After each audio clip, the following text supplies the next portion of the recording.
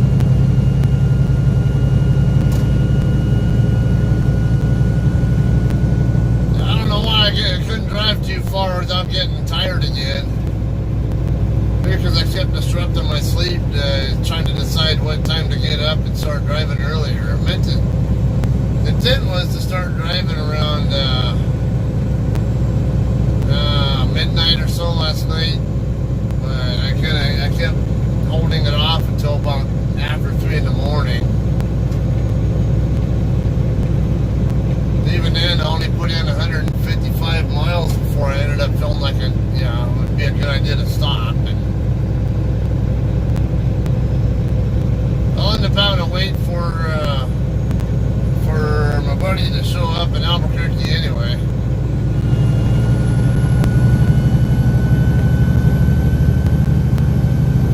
Morning, Eric. Good morning, Jesse and Jay and James. Everybody.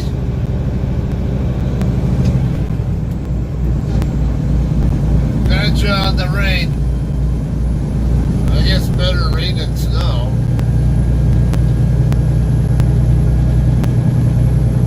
Yeah, I am on recap hours. I had just a hair under 9 hours left on my clock when I left the truck stop here a minute ago.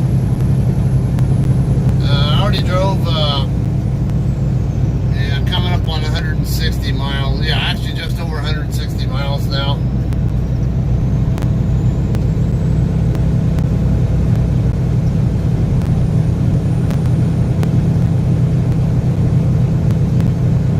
Get 5 something back tonight, so it's not a big deal how far I get. I already have arrangements made to swap loads in Albuquerque with a friend of mine.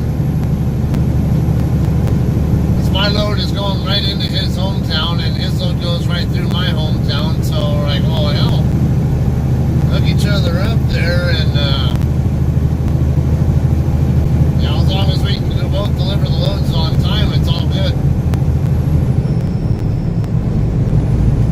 So yeah, I should be there before him.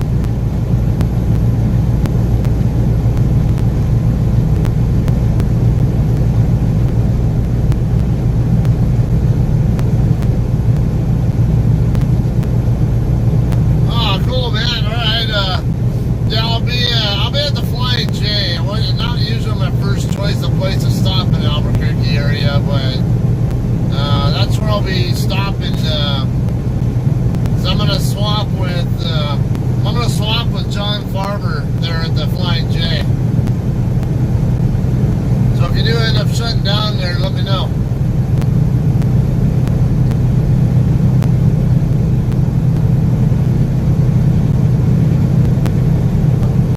It's too early to say that forbidden word.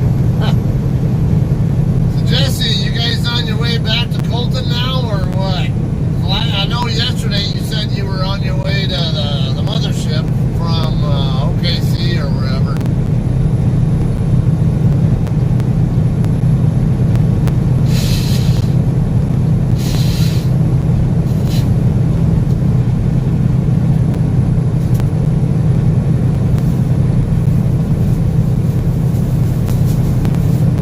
Yeah, I won't get a 34 because I have good recaps to work with overall. It's just tonight's are not good. I'm still going to get a 500 plus mile shift today by the time I get to Albuquerque. So even then it's not bad. And then with what I'll still have left on the clock today, and then add in the 5.5 or so hours to get back tonight, it'll be enough to get me a good 400 or 500 miles. Probably not 500, but probably at least 400 miles tomorrow. That should give me a pretty good distance into Arizona, and then when my recaps for delivery day come in, it's a shorter distance to go make my delivery.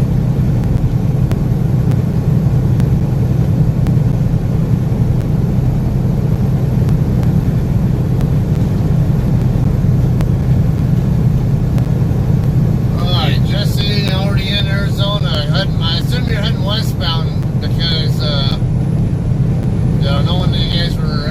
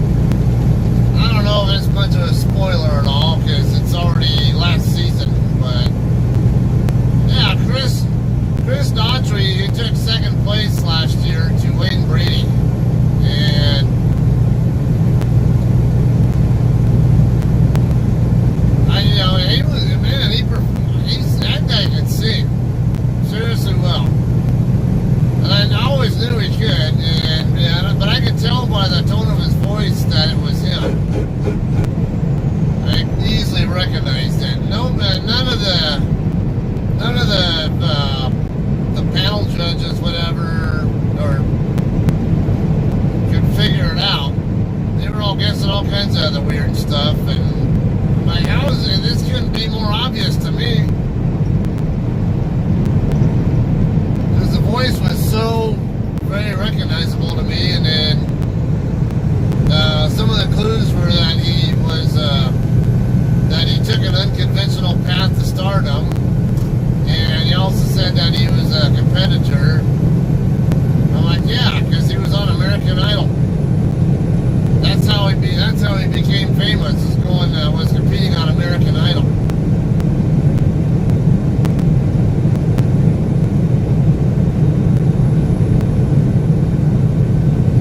Fuel light came on half a mile from Pilot. Alrighty. Which Pilot? Talking about Tucson or Lawrenceburg, or not sure what time you got rolling. I assume Tucson or Lawrenceburg though.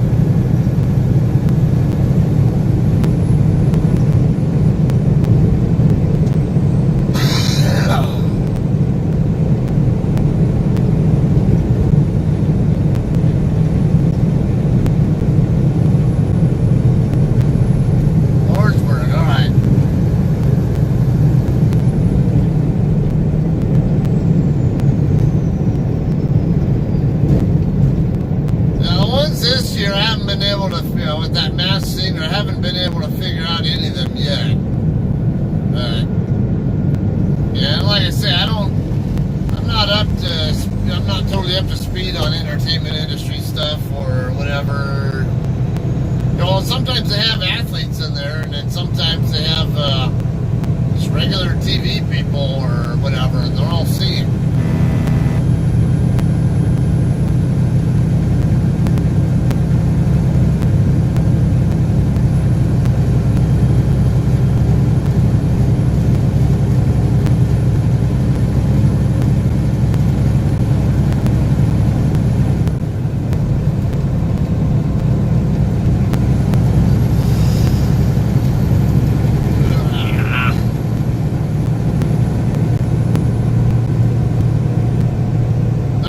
Overcast conditions though. It's like Eric and I were talking about last night. Anytime you get direct sunlight hitting the phone, it always overheats. I don't have to worry much about that when there's no sunlight to hit it.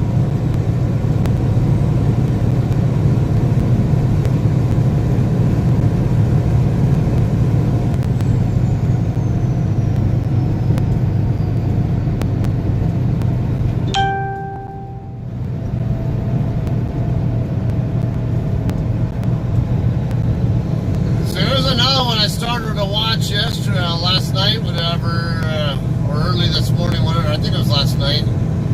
Yeah, last night. Called Lego Masters. That's on Hulu.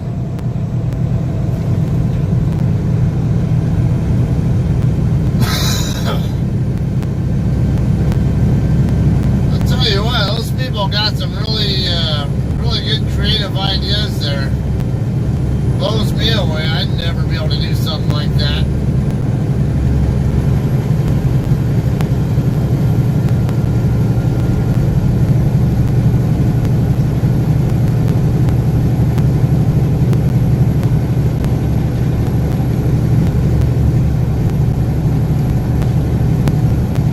Yeah, we got a bunch of JCTs here right now. Jesse, Eric, and Matt Mosley also drives for JCT.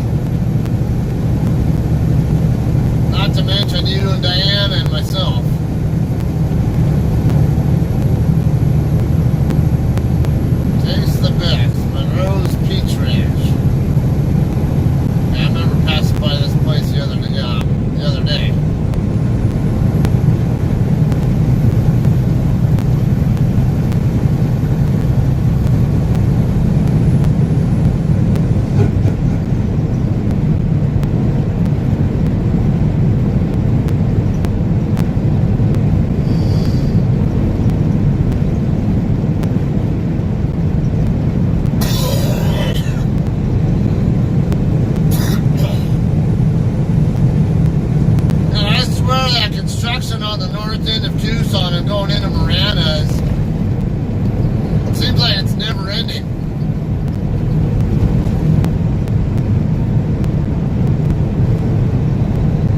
I know they've made some progress on it. Actually made pretty good progress on that the lane expansion in between Interstate 8 and Tucson, but it seems like they still have so much going on. It's like never ending.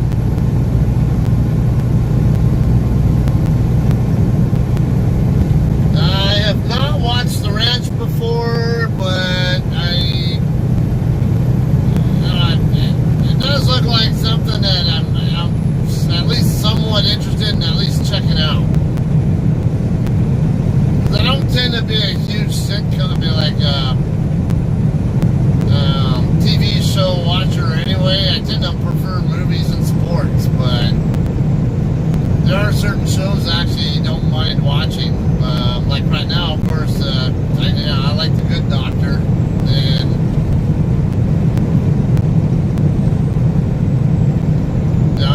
and that one's especially interests me because the character, Freddie Highmore's character, is an autistic guy, and I'm an Aspie myself.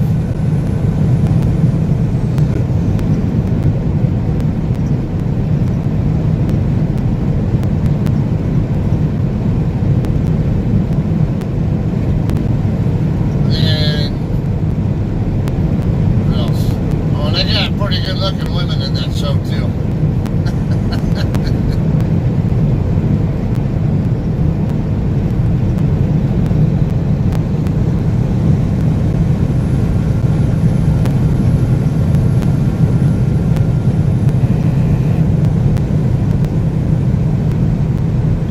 How you doing?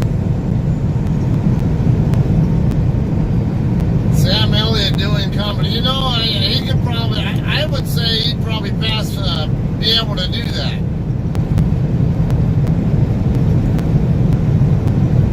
You know, and he had that Super Bowl commercial this year too with, was it the Doritos, I think? Where he had the dancing duel with I forget who the other guy was.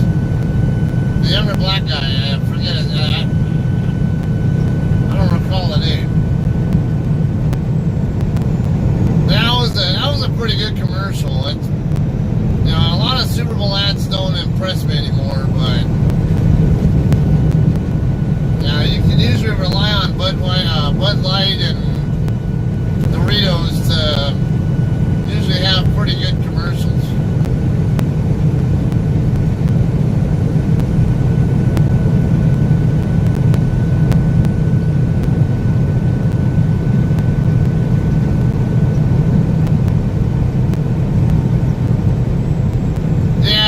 Humor, you'd think that you'd almost think that he'd be British. The British are more well known for like dry, sarcastic kind of humor, and the only thing he's missing is the accent. He's got more of that southern drawl or whatever, and not the Queen's English accent.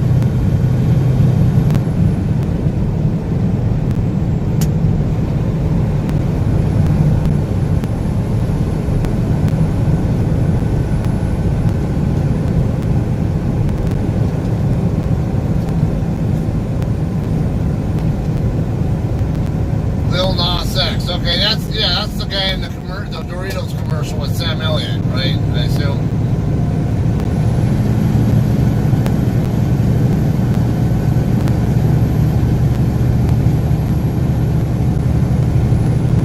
Speaking of rappers, last season on The Masked Singer,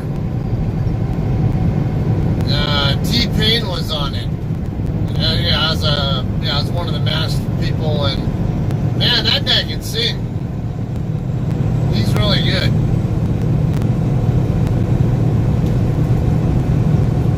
He's definitely worth listening to.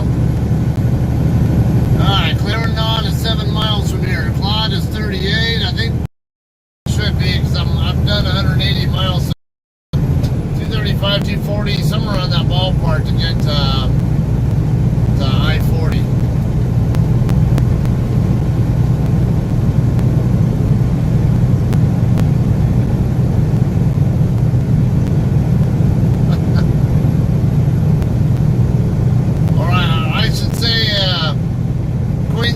English or traditional English dialect. That's another way to describe it. How do you guys describe it, Lisa and Tom? I don't think Tom's here, but how do you? What references do you make to your own version of English versus my version of English?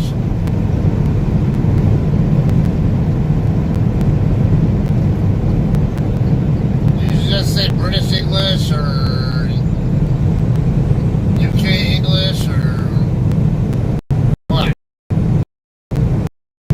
Favorite Super Bowl ball team, time my team, and team won and Shakira during the halftime show. Yeah. Yeah, I've always liked Shakira. She's a good singer. I like her. She's got a very unique sound to her.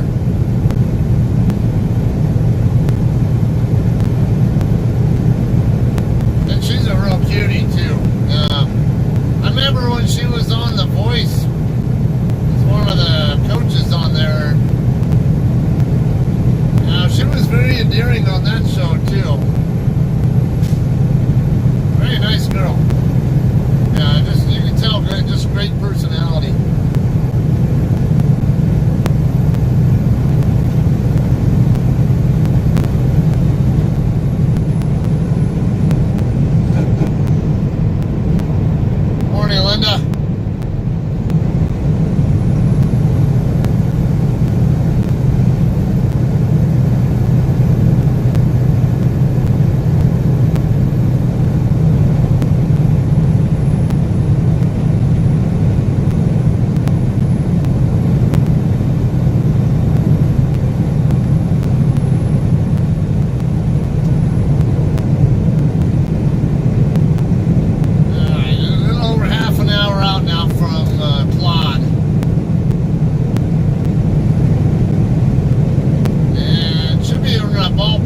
Maybe a little bit less than an hour now from I-40.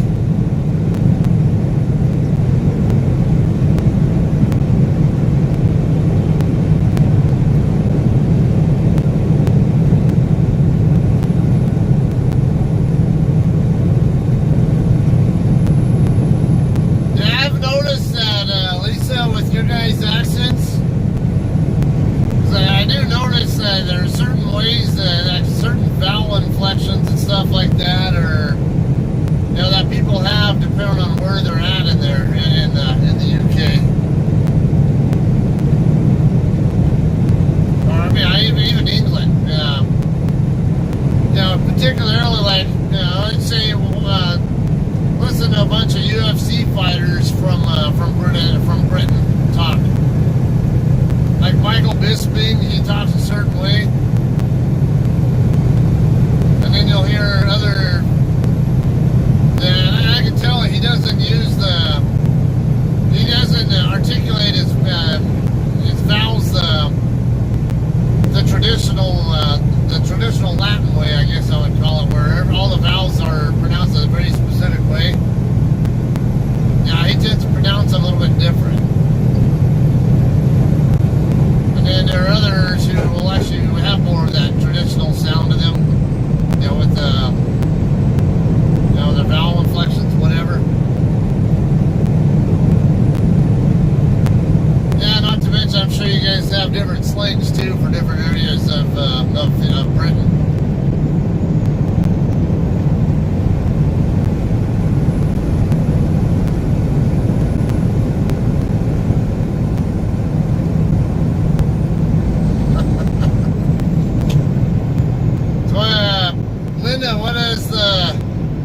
What is your experience with 287 that you don't like it anymore? Has it made it slowing down too much for all these towns here on the upper half? The upper half of the run between, let's just say, Amarillo and perhaps Childress?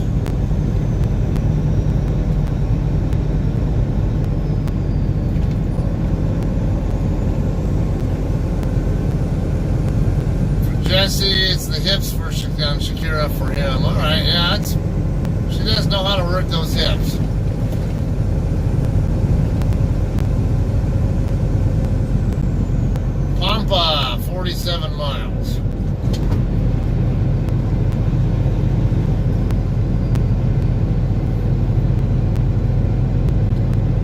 She may be a little bit petite for my taste as far as like sexual attraction, whatever kind of stuff's concerned, but she's adorable, great to look at still.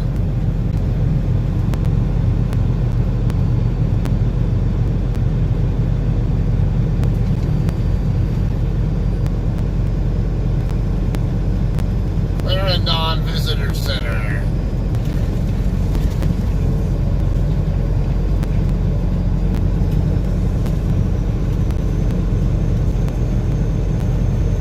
Kind of somewhat bigger guy like me, I feel like I'd break her.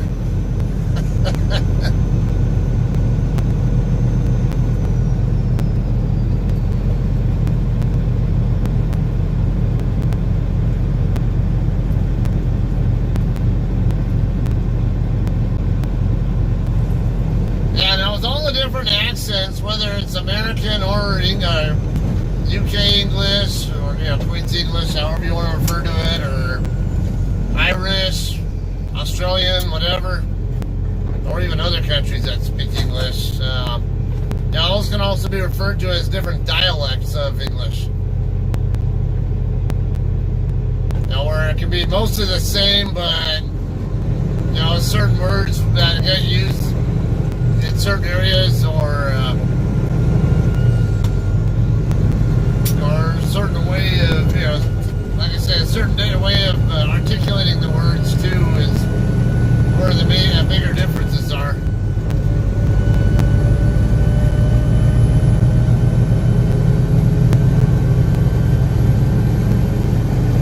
Liverpool and Newcastle are harder accents to understand. Okay. Yeah, now here in the U.S., the southern accent is a particularly difficult one for me, and then there are several southern dialects too. So I can actually recognize when somebody is from maybe eastern Texas and going into like Arkansas, or maybe Oklahoma. There's parts of Oklahoma, whatever, versus somebody who's from like Alabama or Louisiana. Or yet again another sound in let's say Georgia or even Virginia. Now it's hard to explain how they're different. It's just little subtleties whatever that I can pick up on, that I can usually tell more or less what part of the country they're possibly from. Like Houston, people from Houston, they did have a more distinctive accent from other Southerners. You know what I mean? Those are the guys here in the U.S., maybe you can back me up on this. You notice that too, right? I assume.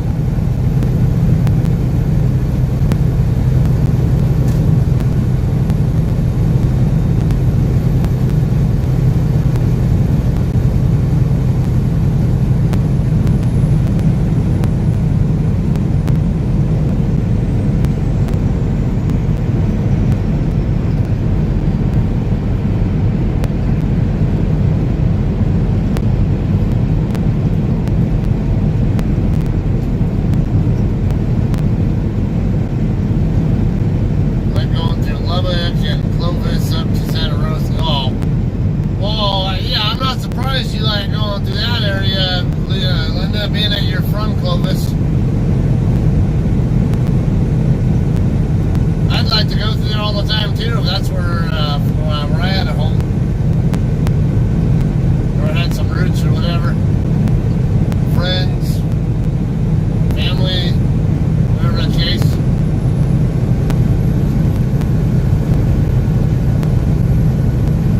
Yeah, that's not too bad a run there either. You get slowed down through Clovis, and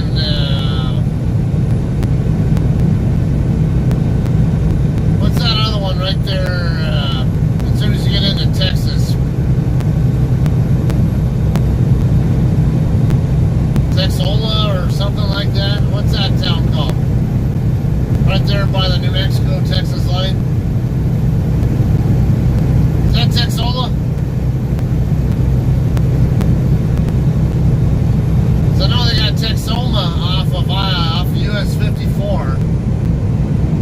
Yeah, right by the, is that the Texas and Oklahoma line? Texaco, that's it. Thank you.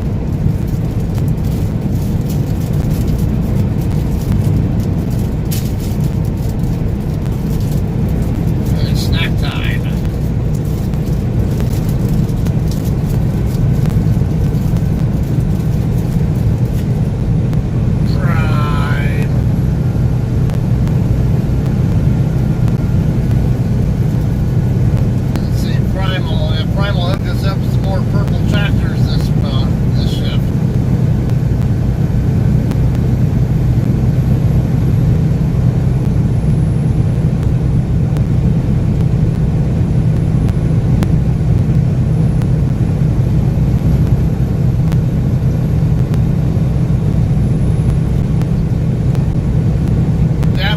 Stretch of 287, mainly between Amarillo and Childress.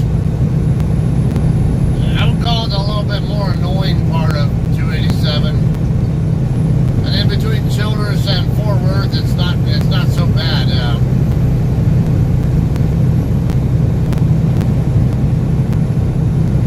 Slow down a little bit because lower speed limit through Wichita Falls, but there's limited access through there otherwise.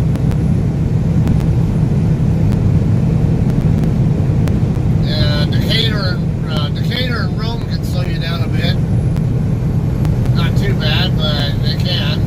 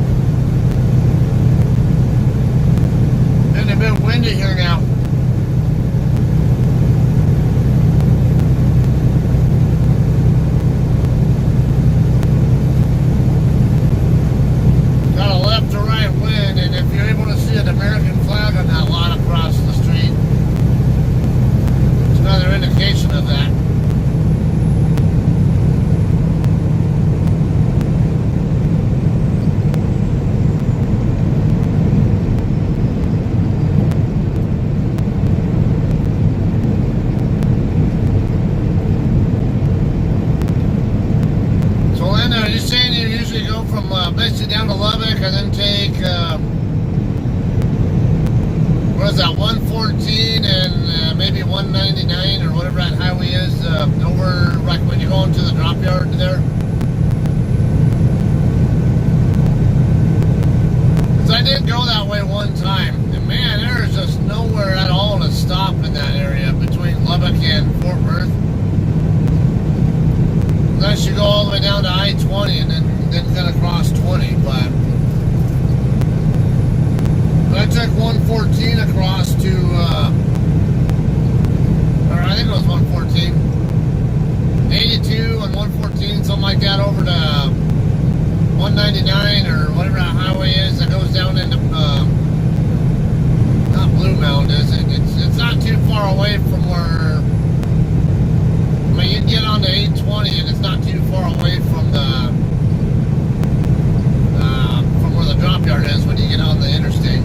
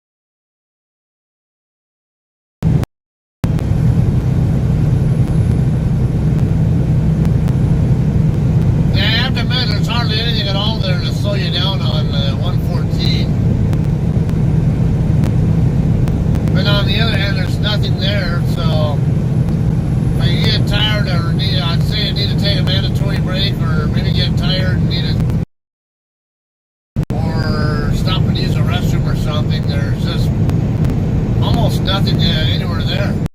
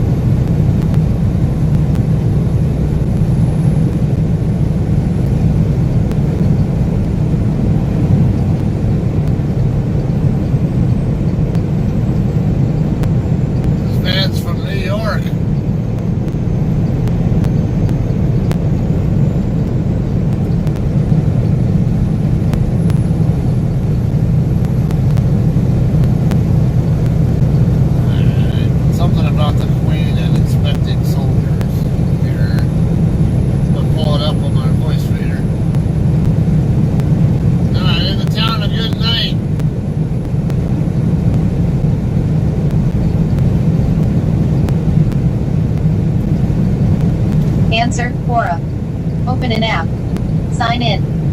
When the Queen walks along and inspects all the soldiers and trooping the color, has she ever pointed out that any of them were a bit shabby, e.g., comment that some shoes could use some more polish or a uniform is a bit creased? Morning, Charlie. Patrick Ashby, former British soldier, 2011-2015. Answered February 21, 2020. Author has 243 answers and 131.7k answer views. Oh yes, she notices. When I joined the Household Cavalry Regiment, the first big event I did was an escort at Windsor, and it was a charming initiation into the sheer chaos of ceremonial duties in the cab. As soon as the regiment was mounted and formed up, it started hurling it down with rain, which made a complete mess of all the kit that everyone had been working on the night before. Watermarks all over cuirasses and helmets, the plumes explode out into a Tina Turner hairstyle when wet, the brass on the bridles goes instantly dull as does all the polished leather.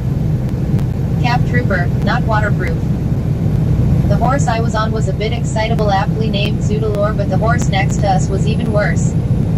He was called Hagrid, and he did not like bands, and all 5 bands of the Foot Guards and the Household Cavalry Band were present. So on the cobblestone high street of Windsor, after picking up the Queen's carriage with Her Majesty inside, the fun began. When escorting the Queen, the cavalry ride at a very fast trot in sections of 4 abreast in the narrow street of Windsor. My section was right in front of the carriage. Because of this, every time we passed one of the Foot Guards bands, they started playing the Royal Salute, which caused Hagrid to Zoot had a very bouncy trot, and you cannot do rising trot in the ceremonial kit, you have to sit. I was caught off guard by Zut's trotting, which caused me to lose my stirrups almost immediately, and with the stiff leather jackboots on, you have almost zero chance of regaining them when on the move.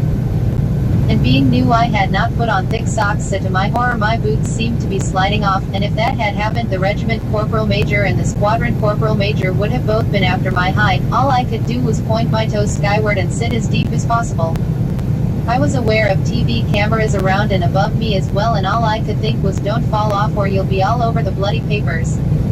One of my troop mates did fall off during that escort, and as a result an undignified picture of him was in the Daily Mail the next day. Fortunately, we reached the castle courtyard without any further mishaps, but one last ordeal awaited us. The final part of the event involved us riding around the courtyard and saluting the Queen, who stood at one of the castle's inner entrances with the dignitary she was hosting. And of course, in the center of the courtyard was another band, which typically started playing just as my section reached the Queen. In the enclosed space of the courtyard, the acoustics were magnified about 10 times the volume.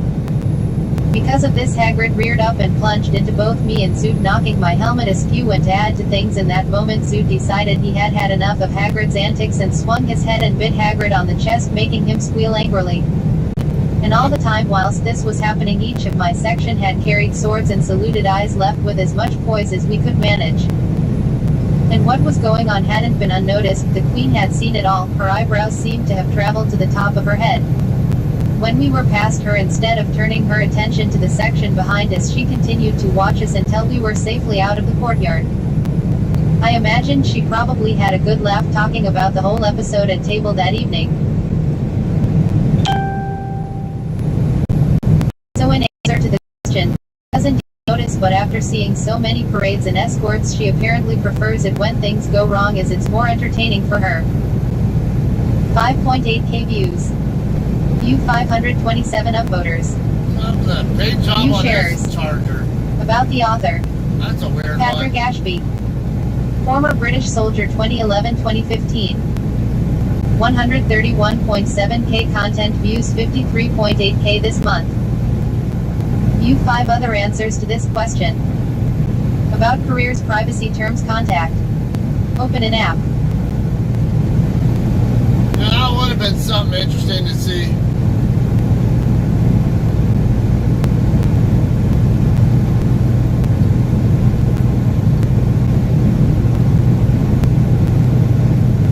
Imagine that, watching a parade of horses like that, and one of them freaks out over band playing music, and they're so rambunctious that another horse bites its chest.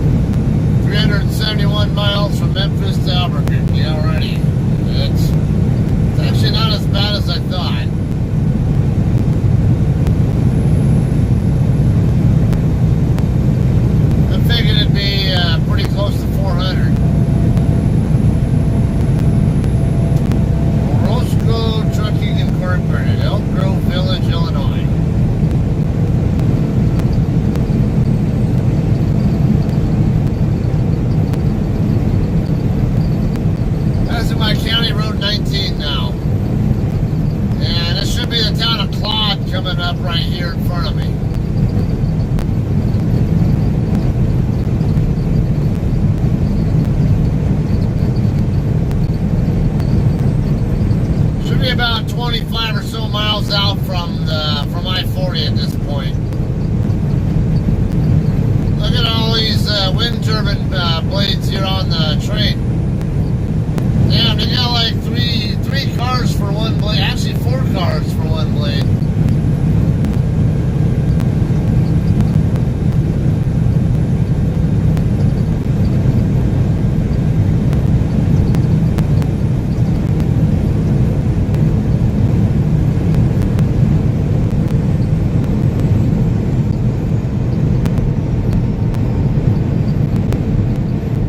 That's just not a load you see every day.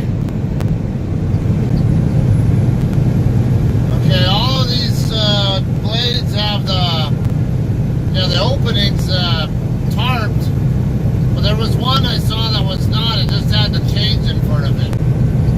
That's interesting.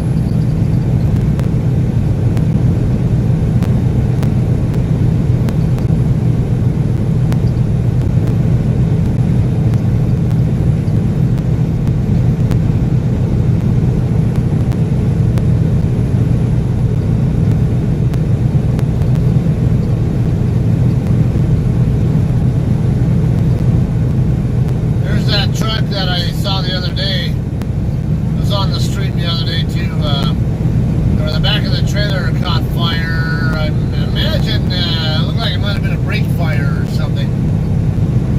Something inside the trailer caught fire, I can't tell. But right above the tandems usually is an indication of a possible brake fire.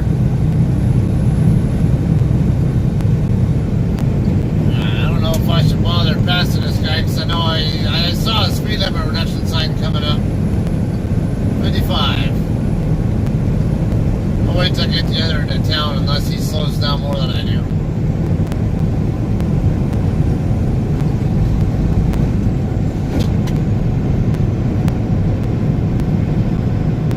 Nah, I look like I'm slowing down more than he is. No, maybe about the same.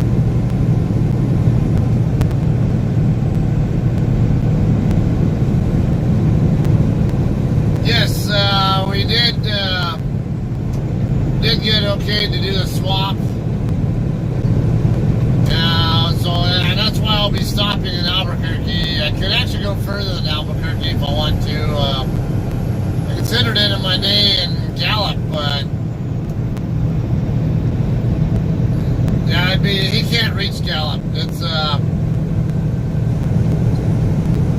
because he started from Chakota, Oklahoma, and that would have been over 770 miles to get there. But he can reach Albuquerque. He'll have a pretty long shift to get to there, but he can reach it.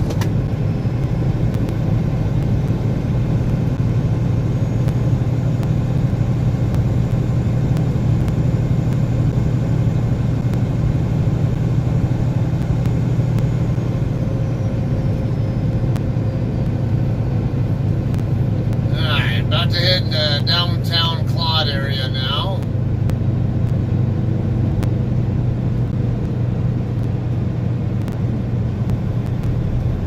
Not much of a fan of driving next to other trucks, but yeah.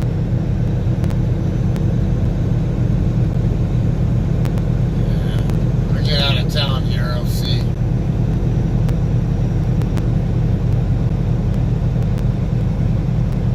Less a fan of speeding through towns and getting nailed for it,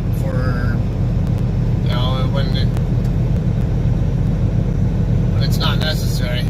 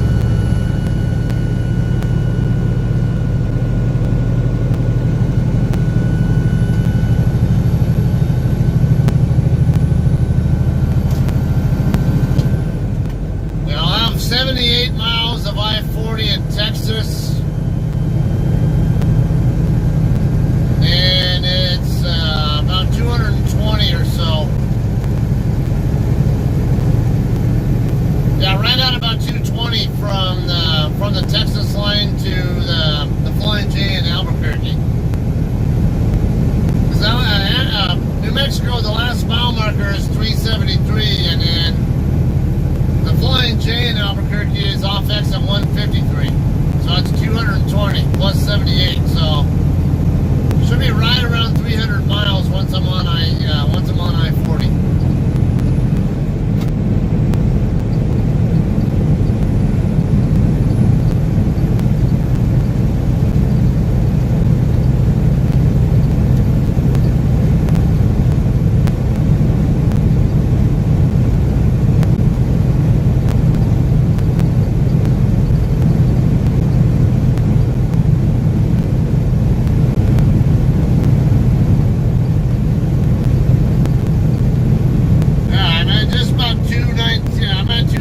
Just shy of 220 beat, so roughly 20 miles to go from here to I-40.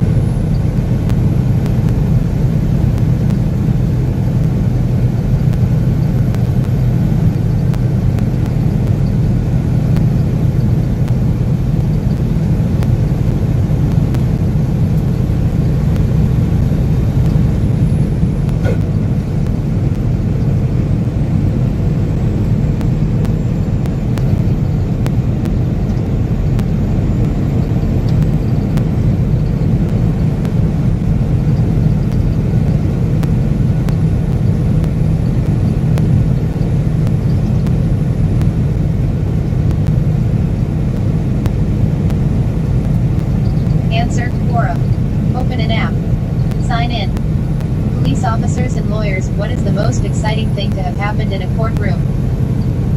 Mark Tart, retired police sergeant and college instructor, 1978 present. Answered May 12, 2019. Author has 3.8K answers and 2.8 meters answer views. It was at the courthouse, and I wasn't there for the beginning, but I was there for the ending. Two brothers were found in our town by the neighboring town's PD, tracking them to their house after they had committed an armed robbery. This was on a Sunday. The tactical team, SWAT and hostage negotiators were called out, and we gathered at the PD to brief and then deploy. Once we were in place, the arrest went without incident and the other PD took them to booking. Fast forward to Tuesday, early afternoon. The bus from the jail arrived with all the in-custody arrestees from the weekend before, including our brothers the robbers. Across the road here. Well, on Monday, they had evidently talked to a young fellow who was being released Tuesday morning into meeting their bus when it arrived in the afternoon. He did, with a 9mm pistol. There was no Sally Port, so the bus pulled up to a side door and the in-custody dog got off the bus and walked into the some coming out area. toward the road, and I, whoa! As they did, the young man come with over the to my 9mm side. attacked one deputy, hitting him in the head with the gun, fracturing his skull. The two brothers jumped off the bus and ran. Their accomplice took off in another direction, getting into his car and fleeing before the brothers could find him. So they were left afoot. Around the courthouse, ran, with jail-issued slippers on their feet, through a vacant lot covered in broken glass, rock and gravel. Not a good start to their escape. Then they were able to pull an old man out of his pickup truck at the intersection and take off. This was witnessed by a dozen people who ran to payphones, no cell phones then, and called 911 with a description of the truck. A detective from the sheriff's department heard the broadcast as he was traveling to the courthouse. He saw the truck and pulled a Dirty Harry getting out of his car, standing in the roadway and shooting at the pickup as it sped toward him. He hit the driver's side view mirror, which exploded and caused the brother who was driving to lose control and smash into another car at an intersection about 1/2 mile from the courthouse. The other driver was injured, but not the brothers. They ran, with bloody feet, to a small, single-story apartment complex for migrant farm workers and ran inside one of the apartments, barricading themselves and essentially taking the family hostage. This is where I was called, as I was a hostage negotiator on the tactical team. Our team was a combined team with the other PD. So we had about 20 SWAT guys, our 4-man hostage team, another dozen or so officers and detectives who responded as well for the outer perimeter, accident investigation of the crash and crowd control. Throw into this mix the sheriff's SWAT team, since their deputy was seriously injured and they were responsible for the recovery of the escaped brothers. So now the scene has settled down, lots of onlookers outside the barrier tape, San Francisco TV news stations crowding a parking lot, the major injury accident being attended to by police, fire and ambulance, the SWAT teams getting into position and the negotiators trying to make contact with the brothers. Add to this, a very disturbed person walking through the crowd mumbling to himself and an officer watching him, detaining him and finding him with a stolen, concealed handgun.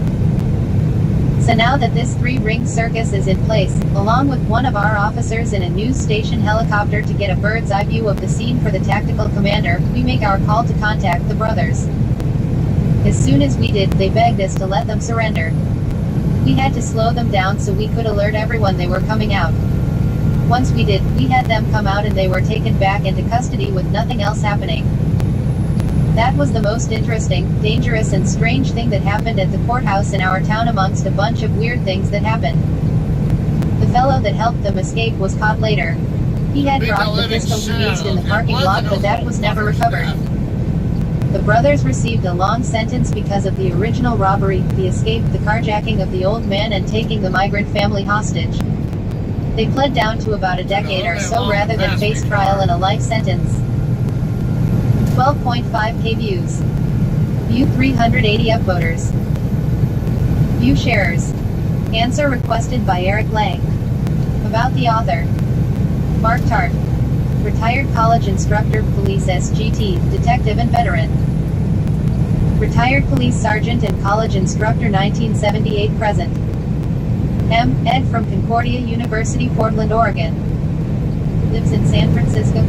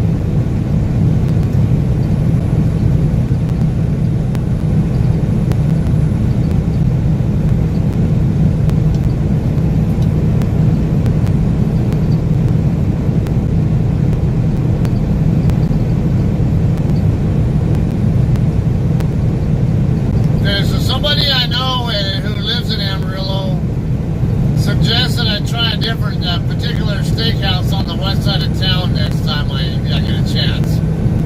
They say they like it better than the Big Texan.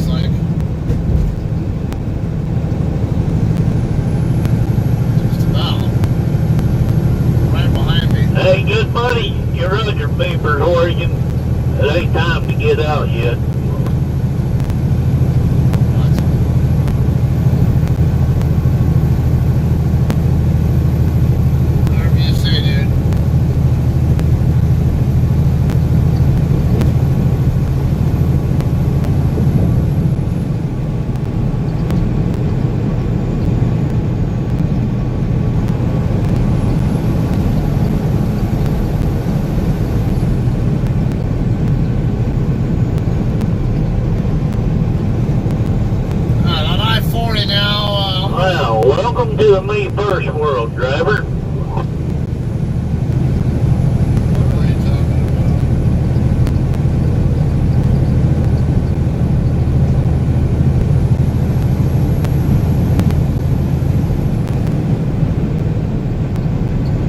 I don't know if that's an eastbound truck or a westbound truck. I don't think it's any of the trucks in the immediate vicinity of me going westbound though.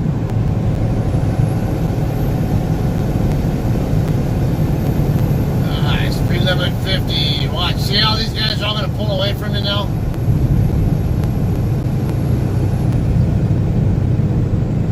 There's too many people can't handle doing the speed limit.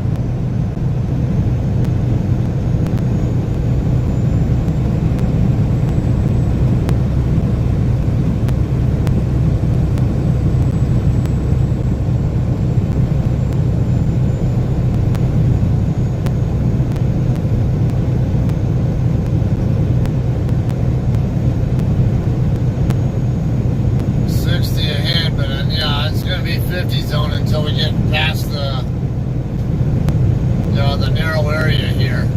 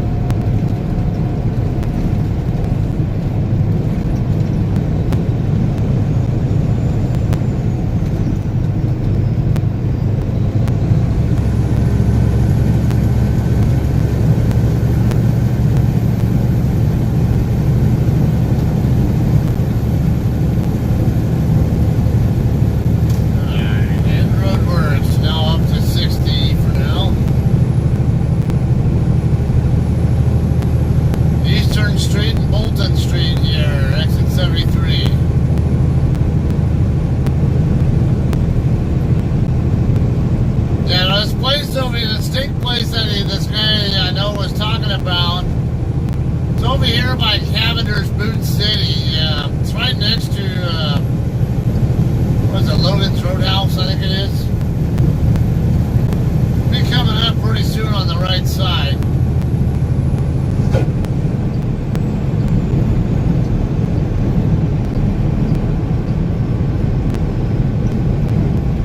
I'll pull it up, man. I'll mention it next time when I pass by it and see the name of it again, because I forget the name of it, but I know I looked it up on the map and saw that it was right next to Logan's. And down the street from Cavender's.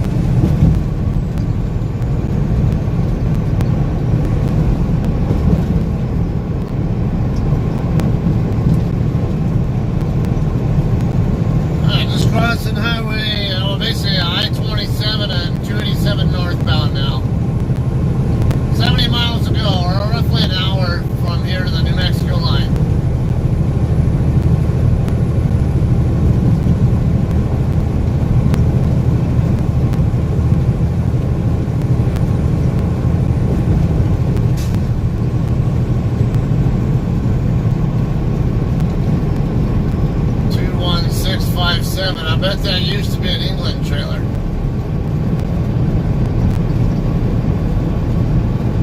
See if I catch up to this guy and if you want to bet it used to be an England trailer though.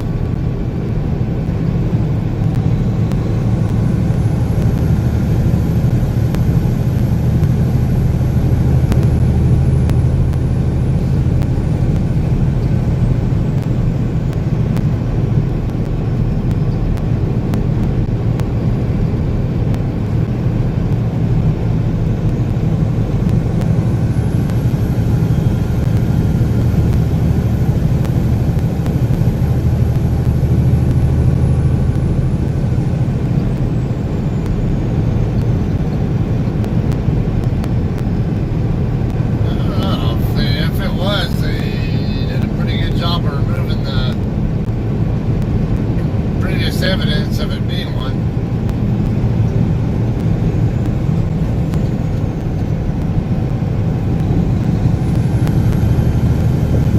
Yeah, it did used to be one. I see. I'm too close to it, so I couldn't get such a great view, but I can see where. Come on. I can see where it used to say England on the side.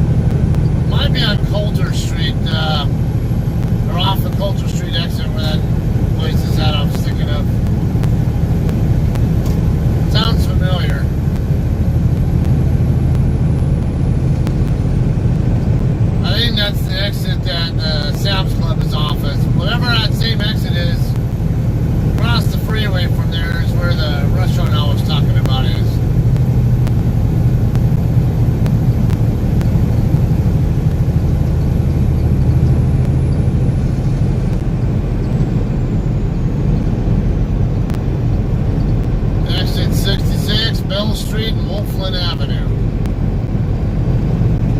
There went a purple Volvo.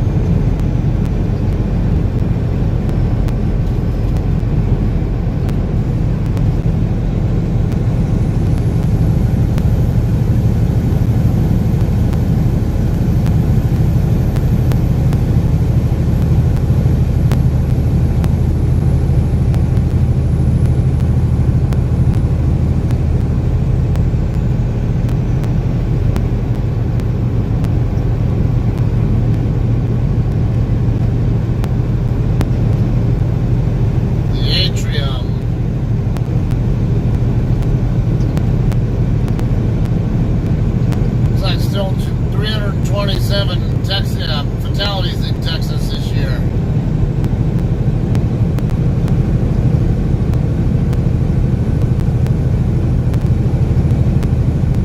Okay, here it is. Yeah, it's coming up right here at this section. I see Cavenders now. Not far past Cavenders. I want to say it started with an X.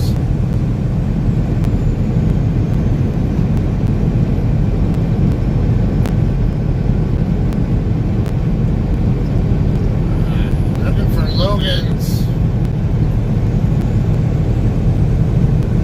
I think it's that Saltgrass. Yeah, I think it's that Saltgrass place I see the sign for now. Yep, that's it. Saltgrass Steakhouse. That's supposedly a good one. It's right here in between Longhorn Steakhouse and Logan's Roadhouse.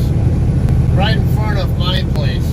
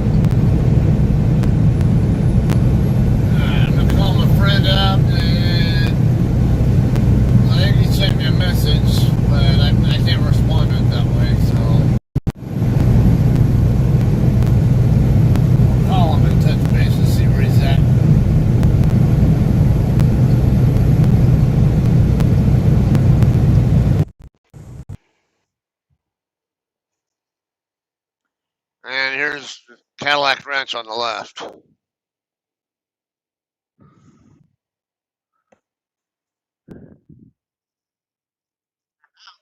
Wasabi?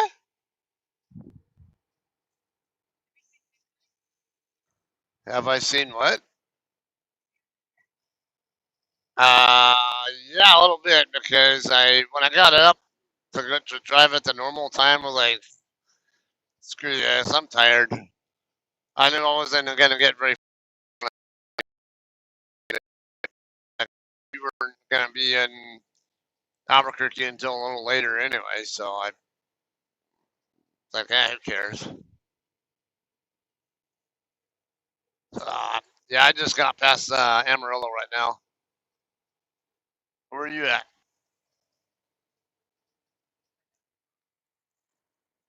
What? You're already ahead of me? I would have thought you were further back. Wow. Okay. How far ahead?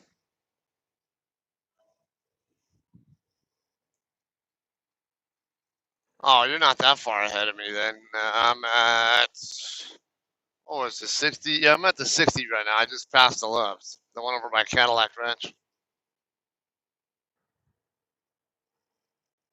And huh,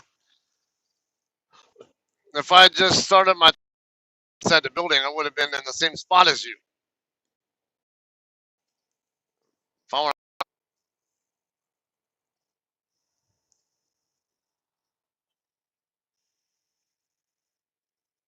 oh, okay. Well, then I guess I'll beat you to Amarillo. I mean, to Albuquerque then.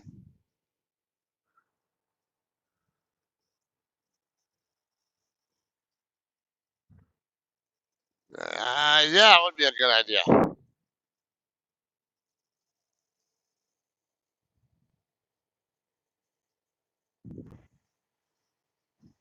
Yeah, and I already did a little over like a 2 hour and 10 or so minute break in Memphis. I couldn't seem to drive too far before I started getting a little tired.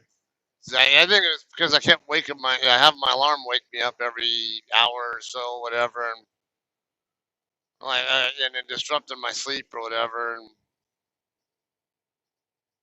And this wasn't good.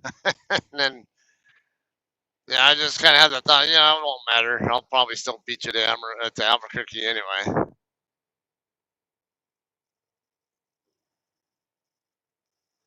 Because I won't have to stop at all between here and there. I can run straight through.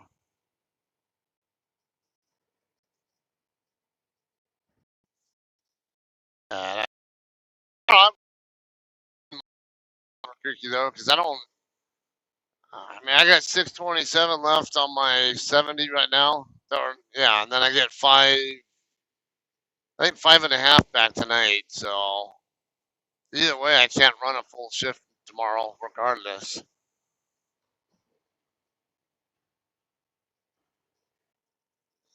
Yeah.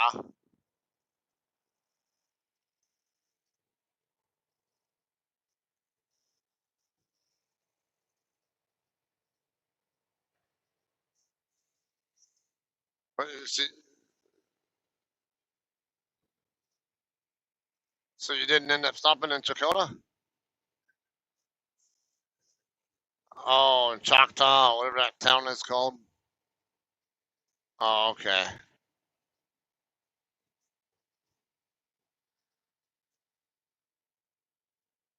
Huh.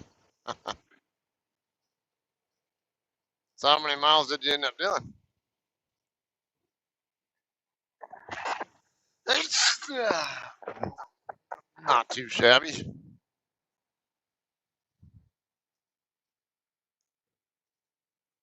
Yeah, it's kind of hard to get well over 600 when you're on back roads a lot.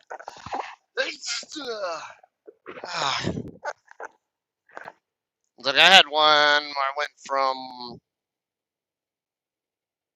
where the hell was it? Tucumcari to Harrisonville or something like that. Yeah, I think I stopped in Tucumcari and then went from there to Harrisonville, and that was only like 615, 620, whatever it was. But I was already down to less than an hour left on my on my 11-hour clock by the time I got to Harrisonville. Cause that freaking 54 slows you down too much.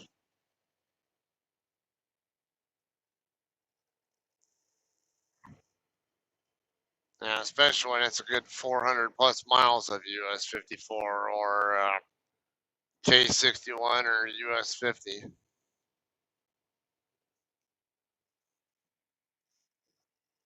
Yep, that is true. Although I did find last time going across 56, I think it was from Dodge City over to Boise City. There's not much there to slow you down, even though the speed limit's technically slower. There's just absolutely nothing anywhere around it most of the time.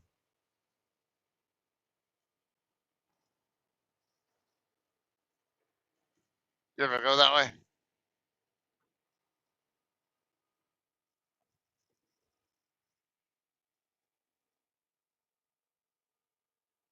Yeah, my problem on 54 is I always get stuck behind somebody who's just a little bit slower than me, and I can't get around them. Or the lollygag in areas where I can't pass them, but then as soon as you get into a passing area, they speed up and don't give you a chance to. Freaking hate that. That's why, like a certain thing, because of the time of day, I decided I was going to take 56 across last time just to try it out, and really wasn't too bad.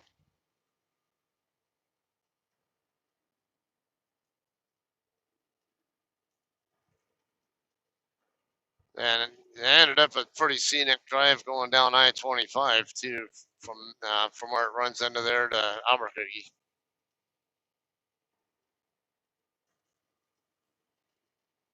What's that? No.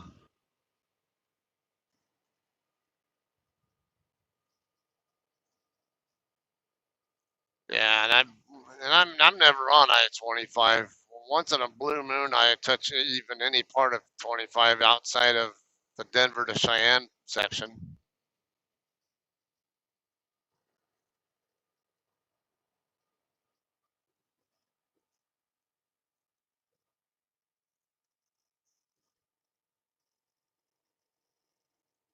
Which part again? Greeley in Colorado? That's in Greeley. That was more like in between 25 and 76.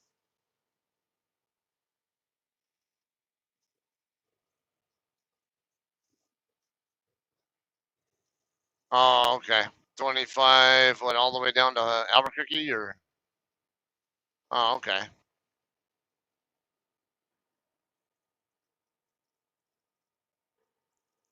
Now, how's that right?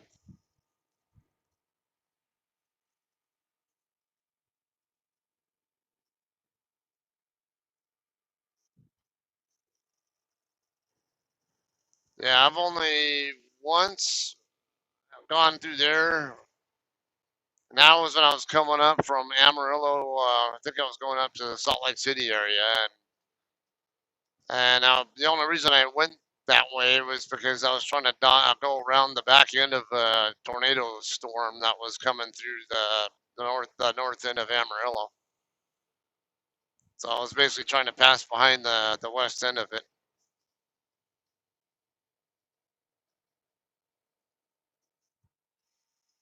So yeah, when I did that, I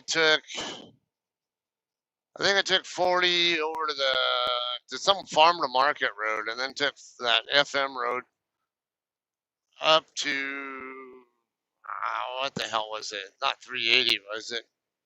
Uh, I forget the highway. I don't remember if it was 385 or I'd have to look on the map again, even figure out what the hell it was. And took it over to I-25. I think it was near Pueblo or somewhere in that ballpark.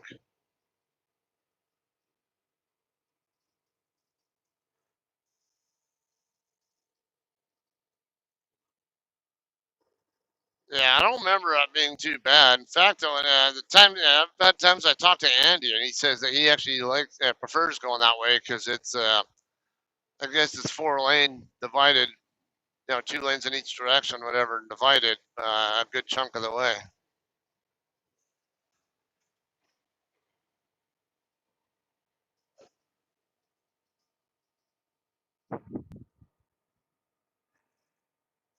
Um, yeah, I guess he usually goes up from Amarillo straight up 287 to I think it's 87. Then takes 87 up through Dalhart and works his way up to that 380, 385, whatever the hell it is over there.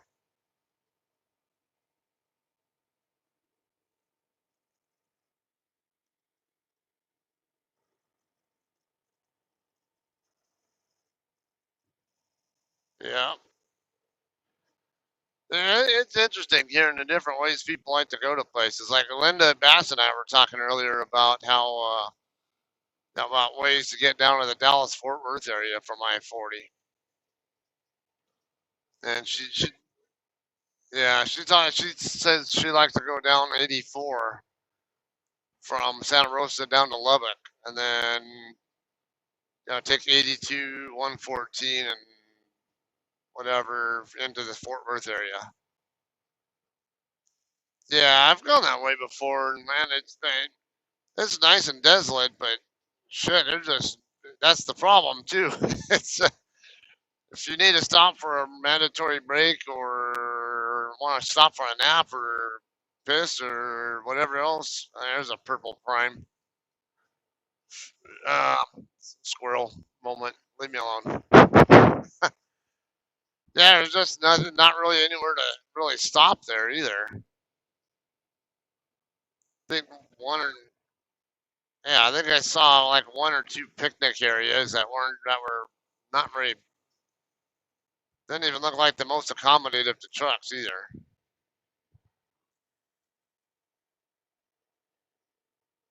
So to me, it was kind of a 300-mile grind from Lubbock to the drop yard by going that way. Yeah.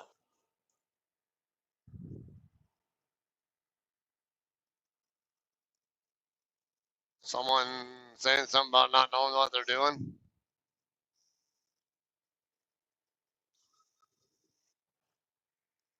Say that again. Uh,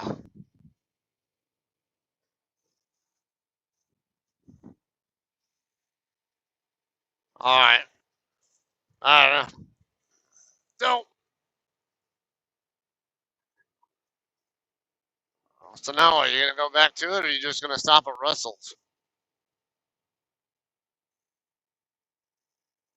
Yeah. Yeah, Russell's a good place to stop.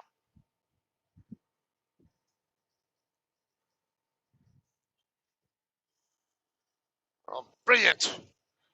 All right. Well, I'm gonna press on and get to Albuquerque. I'll probably go ahead and see if I can find a couple of adjacent spots and just gonna drop my trailer and then save you a spot or whatever. So let's see, nine. It probably won't even really matter because let's see, probably be there around 2 o'clock, right? Then, actually, no, maybe earlier. Might be one because it's only 9:18 or so right now. So 45. Oh, 10. Let's see. Yeah, I would say probably like 1:30 or so.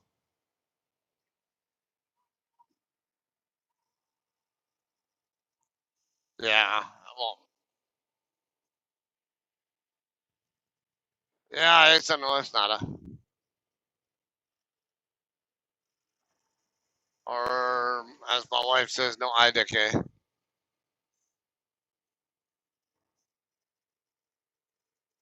All right, I'm gonna let you go so you don't miss that. your exit next time.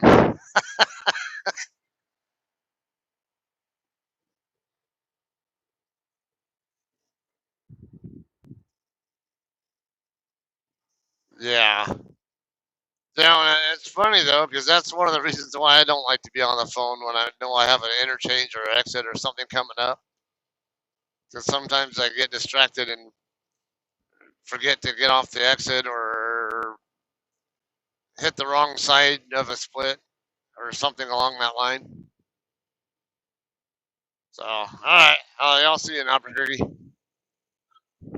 right, see ya.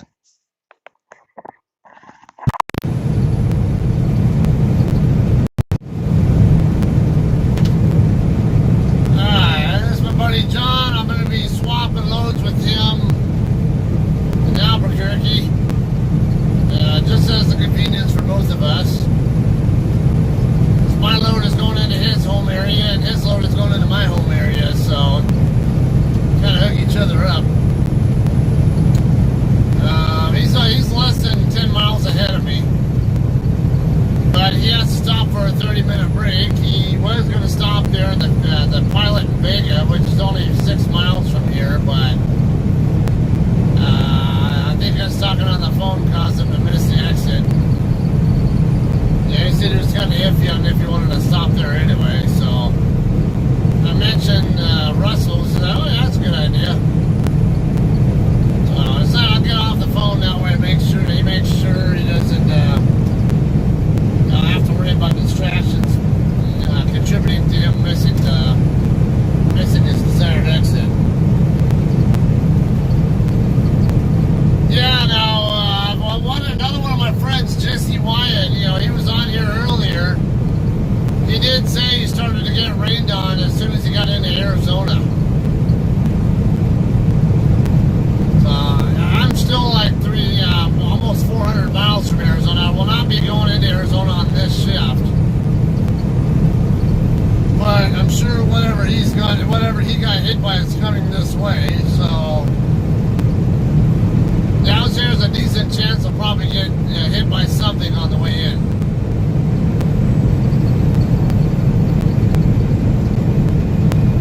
Now we're at 50 degrees Fahrenheit here, 10 degrees Celsius. Just east of Vega, Texas. I-40 westbound.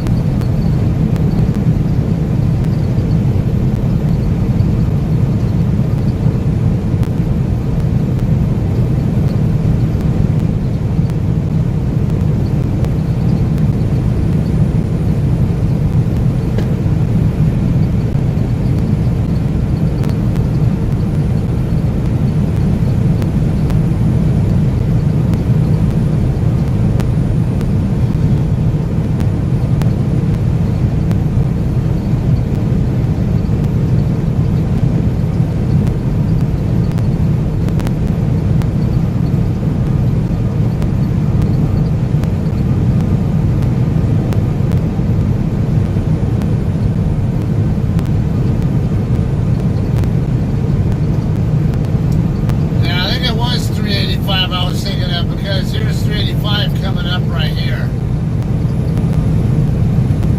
Goes to Channing and Hereford.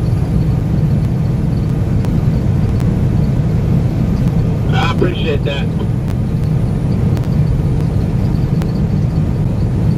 Really? Yeah, I do too. Whatever it is.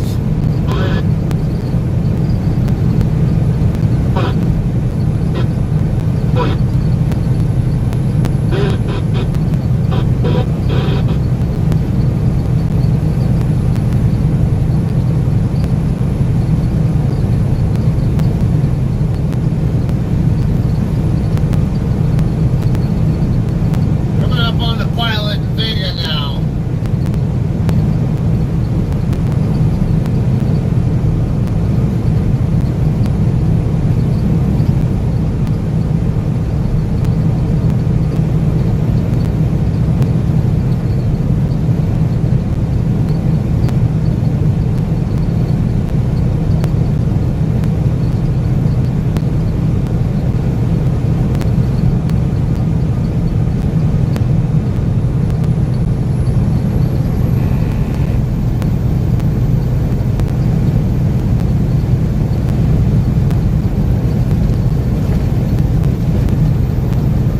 Pretty windy here still.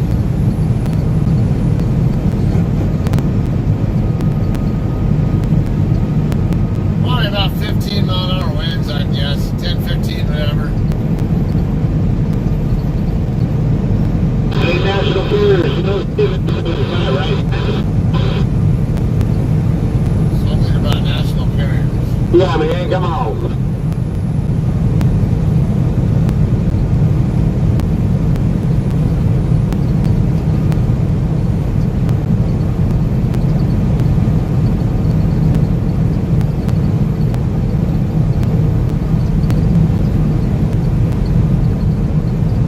Oh, sorry, got it.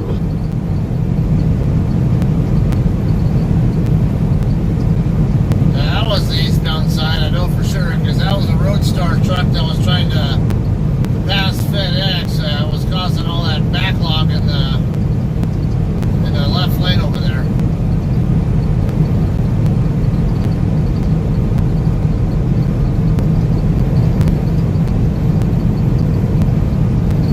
Miles out from New Mexico, half an hour out.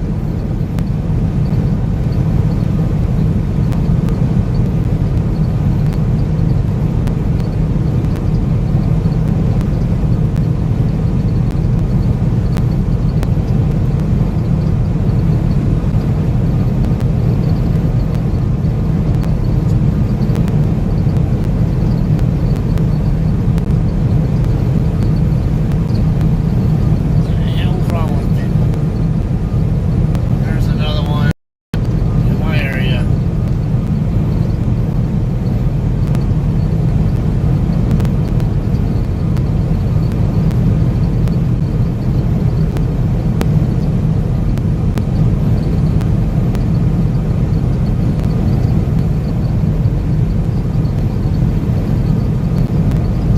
At VictorvilleBBNG.com yesterday. Victorville, Caliph. BBNG.com, a man suffered only minor injuries after a suspect slashed his neck at a Victorville gas station. It happened at the Valero at the corner of Bear Valley Road and Amargosa Road on February 20, 2020. Sheriff's officials said at about 6:24 p.m., the victim and his brother were approached by an unidentified male at the gas station. Sheriff's spokeswoman Cindy Bachman said the suspect and victim exchanged a few words, then the suspect pulled out a knife and cut the victim's neck. The suspect fled from the location in an older model red truck and was not located. Bachman said the victim was treated by medical aid at the scene and released. Anyone with information is asked to call the Victorville Police Department at 760-241-2911. To follow updates to this article and more, join our news group on Facebook with over 130,000 members, like our Facebook page, and follow us on Instagram and Twitter. Now, I sometimes get my gas for my car at that same Valero.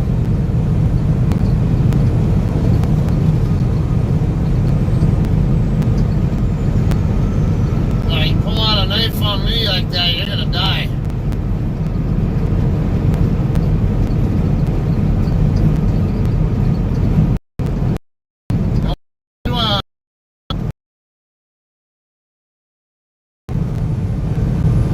If you're wearing a belt, take your belt off and use your belt as a weapon. You'd be surprised, because you'll have more reach than the knife wielder will have.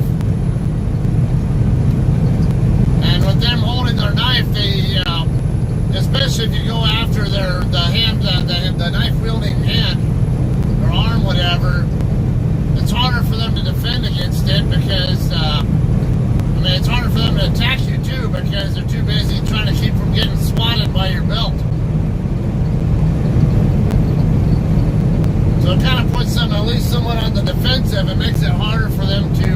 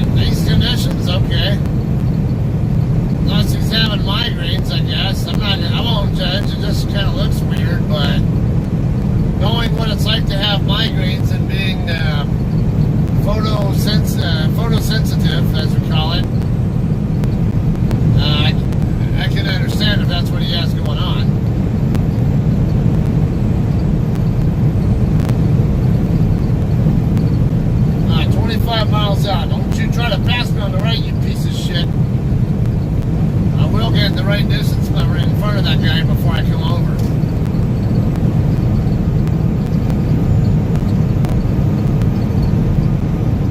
I moved over sooner than I really wanted to because I have this four-wheeler to worry about. Purple truck coming the other way. Freightliner. Can't read the logo though, don't recognize it. Is that a purple one there too? Yeah, sure is. The dark purple.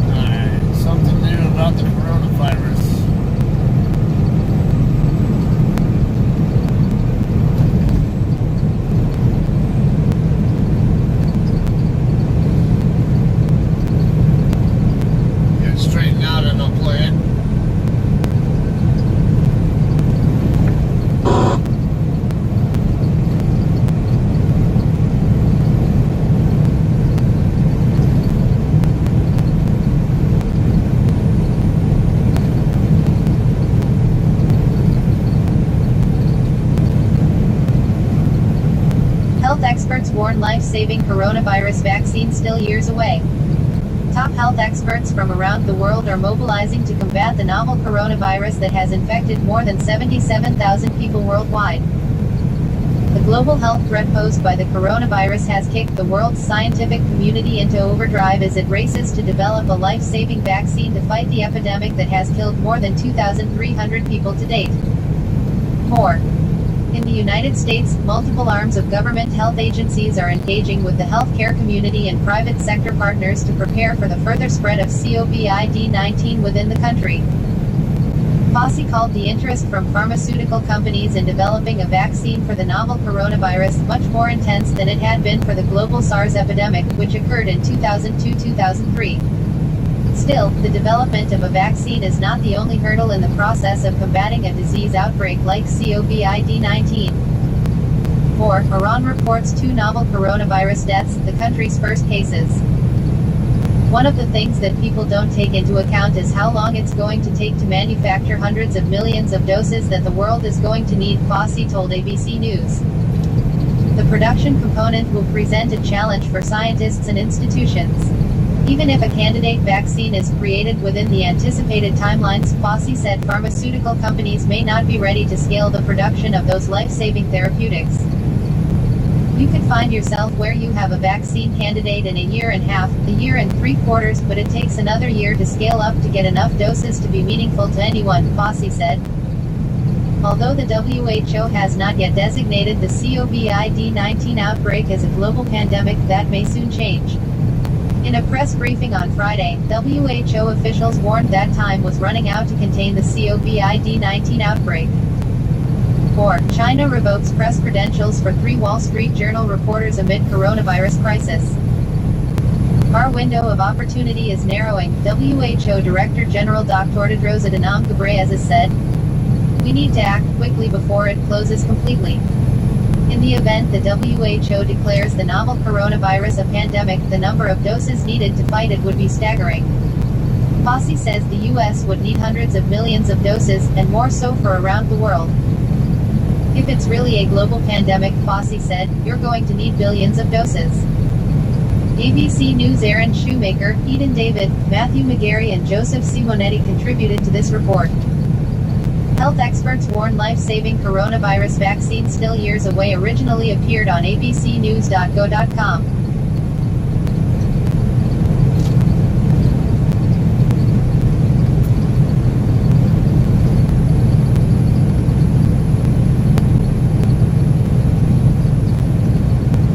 That must be an orange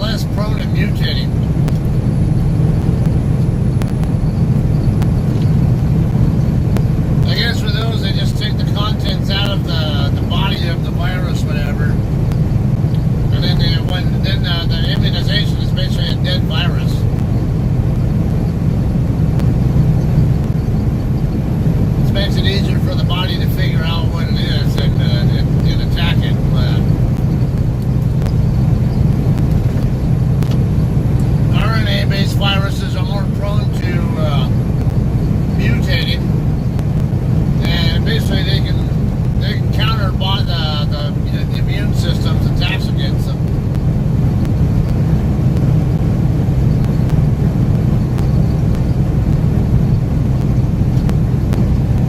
And that's how AIDS became such a big problem in the 80s and 90s.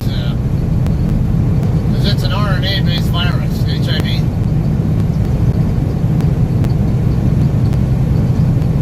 It can mutate into different strains, and that's why they had such a hell of a time trying to come up with an effective vaccination plan against it.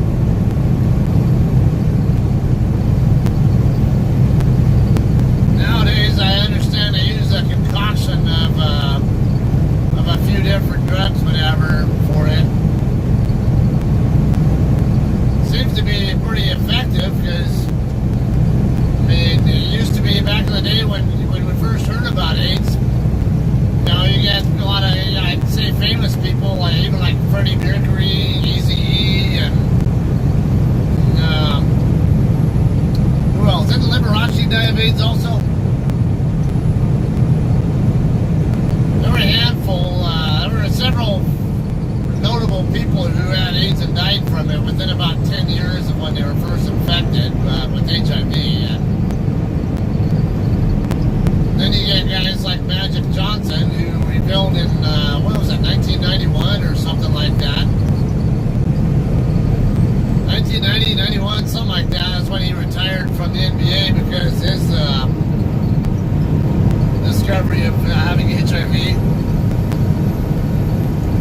30 years later now, he's still alive and well. He's doing great.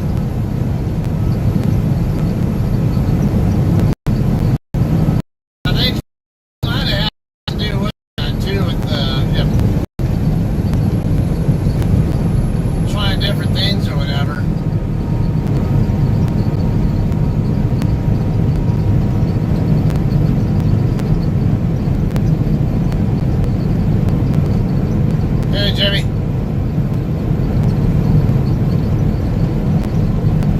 15 miles ago to New Mexico now.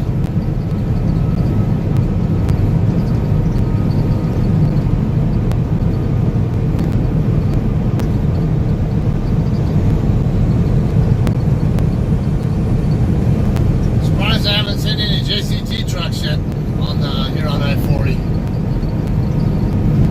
Sure, we'll see them sooner or later.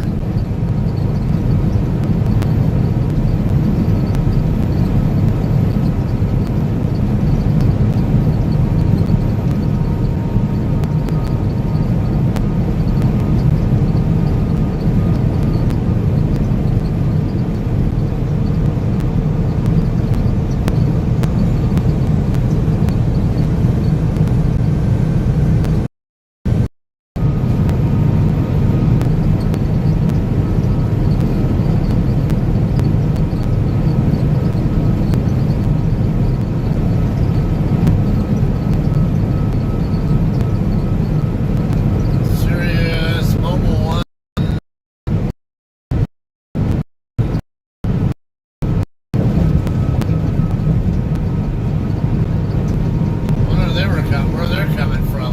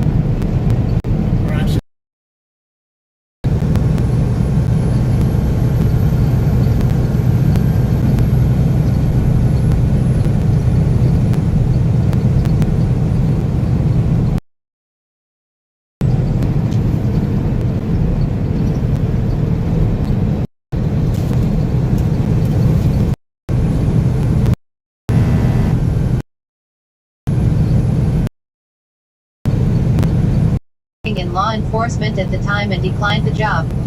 The federal it wasn't because of who she was, it was because she was older. As for Taco, he was treated like everyone else and didn't ask for anything.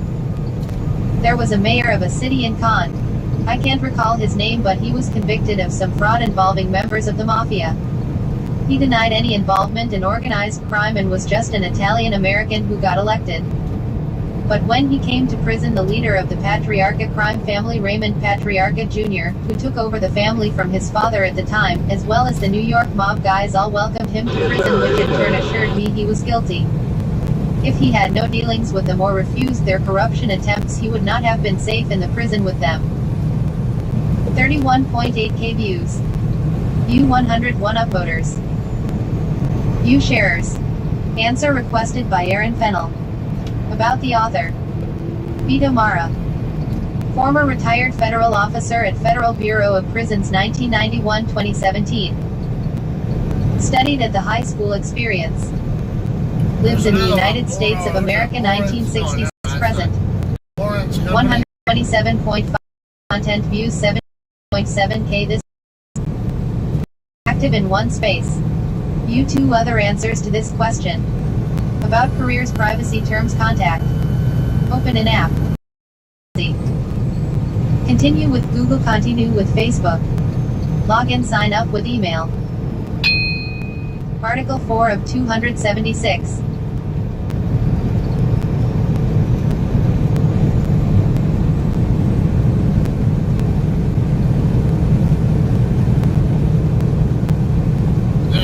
Dead zone here, probably. Answer, Quora. Might last Open a an app. bit. Sign in. Traffic police, which traffic crimes can you ignore, and which can you not ignore? Jamie the 5th. Pages, former PRJ.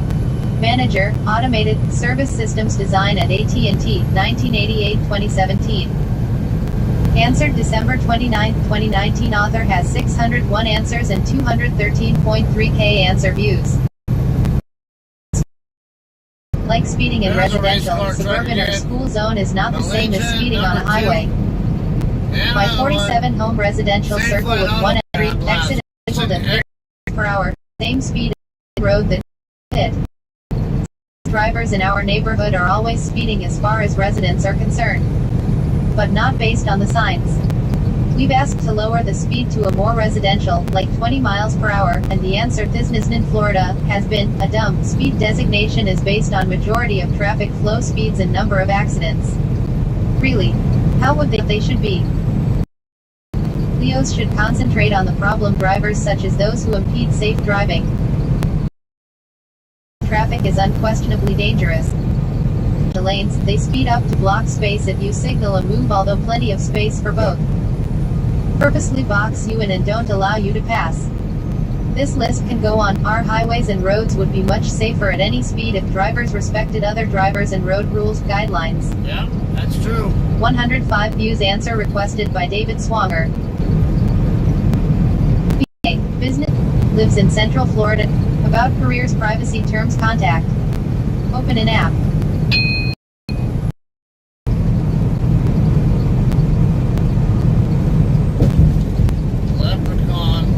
Answer, Quora. Open an app. Sign in. Traffic. And which can you not ignore? Michael Hunt, retired highway patrol lieutenant, driving teacher at AAA Ohio, 2008 present. Answered December 20th, 2019. Author has 416 answers and 482.2k answer views. In theory, we can ignore anything, but crash-causing violations get most attention. If your violation resulted in a crash, I never let it go. If you endangered another, failure to yield obnoxiously miles per hour through seatbelt violations. Any obvious violation directly in front of me when I wasn't busy with something else got my attention. Lastly, if we were having a specific problem in some area, any violation part of that problem was going to be experience. Answered December 14, 2019. Author has 3.4k answers and 1.3 meters answer views. I don't work traffic primarily. This question could be construed as whilst directing traffic or working traffic. While directing traffic, you don't have an opportunity to really do much more than yell at stupid drivers, and you have to keep a sharp eye out. I do recall once at a fire, some lady drove over the fire hose in spite of my telling her to stop. Fire guys hate that. I ordered her to wait until I was able to let anyone in the area if I was ill who need to go to jail. A half an hour. Alright. Answer, Quora. Open an app. Sign in. Traffic police, which traffic crimes can you ignore, and which can you not ignore? Blake Walkup, former chief of police at Glenlyn, VA, 1990-2000. Answered December 14, 2019. Author has 1.5k answers and 782.4k answer views. None of it. Tickets are tickets. Ha.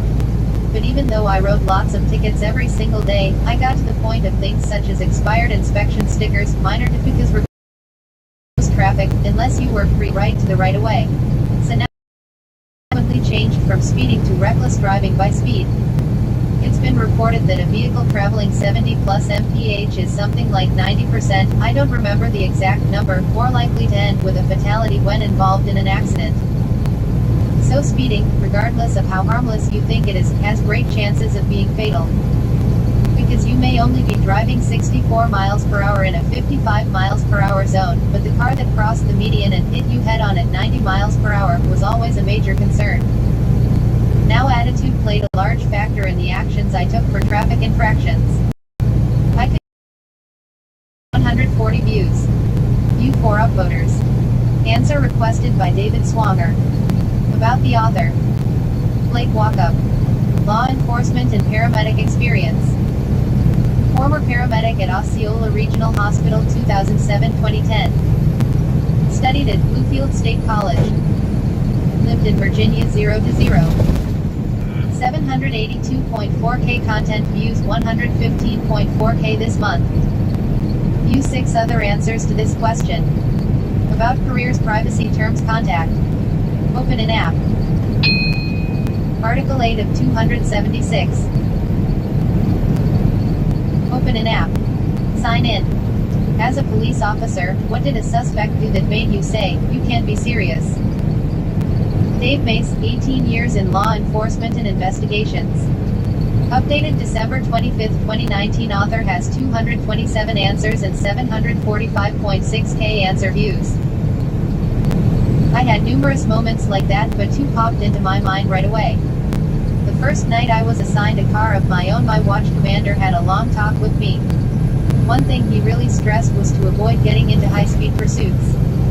The department had a couple of recent fatal accidents as a result of pursuits and they didn't want any more. That was fine with me. Pursuits can be exciting, but they are scary too. Anyway, my first shift was pretty uneventful. It was almost time for me to head back to the station for the end of shift and I started that way. I noticed a car in front of me slowing for a stop sign and then all of a sudden accelerated through without stopping. I initiated a traffic stop and called it into dispatch. My dispatcher advised me that the car was stolen. The car made no attempt to stop and the next thing I know I am in a pursuit going about 60 miles per hour in a residential, business area. Two other patrol cars quickly drop in behind me and the officer behind me takes over broadcasting our direction and location. As we start to go faster, I hear my watch commander's words come back to me about pursuits. Oh well, I was already in it. Now I just wanted it to end safely so I wouldn't have to face him. The suspect is now running stop signs at high speed and I am right behind him. Up ahead the road terminates into a T intersection. I can see the driver is going too fast to make the turn, but he tries it anyway. The next thing I see is the suspect's car attempting to turn left but his car is sliding. He hit the sidewalk and goes airborne. He slams into a garage, sticking the car halfway through the wall. We run up to the car and pull a very small 13-year-old boy trying to escape. Wow. Oh great, well, at least no one was hurt or killed. The homeowners came out and point out that their brand new truck is in the garage. Well, it was a brand new truck. It was now totaled. The owners said they had no insurance and wanted to know who was responsible. I got a few pats on the back from the old cops saying I had done a great job. All I could think about was what my watch commander was going to say. As it turned out, he never said a thing. That was good because I developed a knack for finding stolen cars, which leads me to the next story. I was still a new officer, maybe in my second year on patrol. I worked graveyard shift in a pretty tough part of town, and I loved it. This area had numerous run-down hotels, narrow alleyways filled with prostitutes, pimps, and drug dealers. It was an exciting place to work for a young officer. One morning around 2 a.m., I saw a car that caught my attention for some reason. I used my computer to run the car's license plate. The next thing I know, the computer is beeping and my dispatcher and telling me that car is stolen. I wait for backing up, which was there in seconds, and I turned on the emergency lights. The driver pulled across the intersection and then to the right. He stopped and I could see he had his hands up. We ordered the driver out of the car, but he was taking his time. Obviously, this makes officers nervous, so we kept issuing him orders. Finally, the driver reached to the outside of his door and opened it. The door swung open and the driver tumbled out onto the street. At first, I couldn't figure out what I was looking at until the driver stood up. Well, sort of. The man had no legs. Both legs were missing right up to his crotch. It was so bizarre. The guy looked like the alien from the movie E.T. standing there with his long arms shot straight up over his head. I wasn't even sure how to arrest the guy. If I handcuff him, how will I get him into my car? We eventually get him into custody and have to pick him up to put him in the patrol car. Then I start wondering, how was he driving the car? So, I asked him. He said he had a broomstick and used it to push on the gas and brake as needed. I was really glad he didn't try to outrun us. Wow. 12.1k views. View 1.1k upvoters. View sharers. Answer requested by Shigeki Hazashi. Suggestions pending. About the author. Dave Mace. 18 years in law enforcement and investigations. Paranormal researcher 1990 present. Studied at Sacramento City College. Lives in Carmichael, California. 745.7k content views, 131.7k this month. Oh, come on, don't start slowing down. You don't have to slow down just for the damn way station, dipshit. Keep your speed up. God, I got green light, so I'm good to go.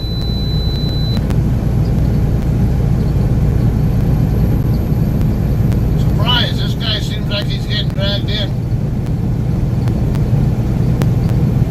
So we've been getting red-lighted on everything that's open lately.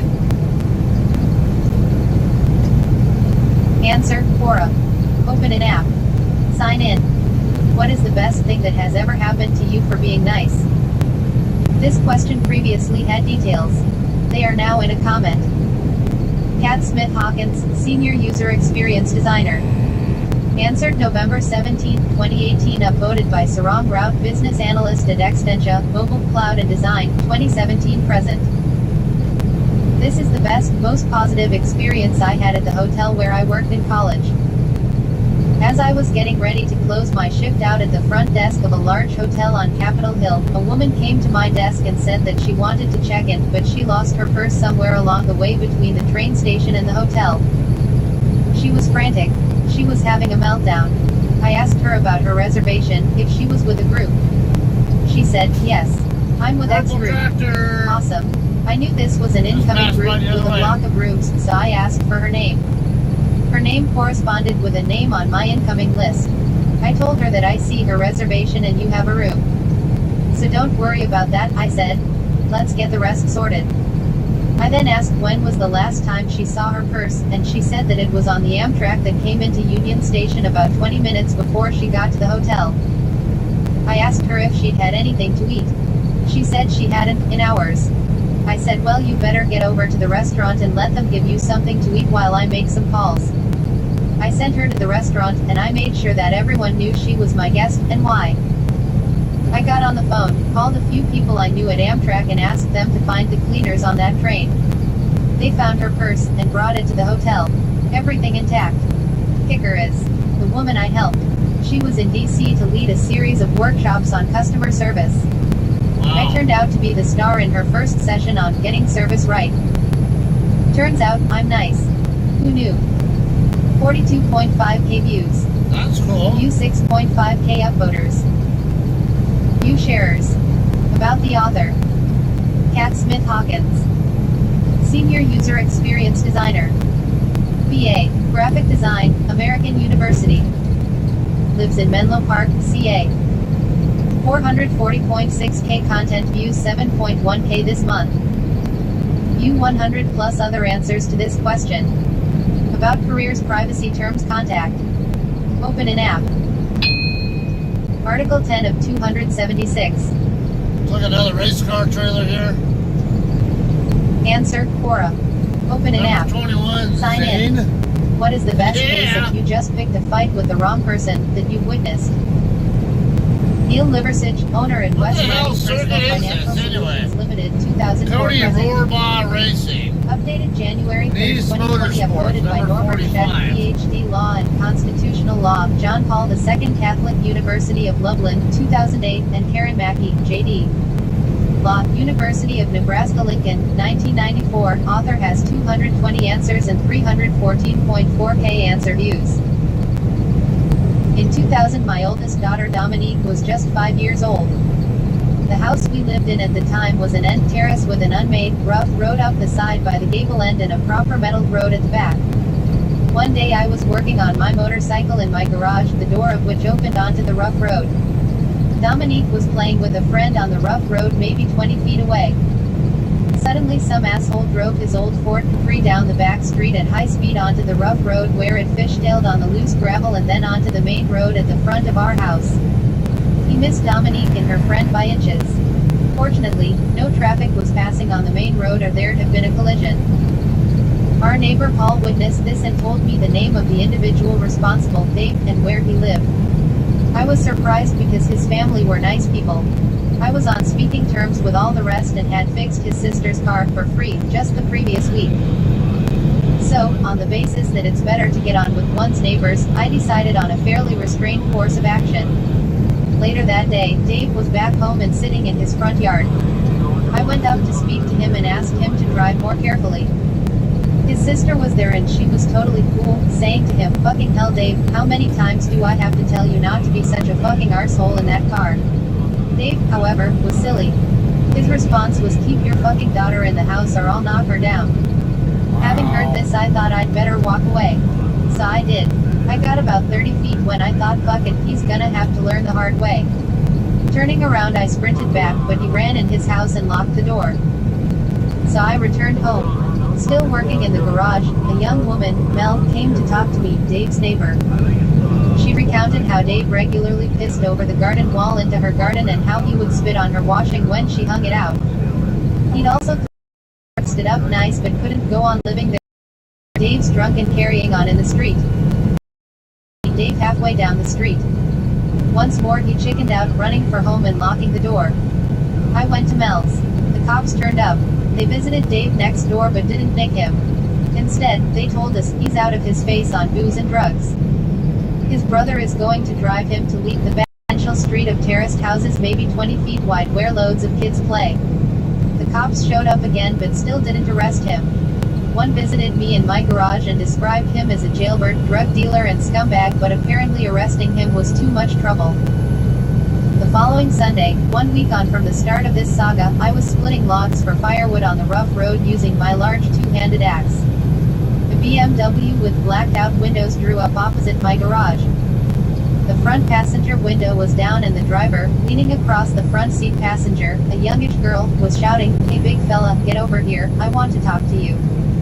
So I walked around to the driver's side, taking with me my axe. As I walked around the car I noticed Dave was in the back seat with another girl. Getting around to the driver's door I observed the driver was a young male, mid-20s, wearing a lot of gold bling and a shell suit, a bit like a white version of Ali G. He opened the conversation by jerking a thumb toward Dave who was sitting behind him. "You leave him alone big fella, or I'll have you shot. He works for me." So here was this arsehole threatening to have me murdered. Further discussion was obviously pointless so I smashed him in the face with the again and asked, "Now?" A neighbor I didn't get shot and I've never seen him since, probably due to the fact that clearly, he got the message. Fair's expense for the rest of his life. I think we need something like Devil's Island for such people. JCT If coming he the was other a way. dog he'd be Blue put down. Freelander. pictured above, view with my They've been scumbag too far away current. from me to see the number. 34.6k views. Look like a team View truck. 2.8k upvoters. View sharers. About the author. Neil Liversidge. High school graduated 1979. Lives in Leeds, West Yorkshire, UK. 1k this month. 15 miles out from Tucumcari now. 11 of 200. Light rain here. August 31st, 2018. Author has 700 answers and 23.9 meters answer views. It's gotta be my spirit animal, the sloth. Woo. Sloths are pretty awesome. They move at 4 meters a minute but can change gears rapidly and accelerate to an unearthly 4.5 meters a minute. My main man, the sloth. It just seems like an easy target. To be fair though, sloths are not completely defenseless. They do. Gotta love those weird, lazy little dudes. 8k views. View 451 upvoters. Hey Tara, how you doing? View sharers. Answer requested by Joshua Walters. About the author. Alex Cooper. 50% funny, 50% informative, 50% bad at percentages. Copywriter. Studied history and Yeah, I'm about 10, a little over 10 miles out now from Tucumcari. That's at 343 coming up. You know, actually, the thing about slots, I found out they can actually swim. People have actually picked them up out of the water thinking that they're, like they're in distress or whatever, but find out they actually ate. Never knew that until I saw some video about it. Okay, here's another one of these trucks. Toyota number 51, JBL.com. So apparently these trucks are truck. I don't know if maybe they just finished racing in Las Vegas.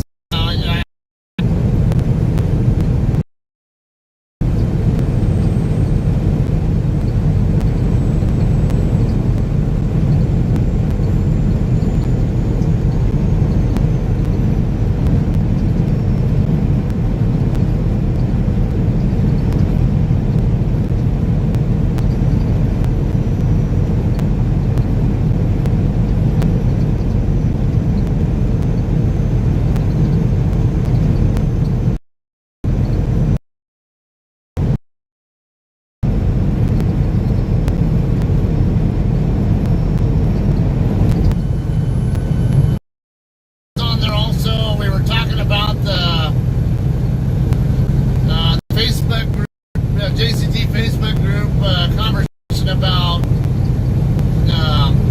axle length restriction versus quote-unquote bridge law.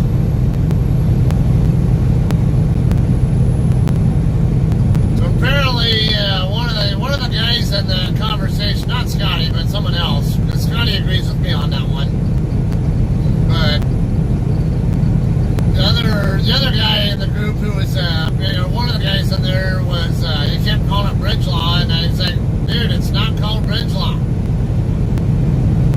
It's like there's a big difference between bridge law and not being his first rodeo. Like, so it's not your first rodeo, yet you still use an improper terminology and you perpetuate bad training.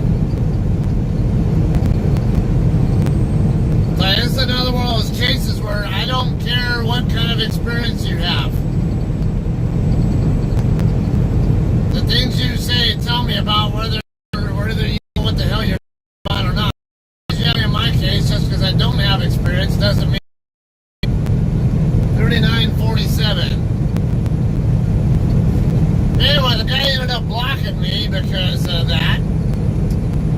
Just thought it was comical, like, yeah, not your first rodeo, but you still call it bridge gap, like an idiot, like a poorly trained idiot. You've been driving that long, and you never figured out from reading a damn atlas or getting trained by someone else properly that bridge gap is something completely different.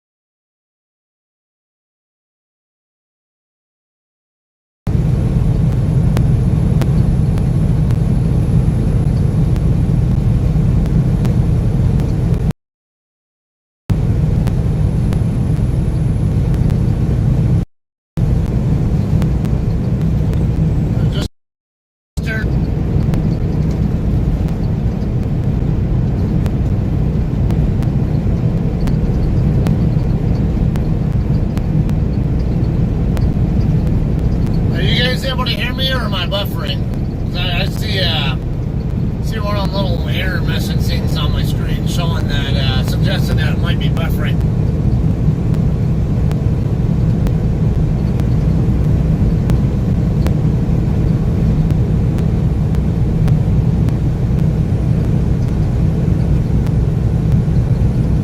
I probably have intermittent signal for the next. Okay, appreciate the feedback there. Five exits are Tucumcari.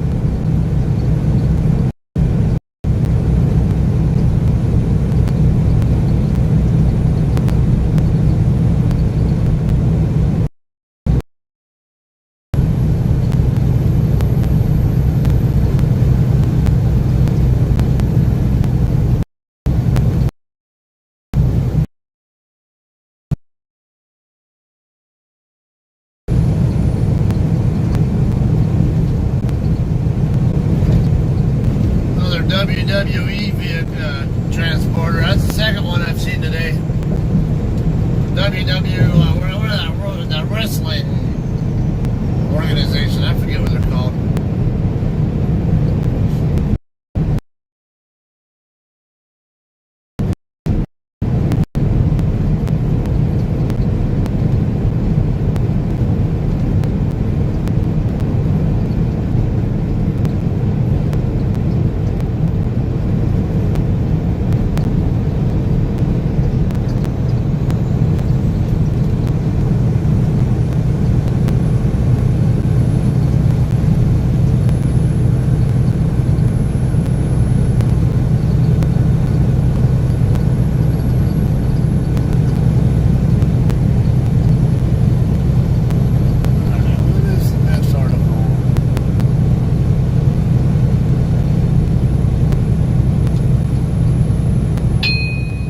Article 14 of 276.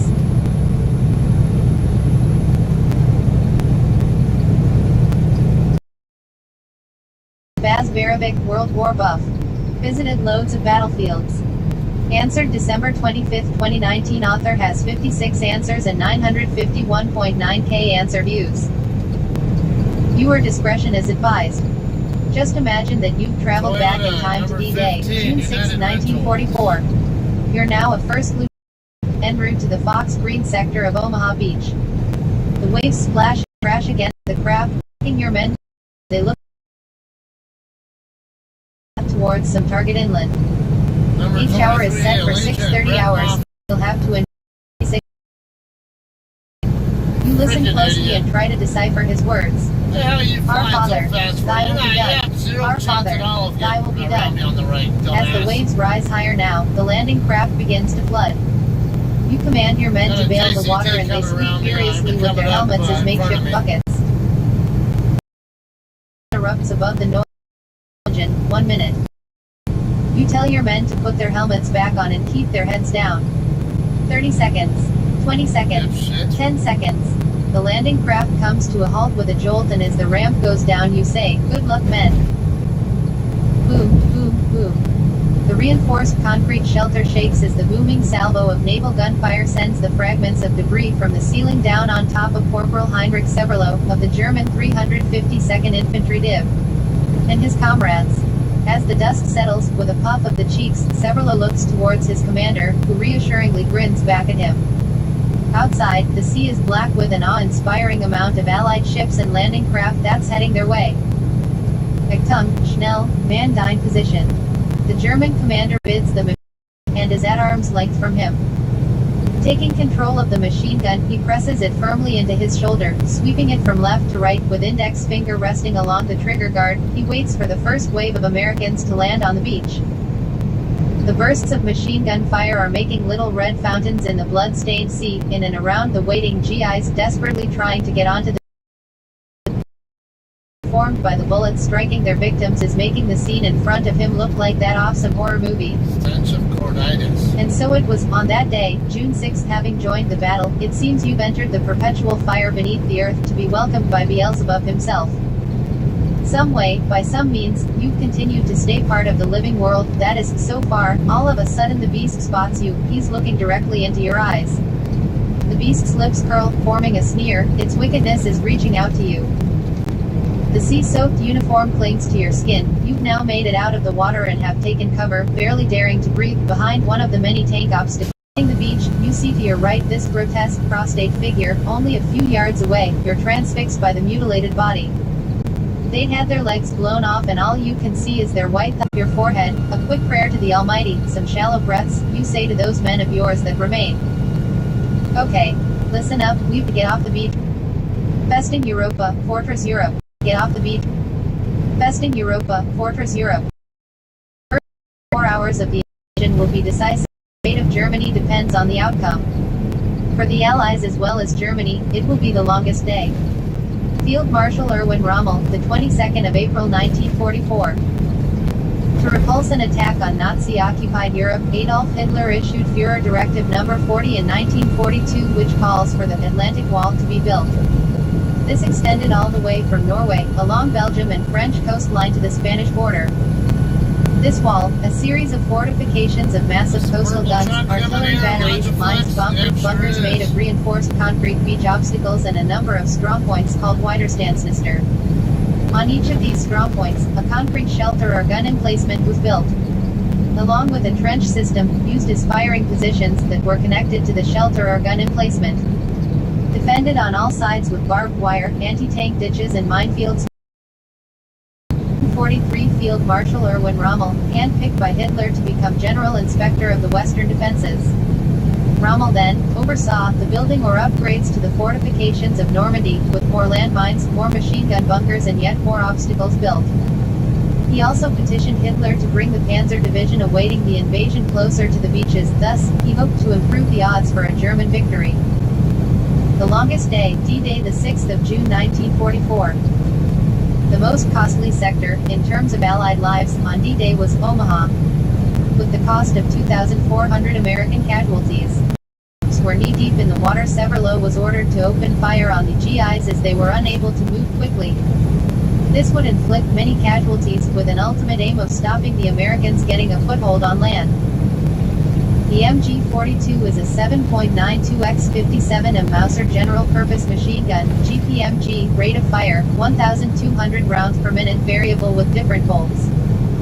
Muzzle velocity 2,428 feet, with an effective range of 200-2,000 meters, and it has a maximum range of 4,700 meters.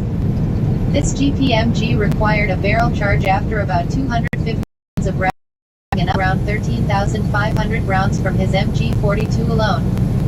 Then in turn, further 5 rising tide. In a short time, all the Americans down there were dead. Corporal Heinrich Severlo, of the German 352nd Infantry Div. A 50-mile further divided into 3 landing sections, from west to east, Terre Green, Uncle Red, and Victor. At 6:35 hours 20,000 troops primarily from the U.S. 4th Infantry Division, Div. and 70th Tank Battalion had landed. Allied casualties, less than 300. German forces, 709th, 243rd and 91st. On finding that his force from Utah Beach. Divided into 10 landing sections. Commanding the 16th Infantry Regiment, Robert Mitchum in the film The Longest Day delivered this line. Gold, the beach stretches for 8 kilometers, which included the coastal town of La Riviere and La Hamel, and was 24 kilometers away from Omaha Beach. Divided into 4 landing sections, from west to east, Canadian 3rd Infantry Div. With elements of the 21st Panzer Div. Held in reserve. I had to open the landing craft doors and get the troops out. Straight away there was heavy gunfire, the stench of burning flesh and body parts floating past. The sea was red. At one point the landing craft door was blocked by a dead body stuck in the hinges and we had to remove it. Matthew Toner, Royal Navy. Ferrying Canadian soldiers on Juno Beach in an LST landing craft, taking them into intense German fire.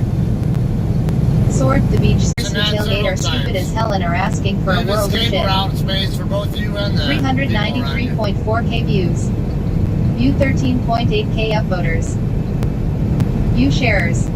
About the author. Jim Lee. Presently a long-haul truck driver, 2009 present. Lives in Winter Haven, FL. 4.2 meters content views 317.8k this month. In Winter Haven, Florida, Active in 4 spaces. In other languages. In Indonesian. Apa sayaka yang diketahui pengemudi truk yang tidak diketahui orang lain? View 37 other answers to this question. About careers privacy terms contact. Open an app. Article 24 of 276. Answer, Quora. Open an app. Sign in. What kind of emergency would be enough to get you to give up your airplane seat to another passenger and you wait and fly standby? Aaron Granger, Project and Program Manager, 1998 present. Updated May 22, 2019. Upvoted by Steve Kinoshita, Transport Canada Private Pilot License, and Bernard Morrow, Private Pilot with Mountain and Glacier Ratings, 1,400 hours. Author has 522 answers and 1.6 meters answer views. I know I've shared this story before on Quora, but I can't seem to find it. Oh well. Several years back I was working a consulting job and I had to be at the client site late on a Friday. I had a nice 1 p.m. departure flight home on Saturday, so I slept in, had a nice breakfast and got myself to the airport. The flight was full, LA to Dallas, and I was in line at the agent desk at the gate, about 20 minutes before the boarding time. The lady in front of me was in full meltdown mode. I caught the gist of the conversation. She was trying to get home to Dallas. Her husband was in Dallas but was boarding a flight to go somewhere for his job, and their son was in childcare somewhere in Dallas. Their flights had been arranged so that dad could drop off the child, catch his flight, and mom, the lady in front of me, would pick up the boy around 5 to 6 p.m., just before the daycare facility closed for the day. Something had happened, though. Her earlier flight had been cancelled due to mechanical issues and she got pushed to stand by on my flight. She was number one in line, but it was sold out and almost everyone had already checked in. She wasn't going to get on this flight, and the one in 3 hours wouldn't get her home in time to pick up her son from childcare. The agent was as nice as he could be, but finally got her seated on the side so he could help me, the only other person in line. Everyone around her, myself included, seemed to feel her frustration and pain. You could tell that she had done everything right, but a mechanical failure and bad luck were against her that day. She, her husband and her child were all just stuck in a bad situation. Can I help you, sir? I just heard that lady's predicament. Is the flight really sold out? Unfortunately, yes. I can get her on the next flight in 3 hours easily, lots of room on that one, but I don't think she's going to make this one, almost no hope. What if Mr. Granger in seat 34A, I hold up my boarding pass, got lost on the way to the gate? Would she get on? Would he have to pay a penalty, or could he just take the later flight? If he didn't make the flight, I'd just print him a boarding pass for the next flight, no fees. She is next in line on the standby list. Okay, he's a pretty clueless guy. I push my boarding pass over the counter. I'm sure he's pretty well lost by now. I give him a fairly obvious wink. If you see him, point him towards me once the flight pushes back, would you? I'll get him a boarding pass then. He winks back. Sounds good. I wandered over and took a seat nearby, diving into my book, but I got to hear the woman clap for joy when the agent brought her a boarding pass for the early flight. Everyone in the area had heard her pleas and they were happy that it got resolved. She didn't hear my conversation with the gate agent. A little cheer of happiness for things going right went up near the agent's desk. Once the plane departed, the agent walked over and handed me my new boarding pass. I had to kill a few hours in the airport, but I had a nice late lunch, a good book, and the agent had bumped me up into first class for my later flight home. The flight attendants were nicer than usual to me on that flight, so something tells me I got flagged for doing a nice thing for someone. Edit: I'm surprised by the upvotes. I did some minor editing in the interest of clarity and grammar. 100k views. View 10.3k upvoters. View sharers. About the author. Aaron Granger. Project and Program Manager, 1998 present. MBA from SMU Cox School of Business, graduated 2003. 1.6 meters content, views 68.8k this month. In other languages. In Portuguese. Que tipo de emergência que uma pessoa pudesse estar passando te convenceria a ceder esse lugar num avião ela e aguardar pelo próximo voo. View 27 other answers to this question. About careers privacy terms contact. Open an app. Article 25 of 276. Answer, Quora. Open an app. Sign in. What was the best revenge you've ever gotten? Kimmy Road, Senior Management, 2015 present. Answer, January 7, 2020. I interviewed for a job when I was in my early to mid-20s. I spent hours preparing my presentation and practicing my relevant examples, but I still bombed the interview and it was all my fault. What wasn't my fault was the interviewer's reaction.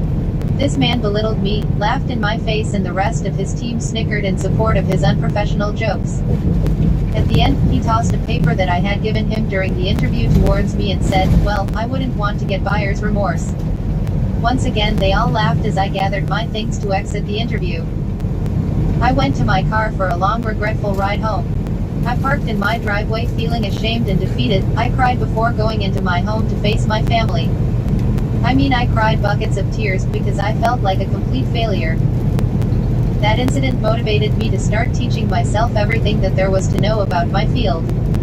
I started watching how to YouTube videos, downloading free trials of software, attending webinars, and of course obtaining mastery certifications in my field. My new skills paid off and I was promoted constantly. Fast forward 12 years, I'm added to an interview and guess who it is? I look at the resume one more time to check to see if he was in fact employed at the place where I had once interviewed, and sure enough it was a match. There I was sitting across the table from him in a tailored suit and he was the one unemployed. He's staring at me and saying he felt like he knew me from somewhere. I smiled back and said, "Maybe you interviewed me before."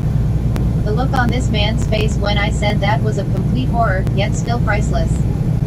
He had a sunken look on his face like he was caught holding an axe in a crime scene. Lol, I don't think he remembered the incident at all.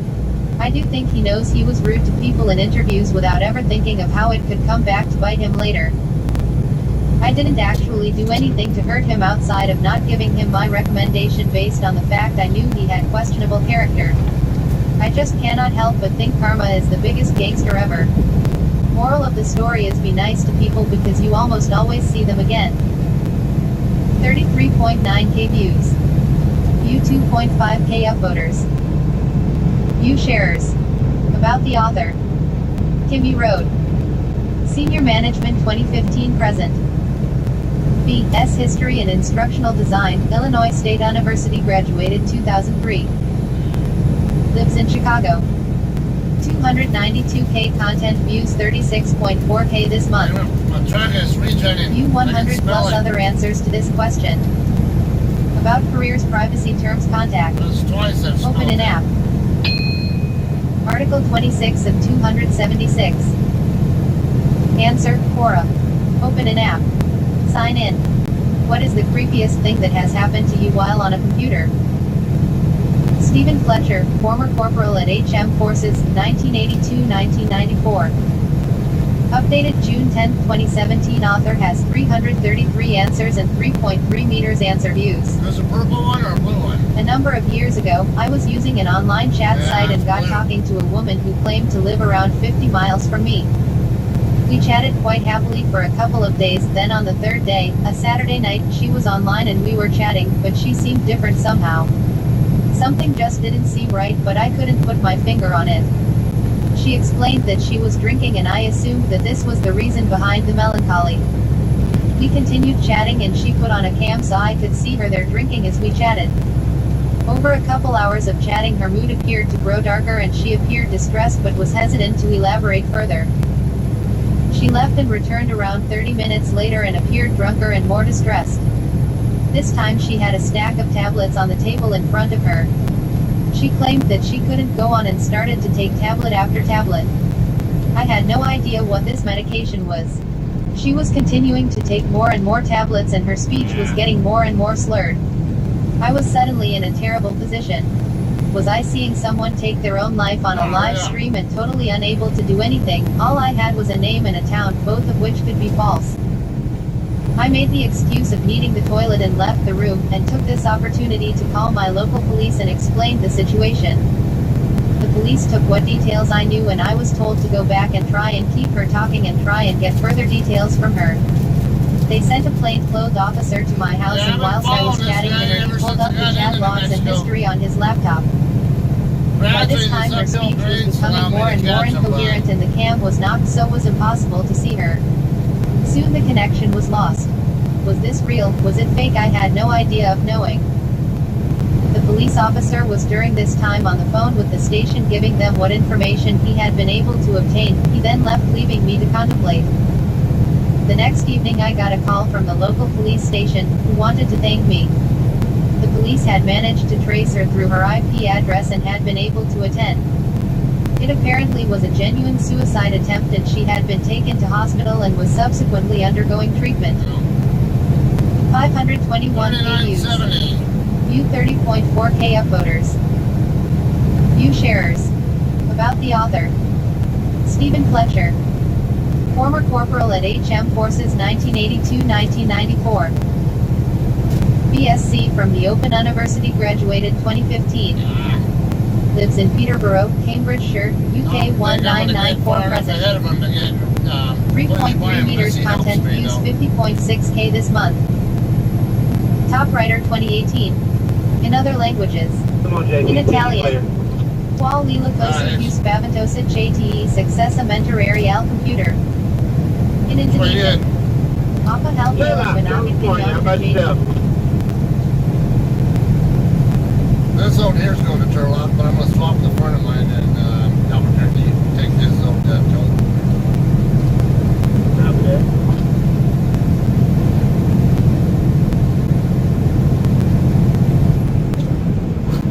Okay, so his old's going to the same place mine is. Yeah. Then we're going to get railroaded now.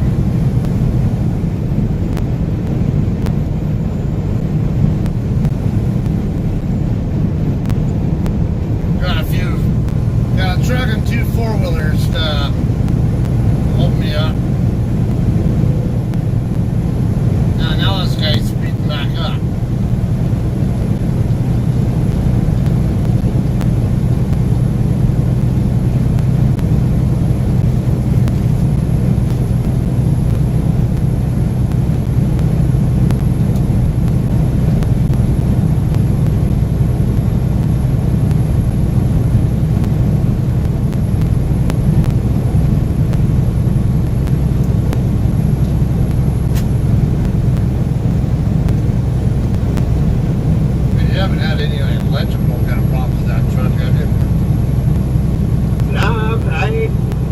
Pretty good since I had them. No, that's good. Yeah, I see a lot of people in the Facebook group always talk about one problem or another with those. Yeah, I had mine since June, and it seemed like the ones that came out after this batch, and they were all screwed up, catching fire and everything.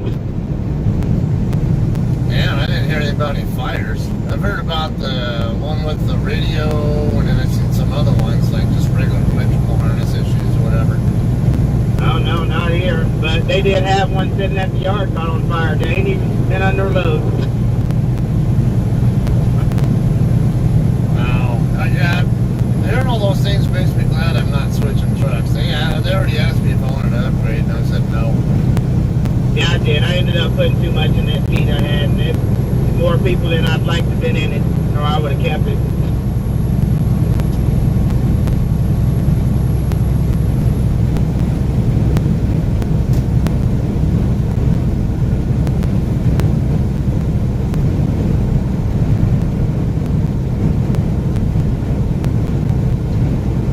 So did you come out of Dallas too, or from somewhere else? I came out of Dallas there, Maricopa. Oh, okay. Yeah, I came out of U.S. Cold Storage from there. Yeah, that's where I picked up, right off,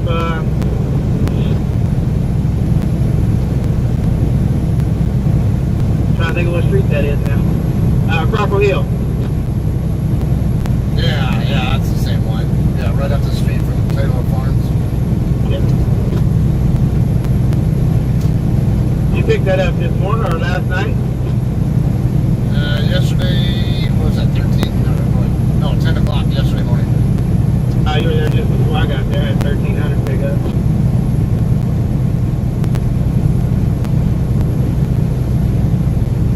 I couldn't get very far on the yesterday's shift because I only had a couple, like barely 3 hours left on my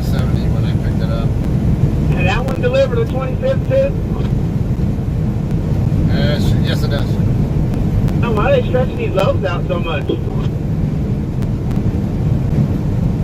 Yeah, good question on this one. I know the Loprino loads, they're always notorious for being that way, but when it's cold, I don't know.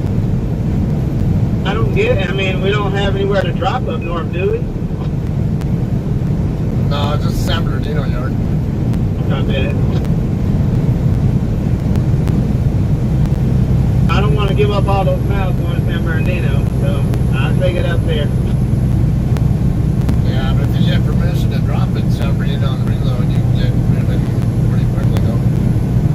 Yeah, that'd be nice. I'm gonna have to get with them tomorrow or Monday because I don't think they're gonna do anything tomorrow. Yeah, that's true. Yeah, you never know though. Maybe Rich will lift you up with something. Yeah, he's pretty good. If he has something, he'll get me going. But we'll see. I'll put in my early and see what happens. Yeah, I've had him give me calls a few times about repowers or whatever to just keep me rolling.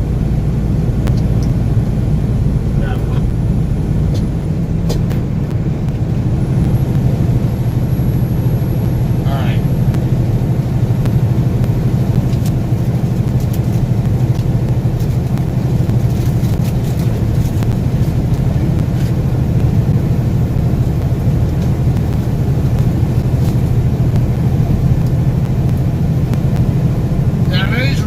Because see, this load here, if I had hours to work with, I would have been there tomorrow. But since I'm limited by my 70-hour clock, even with my limitations, I can still be there on the 24th. And it's not due until the 25th at 11:20 in the morning.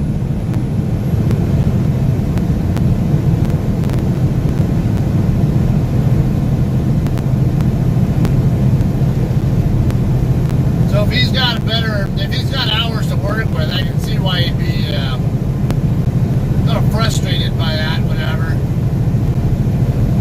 I would still put in the macro 41 that we do to maybe to flag ourselves for possible repower. Because you never know.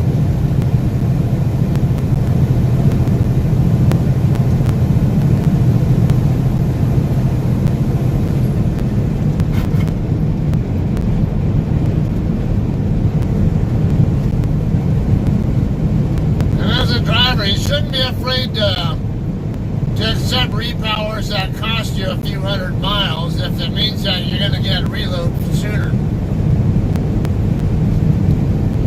Because you'll get those whatever 100 miles of paid miles that you're losing back on the next load and still burn up your clock.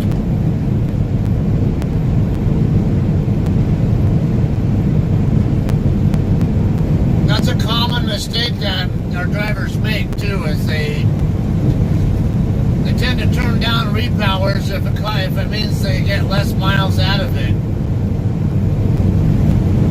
But most of the time they don't get it. It's the trip speed also on the load. Some loads will have faster trip speeds on them than others, and then they can also get you reloaded. Reloaded and moving again, and sometimes a good number of times actually in less time it would take you than to run those extra hundreds of miles that you want and have to sit and wait for your delivery time.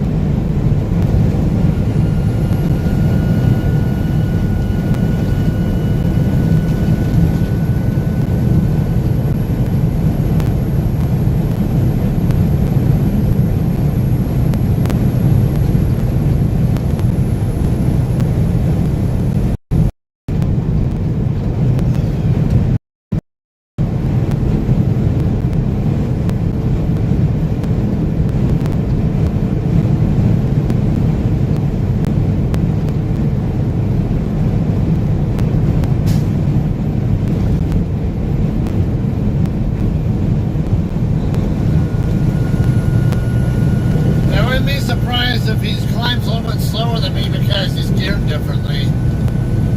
And because his truck's an auto shift and it's more prone to bogging up, wait till it. I'm already downshifting.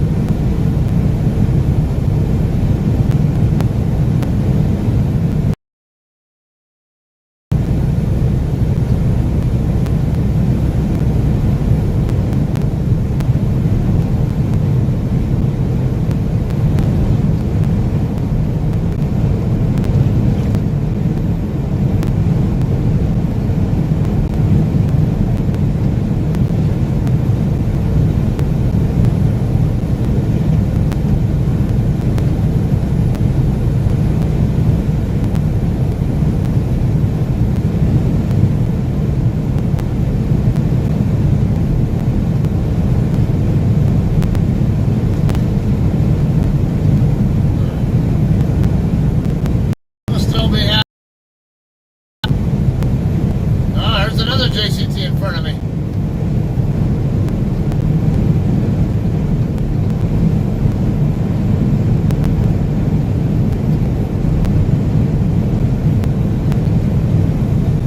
It's another racing truck.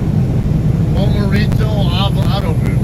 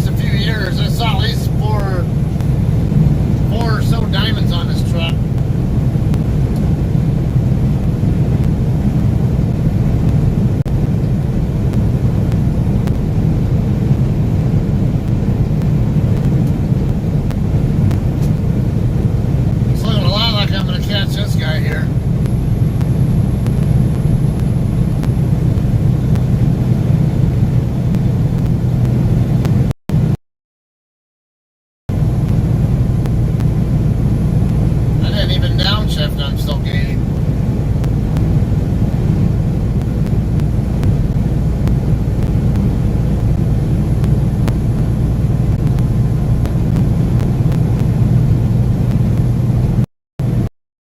Yeah, that's true. Where's his padlock?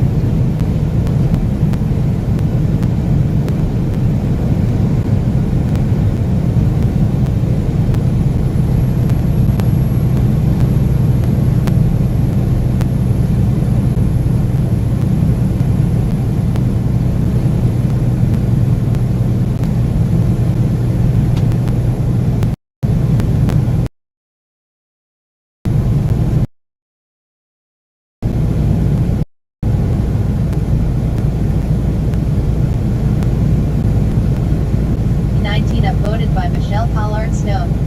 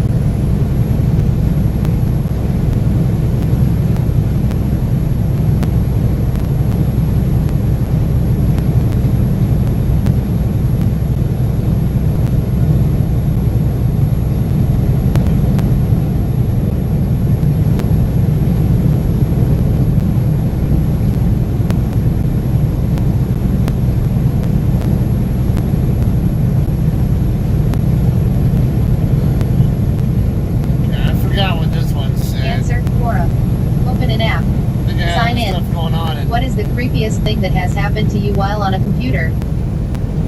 Stephen Fletcher, former corporal at HM Forces, 1980. there was another JCT coming the other way. Updated June 10, 2017. Author has 333 answers and 3.3 meters answer views. A number of years ago, I was using an online chat was all my local. By this time her speech was becoming more and more incoherent and the cam was knocked so it was impossible to see her. Soon the connection was lost. Was this real? Was it fake? I had no idea of knowing. The police officer was during this time on the phone with the station giving them what information he had been able to obtain. He then left leaving me to contemplate. The next evening I got a call from the local police station, who wanted to thank me. The police had managed to trace her through her IP address and had been able to attend. 521K views.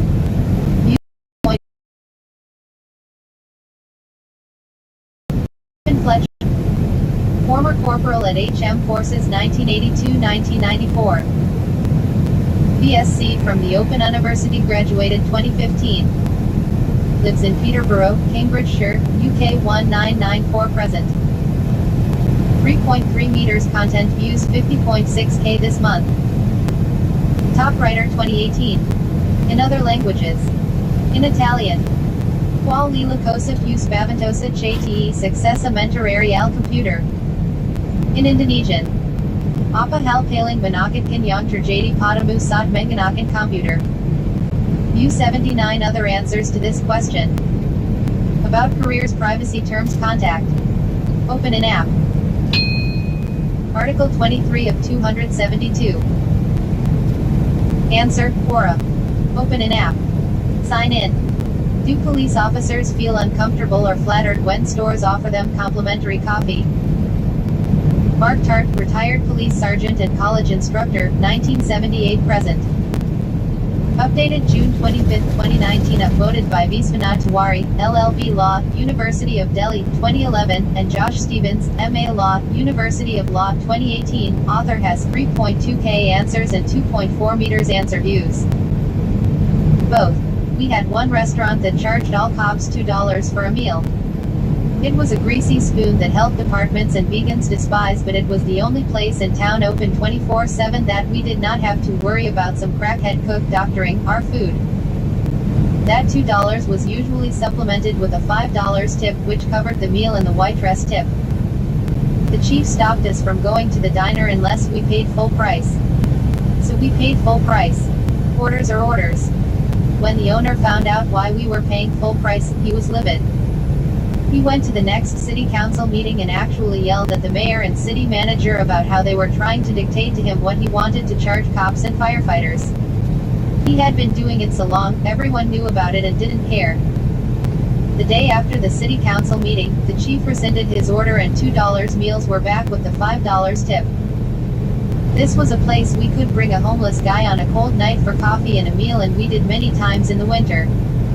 We always left enough money for both, and when we came in for our meal hours later, the waitress would give us our money back.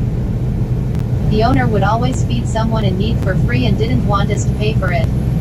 He felt it was his duty to do so. Great food and a better man who, sadly, passed away many years ago. 159.9K views. View 17.8K upvoters. View sharers. Answer requested by Benjamin Fiedler. About the author. Mark Tart.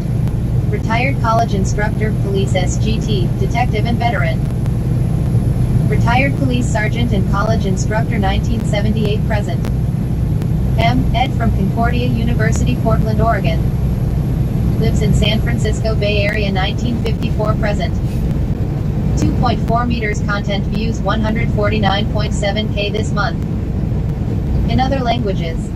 In Spanish. Los oficiales de policía se sienten incómodos o halagados cuando las tiendas les ofrecen el café gratuito. Yeah, what he said. In German. Vollen sich Polizisten unwohl oder geschmeichelt wenn geschafft ihnen kostenlosen Kaffee anbieten. In Italian. I poliziotti si sentono a disagio o lusingiti quando I negozi offrano loro un caffè gratuito. View 14 other answers to this question. About careers, privacy terms, contact. Open an app. Article 24 of 272. Answer, Quora. Open an app. Sign in. What is the 240 scariest, mile. creepiest, most unexplainable thing that's happened to you? Bill? Damn it, stop. Alright, 240 mile marker now. I've walked 452 miles so far. And about 85, now a little over 85 miles out from the flying chain in Albuquerque now. So looking at about an hour and 15-ish, hour 10, hour and 15. Would put me there about 105, 110 this afternoon.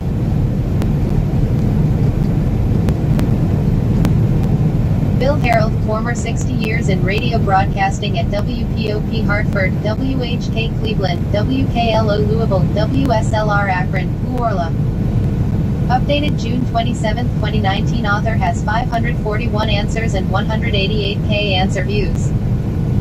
Originally answered, what is the creepiest or most unexplained event that you have ever experienced?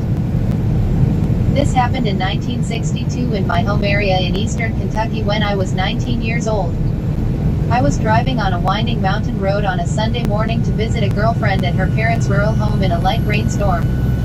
I was coming down a steep road cut into the left side of a mountain. The car slid on the wet road into a ditch against the mountain and then to the left across the road and over a cliff with about a 100-foot drop into a creek bed. The car rolled a couple of times and landed right side up. I was able to get out with what looked like just a lot of cuts on my arms from glass. I realized I was about 20 miles from town in a lightly traveled area on Sunday morning when most everybody was in church. This was in the years before EMS or 911 or cell phones or any similar assistance. I realized I would have to climb up the cliff to the road or no one would know I was down there. I bent forward and grabbed a small tree to pull myself up, and as I leaned forward something warm and wet came pouring down my face. I reached up and felt the top of my head and I could feel my skull.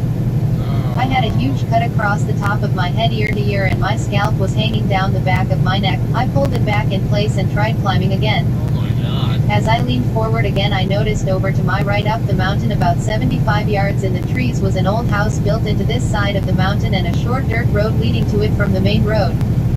Even though I had traveled the road across the mountain many times, I had never seen the house because it was not visible from the main road. There was an old car near the house and the road and a man sitting. Come on. Just trying to pause the damn thing, not pull up. See? Alright, you guys done talking? There was an old car near the house and the road and a man sitting on the edge of the porch.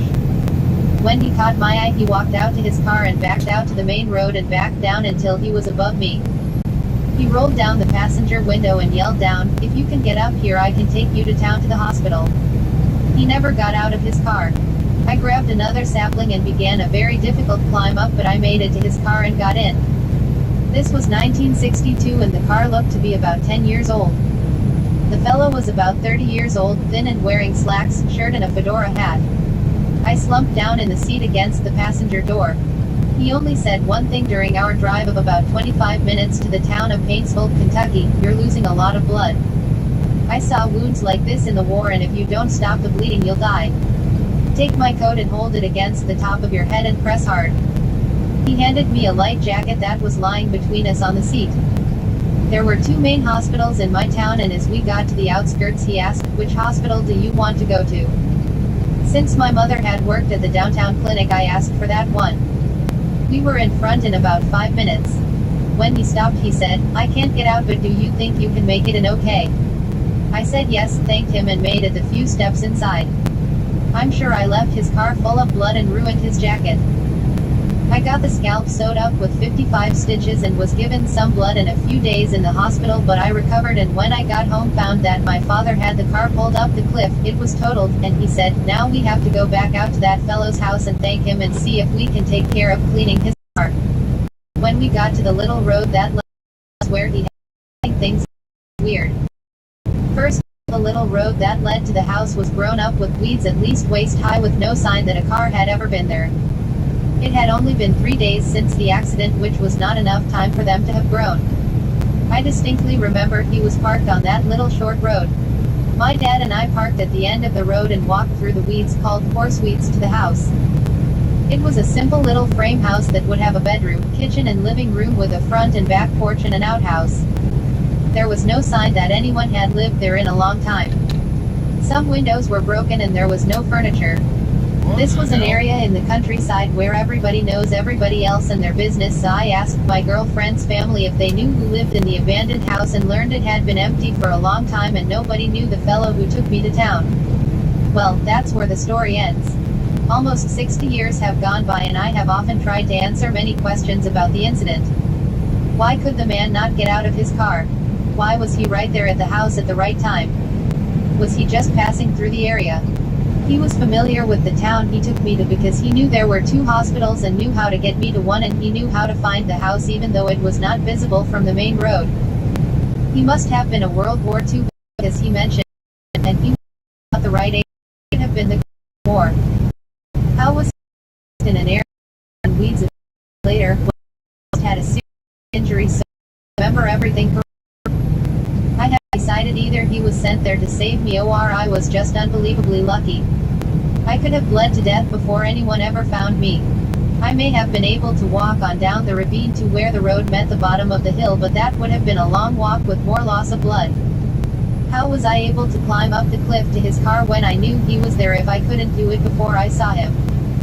Now that I am 75 years old instead of 19, I have told this true story to several people who have had similar experiences and have suggested the stranger was an angel sent to save me.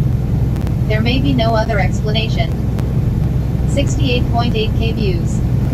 View 4.8K upvoters. That's a weird one. View sharers. Suggestions pending. About the author.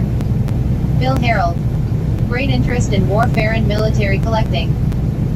On-air personality at Townscare Media Company. Studied radio, TV, film, and journalism at University of Kentucky. Lives in Evansville, in 188K content views, 10.4K this month. In other languages. In Spanish. KS lo que más te asusta, lo más repulsivo, lo más inexplicable que te ha pasado. In Italian. Qual è la cosa più spaventosa e inspiegabile che te successors to this question?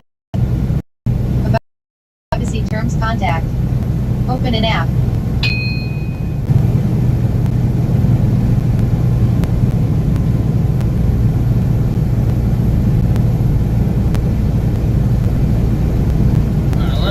Answer, Quora. Open an app. Sign in. Police officers, what are some of the most interesting conversations you've had with the people you've arrested? Jerry Erickson, retired police chief with 24 years service, 8 years U.S. Army, 1 year in Nam. Answered August 28, 2017, upvoted by Norbert Scheck, Ph.D. Law and Constitutional Law, John Paul II Catholic University. Answers and 2 meters answer views. A very long time ago, when I was pretty much still a rookie, I got a call to a motel just east of town. I've been drinking way too much. Well, now this was in a town where there was only 1 cop on duty at a time. That was to wake up one of the other 3 officers in town. So I rush out there, red lights and all, and when I arrive, I find 5 fellows in cowboy boots, cowboy hats, wearing the cowboy look. This was, after all, a ranching area and these were real cowboys in the mid. As soon as I got out of the car, he came rushing over and stood behind me, like a child who was beaten on the playground. The cowboys now moved so they were around the both of us. I had some words with them, and after a bit they let the hippie go. Then one of them said, "There are 5 of us and only 1 of you, what are you going to do if we knock the shit out of you?" I explained that should they decide to do that, I was well within my rights to shoot them, but they simply laughed at that idea. Then one of them, perhaps the only one with a bit of sobriety still in his body, and half a brain in his head, stepped forward and talked them down. God, how relieved I was when they turned and walked away. I located the hippie who gave me a big hug and didn't want to press charges, which was okay with me, I just wanted to get the hell out of there as well. About a week later, I am cruising down Main Street when this beat-up old pickup that is going the same way down the street began to weave back and forth, a strong indication the driver was intoxicated. So I hit the reds and pulled him over. It is that same cowboy who saved my bacon the week before, and he was smashed. So damn drunk he could barely make it back to my patrol car. At that time we had this dry out clinic run by AA that we used to lock up drunks so they could be attended to instead of tossing them in jail. So, being very grateful for this cowboy's help, I offered him a deal. I would take him to the dry out clinic and he would go along with their offer of treatment, and I would not bust him for DWI. He took the deal. I never saw him again until about 10 years later, when I was working a gun show, selling some of my guns back in the same town. A cowboy came up to my table, and asked if I remembered him. I apologized and said he did not. Well, it was that cowboy. He said he just wanted to shake my hand and thank me for saving his life. He said that my taking him to that dry out center instead of jail made him realize that he had a real drinking problem, and the counselors at the center got him enrolled in an inpatient detox program, where he stopped drinking. He explained that now, he had a wife and 3 wonderful kids, he was leasing with option to buy a nice ranch south of town, and he owed it all to me. I tried to explain my thinking to him. He said he didn't even remember the incident at the motel, but that was probably because he was so damn drunk. Things like that gives a fellow a bit of feedback that at least his actions changed one life for the better. 40.6k views. View 2.8k upvoters. View sharers. Suggestions pending. About careers privacy terms contact. Open an app. Article 26 of 272. Answered March 20, 2019, upvoted by Michelle Collard Stone, behavioral psychologist, PhD, and Elaine Green, photographer, nurse, music teacher, mom to an active toddler. Author has 143 answers and 141.1k answer views. I used to own a small, mom-and-pop fast food restaurant. One evening, I received a call from someone who claimed to be a customer, saying that he had arrived at home and that the food was cold, stone-ass cold, when he took it from the bags. I apologized, and told him that we would make it right the next time he came in. I wondered at this because my wife and I were the only ones working that evening, and I knew that everything, had been cooked to order, all day long. I gave the man a 4-digit code to recite when he ordered, and I told him that, if he gave the code upon making his next order would be free. A few days later, he gave the code to some employees, and he got a free dinner for his family. Fast forward a couple of weeks, and the telephone rang again one evening. I answered, and here it comes, once again. He complained that he had taken the food home to find that it was cold, stone-ass cold, when he took it out of the bag. I recognized his voice and his words, so I asked where he lived, and he told me, big mistake, it was nearly an hour away from my restaurant. I replied that it was not reasonable to expect the food to remain hot for over 50 minutes on a car seat. I was quite young at the time, 25 years, and I must have sounded rather youthful to him on the telephone. He wanted to speak to the manager. I told him that I was the manager. He called me a liar. I responded that I was, indeed, the manager. He then wanted to speak with the owner. When I told him that I was the owner, he unleashed a torrent of profanity, castigating me for everything I had ever done in my life and, again, calling me a liar. At this time, he demanded to speak with my superior. I replied, all right, repeat after me, Our Father, who art in heaven. He screamed, you motherfucker. I hung up the telephone and never heard from that freeloader again.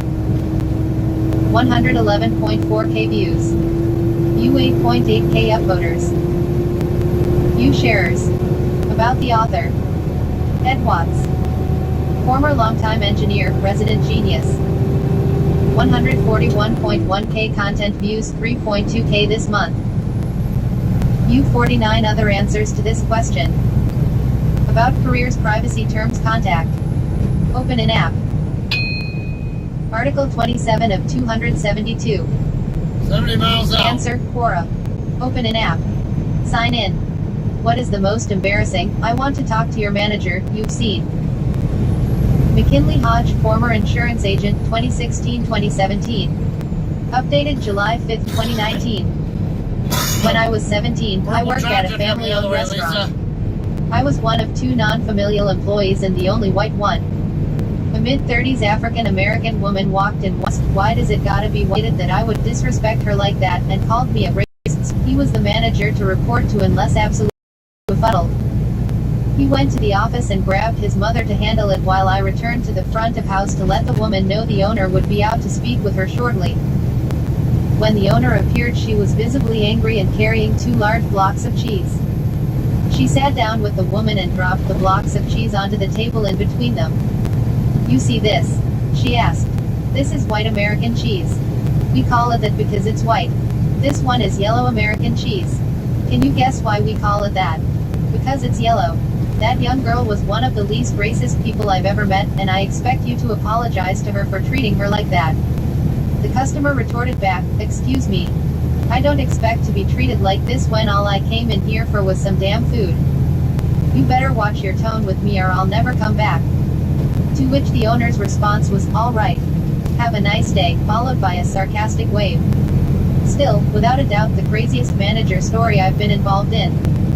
I also still speak with the owner of that restaurant on a regular basis, and needless to say, their business has regard to the one patron. 47.9K views. View 4.7K upvoters. View sharers. About the author. McKinley Hodge. Former insurance agent 2016-2017. Studied at Regent University. Lived in Marietta, GA 0-0. 47.9K content views, 4.9K this month. View 22 other answers to this question. About careers, privacy terms, contact. Open an app. Article 28 of 272. Military airspace, Quora. Quora. Open an app, sign in. Military airspace. Q. Military airspace. A space to explore military aviation. Main. Questions. People. Andre Petruk, CEO and founder, 2010-present. Shared bond. A very interesting look at the U-2 spoon suit. The U-2 spoon suit is almost as impressive as the plane itself. Pilots have worn the astronaut-like pressurized suits for more than 60 years. Popular Mechanics, December 29. 806 views, view 10 upvoters. Open an app. Article 29 of 272. Answer, Quora. Open an app. Sign in. What food has the most impressive duration? Colin Joe, Canadian-born Chinese-American futurist. Answered December 25, 2019. Author has 296 answers and 14.3 meters answer views. In his documentary Super Size Me, American filmmaker Morgan Spurlock did an experiment where he put multiple different McDonald's food items in separate jars and measured how long they lasted before rotting. One of the control items in the experiment was a food truck hamburger that was completely made from scratch. That lasted barely 3 weeks before completely molding. Even the various McDonald's hamburgers started to break down by then. The fries were still doing fine. At 10 weeks, all the burgers had some sort of mold that you would think was the result of some crazy science experiment. But the McDonald's French fries from the outside still looked the exact same compared to the moment it was bought at the store. A separate experiment showed that McDonald's fries were still rot-free even after 6 years. The stuff that McDonald's puts into the fries is what helps it last in an environment that would have failed everything else. But that's also what happens when you eat it a lot. The fats and oil just accumulates in your body, which is very hard to break down, thus making it very unhealthy. Avoid at all costs. CZ. 25.8K views. View 1K upvoters. View sharers. About the author. Considered watching that. Colin Joe. See what it's all about. Canadian-born Chinese-American futurist.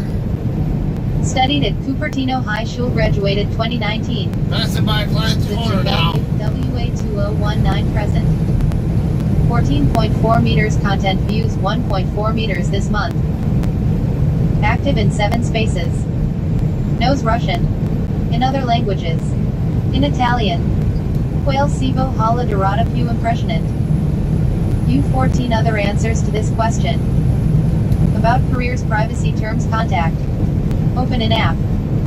By continuing, I agree that I am at least 13 years old and have read and agreed to Quora's terms of service and privacy policy. Continue with Google. Continue with Facebook. Login. Sign up with email. Article 30 of 272. Answer. Quora. Open an app. Sign in. How did you choose the last car you bought? Sven Hayers, car enthusiast. Answered May 19, 2017. Author has 184 answers and 279.7k answer views. I chose my car in A.F*C this moment.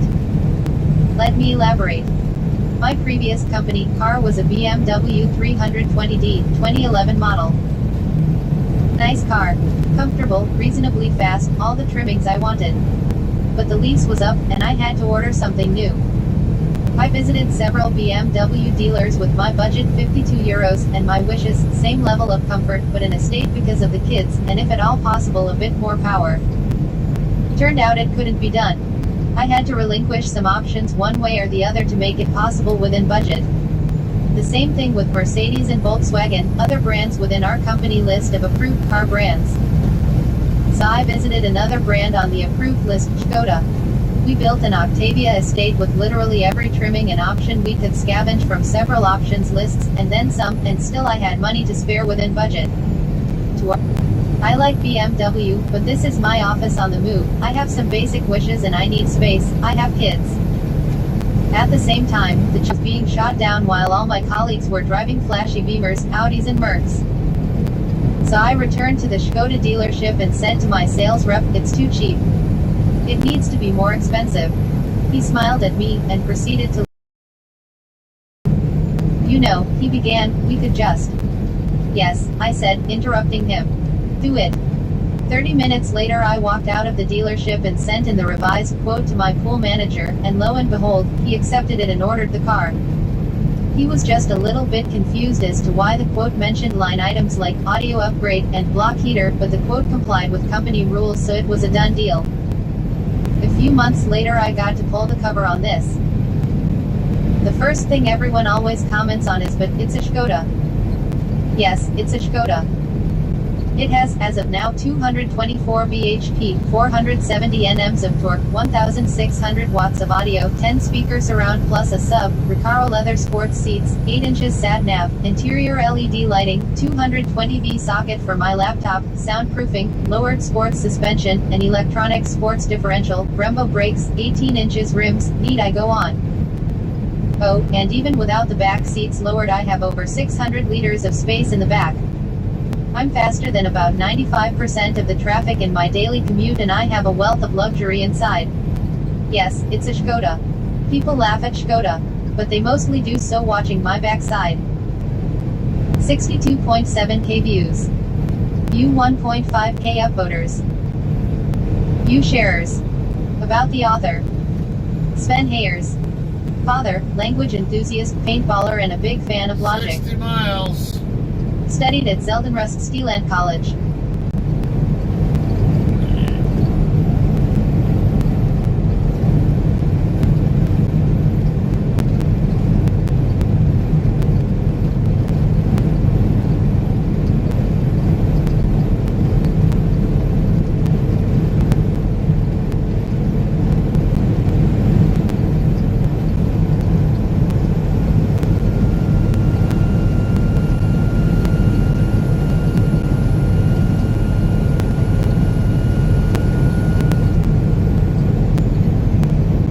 Quora. Open an app. Sign in.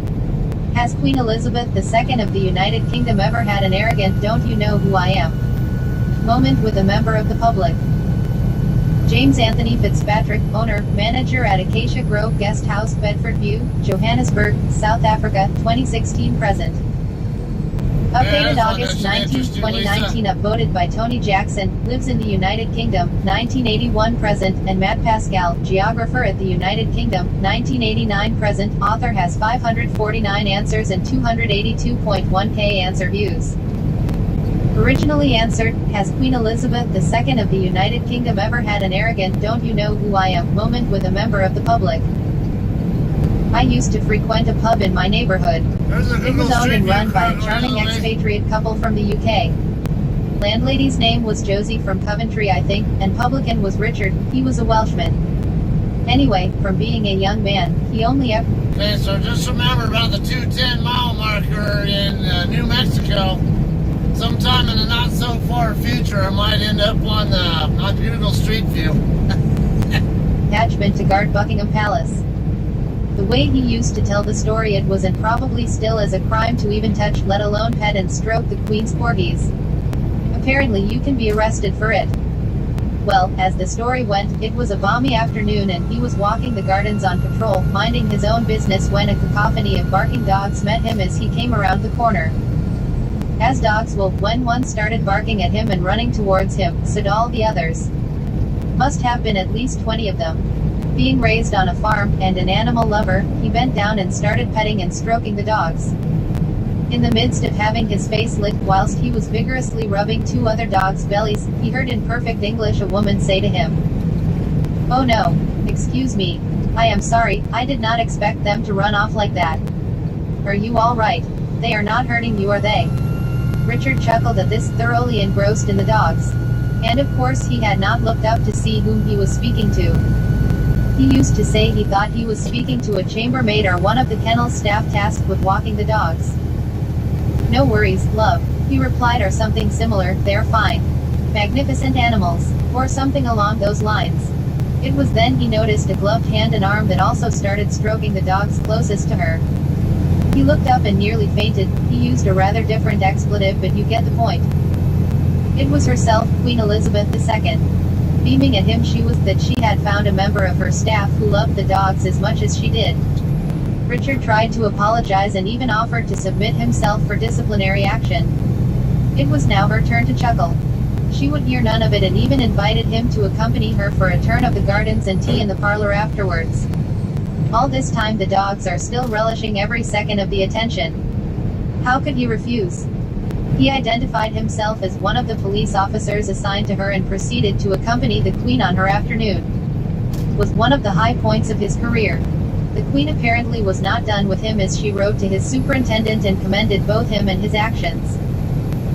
How true it was I don't actually know, but it does make an amusing and human tale of the life of H.M. Queen Elizabeth II. JCT parked in the Asterisk rest area update the across 11th way. of July. Wow. 6,200 plus upvotes. I am touched. Thank you all. 144.5k views. View 10.2k upvoters. View. So, one of the few stories I've heard about her actually sounds like she's a decent, down-to-earth lady.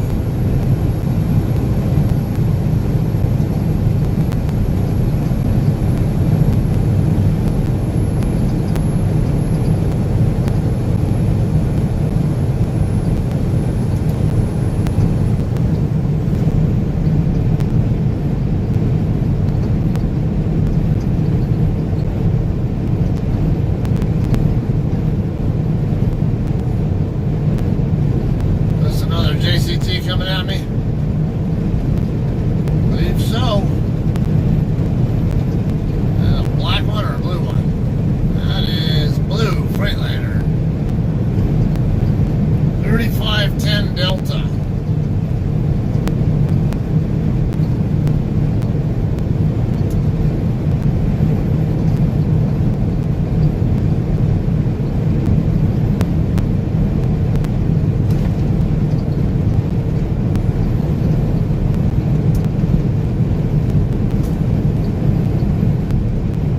Open an app. One of the few Sign in. Freightliners I've seen. Have in a you bit. ever met someone so cold-blooded that they sent chills down your spine? Amy Barker, studied at Eastern Kentucky University. Updated December 25, 2019. Author has 622 answers and 6.2 meters answer views. Kylie was a 17-year-old co-worker of mine, also a cashier. She worked evening shifts once she got out of school. She did her work begrudgingly, and I'd often find myself picking up her slack, but she was nice enough to me and could make small talk. We were friendly, and I think on some level she valued my approval because I'm 21. Symmetrical face that rarely conveyed much besides a smoldering stare, but I didn't really mind because her eye level was well above the top of my head. One day she came into work with her left arm in a sling. I asked what happened, and she simply shrugged and said, "Got in a fight with my sister. Hate that bitch." Punched her, but she moved and I hit the wall. She had a twin sister, Katie, but Katie was slighter in frame and as sweet as could be. They were total opposites. Their mother was a teacher in this small town and thus the family was well liked, and the girls were popular in school. I could see what was going on. There was an illusion of perfect family, and Kylie was frustrated with some sort of expectations. Something at home may have been leading to some behavioral problems. But really, at that point, I wasn't that impressed. 5-0. Teenagers can be wild. I had a similar family dynamic to hers. She still seemed relatively normal to me, and although I was never violent, I could feel her frustration. It was just a few days ago, before I quit the job, that she really crossed the line and nearly made me vomit with her gruesome little hobby. Bear with me, and don't read the story if you can't stomach animal cruelty. Although I normally cashiered at the front of the store, the associate on the floor who dealt with livestock and live animal sales was gone to a conference. So, the managers put me on chick duty. I was to regularly water and feed the baby chicks and bunnies, clean their cages, record their conditions, sell them to customers, price them, and know the details about the different varieties and breeds. The last item on the clipboard, though, was that I had to pick out the dead and dying chicks, put them in a box, and take them to the back. I grew up in the country and have lots of experience with animals. I'm not squeamish, so it didn't bother me to pick up the unwell or dead chicks and place them in their respective boxes. A well-meaning woman strolled by and I noticed her trying to catch my eye as she leaned down to examine the chirping babies. She picked them up and examined almost every one of the 30 in the tank, taking pictures with me possibly in the background. That irritated me. This social media for it. Can I help you, ma'am? I asked, as was routine. Yes, I noticed 2 of the little khaki ducks have. She looked around and lowered her voice, poop on their feathers. Please take care of it. That's not okay. They were just fine. I rolled my eyes internally and told her I would take them to the back and use a wet washcloth to get it out. She instructed me to use warm water, which also rubbed me the wrong way. Like, no shit, lady. I'll get them taken care of. They were cute, and looked identical to this picture. I gingerly picked up the 2 ducklings and placed them in a box. They looked very healthy and active, but just needed a little cleaning, as ducks are messy. I took them to the back of the store and began to try to break up the poop and pry it gently off of them. However, there was no luck. The babies were very cooperative, as if they knew I was trying to help. They liked the pets. I couldn't tell if the fecal matter was impacted and stuck half inside the cloaca or not, but they still seemed fine for the time being, but it was now looking possible that it could be serious. I put them in a cage planning to go grab some more cloths, when Kylie happened to walk by. What's up? She asked. Working chicks today. Matt's gone, so they have me doing it. She opened the cage. I watched her pick up one of the ducks and cradle it in her arm, scratching its head with her finger. It wiggled in delight. Yeah, she suddenly said, these are done for... I gotta make a phone call.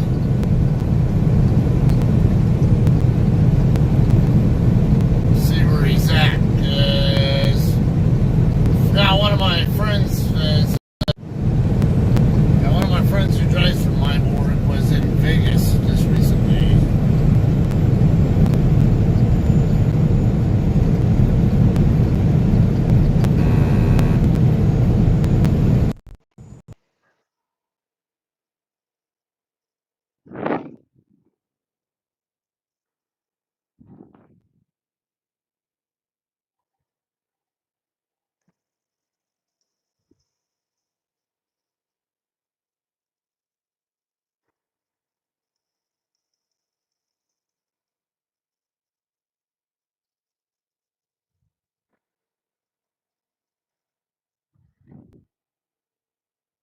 Yeah, doesn't look like he's gonna answer.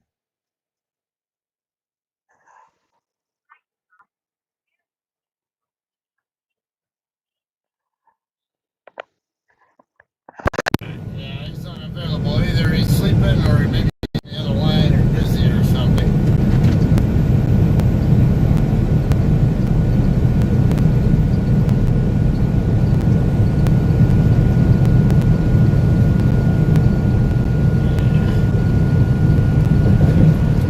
Makes me curious if that was him.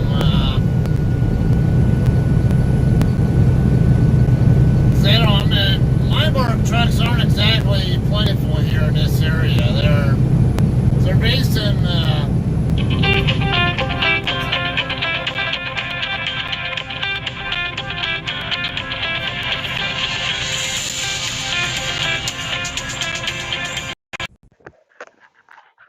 Hey, how's it going? Where are you at? We're out on 40.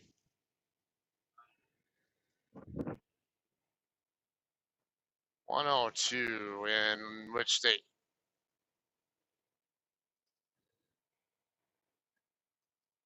Oh, well, you're coming right at me then. I'm gonna be stopping there too. Yeah, same here. I'm gonna be swapping with a buddy of mine, and then yeah, I'll be ending my shift there as well. So, yeah, and I'm about the same distance out from there as you are. I'm at the 198, actually 197 now. Yeah, it sounds like I'll beat you there by a small distance. And yeah, I was kind of curious because I just passed by a Myborg truck going yeah, he was going the other way, and it was a white guy. So like, I didn't think it was you, but I,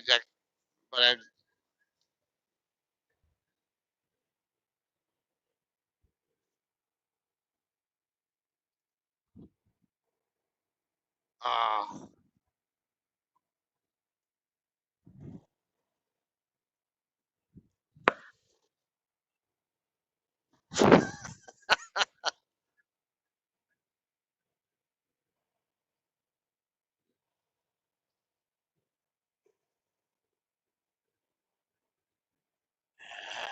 come on, you freaking PT Cruiser, hurry up, you idiot! And I got railroaded by a couple other trucks I couldn't get over. There was a truck parked on the right shoulder, and then this PT Cruiser just got on the road in front of me. I was, uh, I was mainly only. What's up? I got a couple little spots of lighter rain further east in New Mexico, but nothing here. Oh, there's a purple truck, show truck there. Yeah,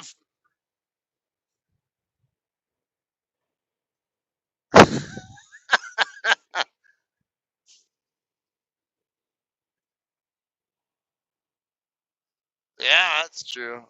That doesn't surprise me because I was talking to a friend of mine earlier who was going. He's westbound in Arizona, and he said he's been getting rained on ever since he got into Arizona.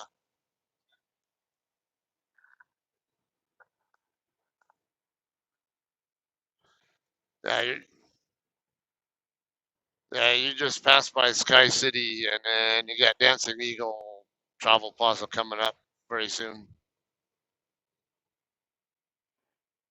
Yeah, Sky City, you just passed a couple miles ago on the left side.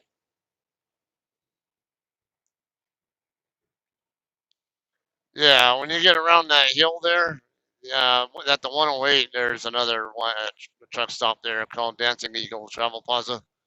It's Casablanca. Yeah, that's one of the places I like to stop at.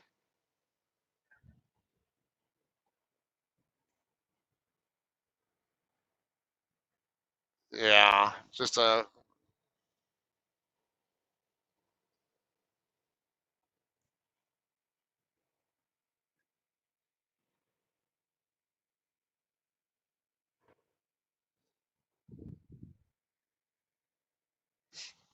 yeah. Do you. You do you.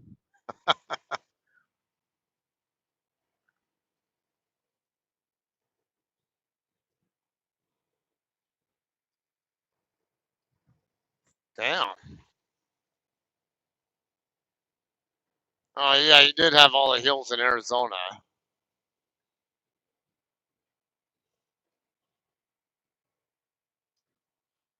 31. That's not that bad.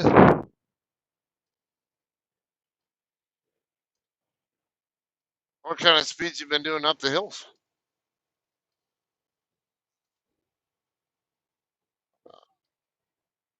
No, I mean the one. Okay, so yeah, that's about what I would expect. Something around there. And the steeper grades probably get down maybe into the 30s.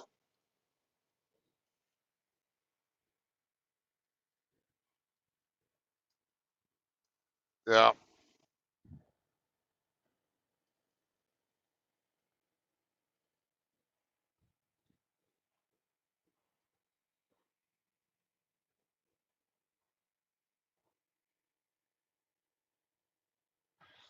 Oh, yeah, I'm gonna have I think 2 hours left on my 70, and then I get 5.5 back tonight. Uh,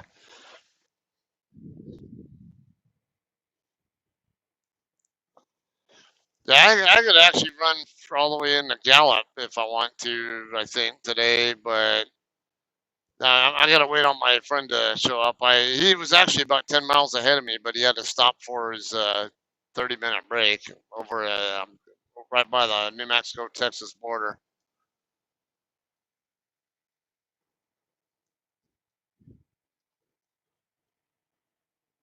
That he that who?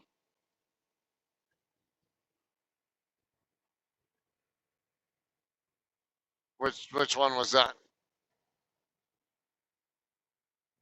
No, the only one over there is the pilot over in Vega, but that's 36 miles in. Yeah, he was gonna stop there, but he ended up stopping at Russell's Travel Plaza, which is at the 350. Is it 369 in New Mexico? Yeah, I like stopping there. I don't go there for the food. It's just yeah, it's a cool little place. So they got a lot of convenience items that most other places don't, and then they have like some auto museum in there, and usually I don't have any trouble finding parking there either.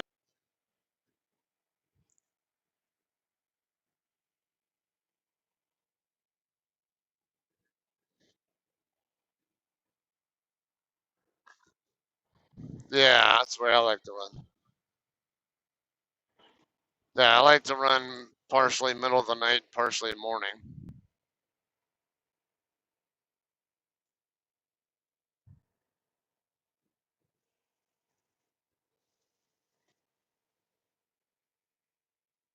Hello?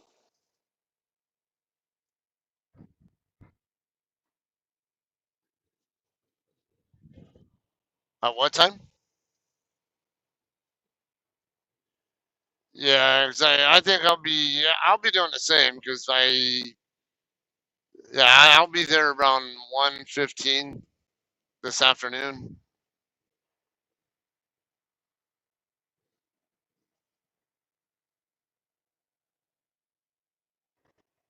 Let's see, I'm at the 189 now, so I'm 46. No, 36 out.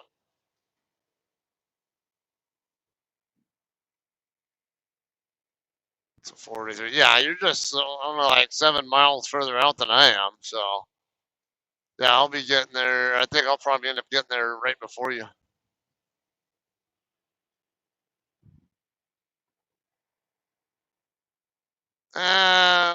Saturday going through. Oh, Albuquerque doesn't normally slow me down anyway, but I'm all yeah, but I'm also not a speeder. When the speed limit drops to 65, I actually do 65 ish. Yeah, I'll go down to like 67, but I don't keep it at 70 the whole time.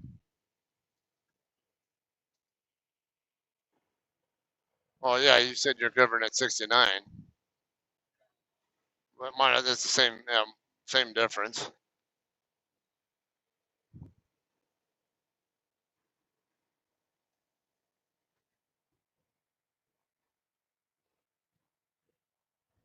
Huh.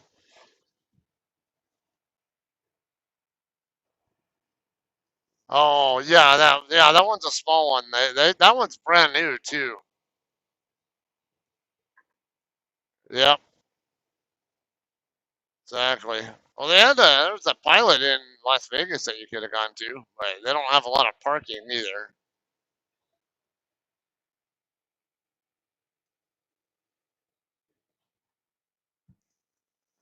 Yeah, it's true. Well, because where did you reload at?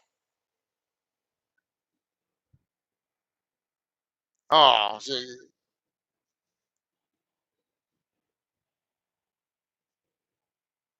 oh shit, that's nice. So you didn't even have to go anywhere near downtown Vegas.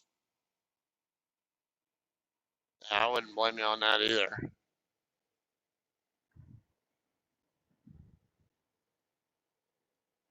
Yeah, there is a Flying J in Kingman at the 53-mile marker. Uh,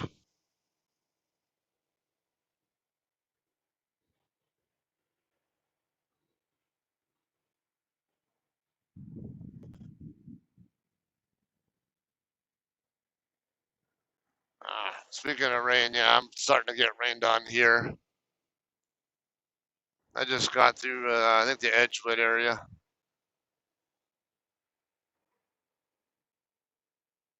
About, let's see, about 10 miles west of Moriarty now.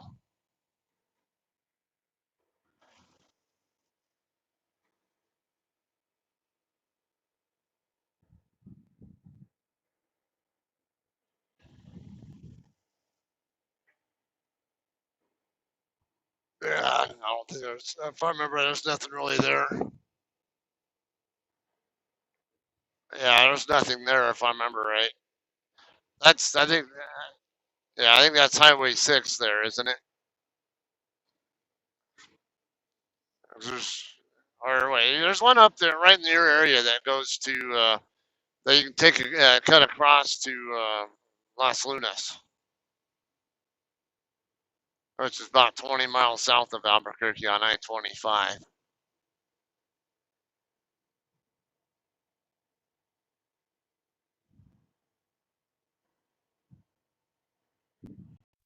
Never went that road at all.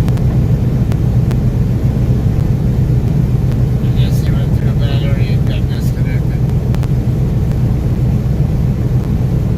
So his firm money drives from Ybor and he's basically Illinois.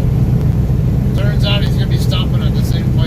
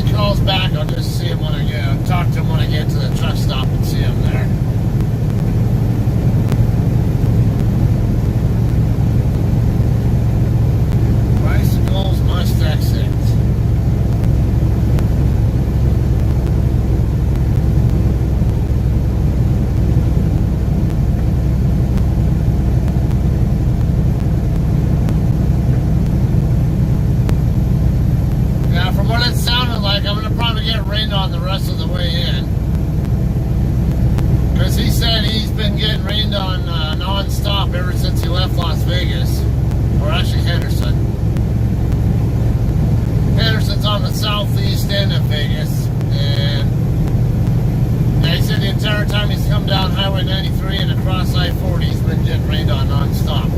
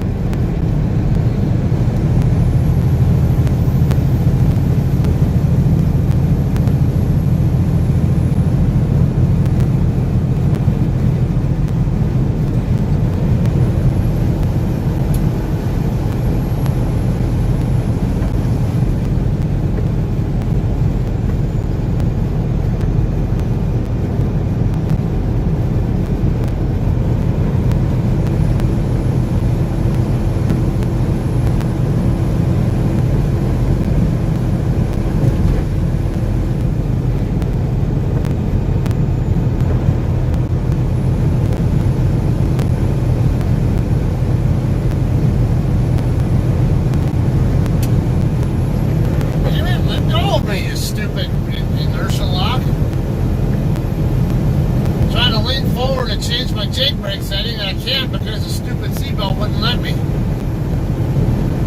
Drives me nuts when it does that.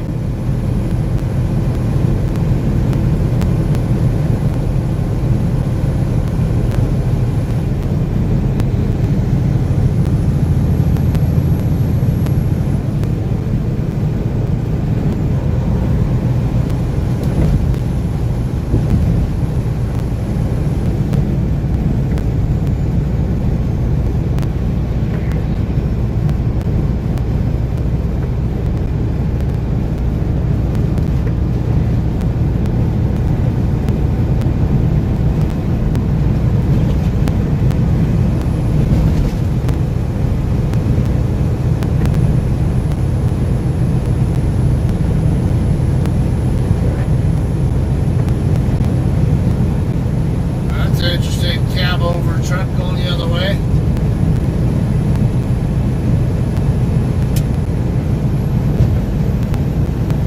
$178 Zuzaks, half mile. That puts me about 25 miles out from my stop.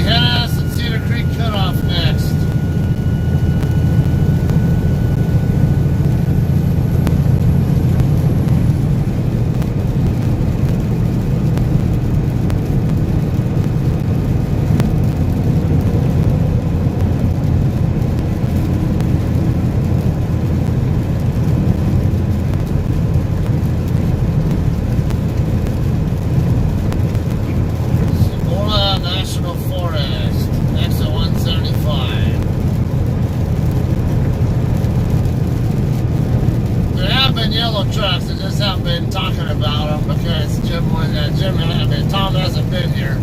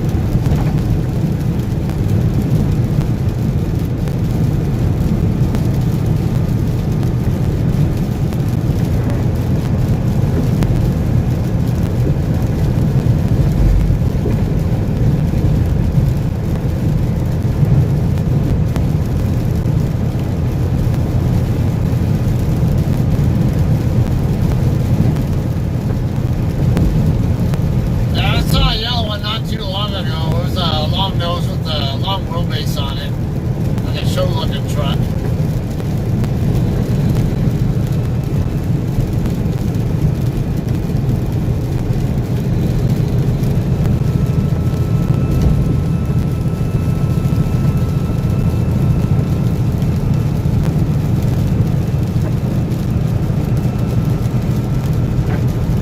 45 degrees here coming down the path. See what it is when we get down to the truck stop though.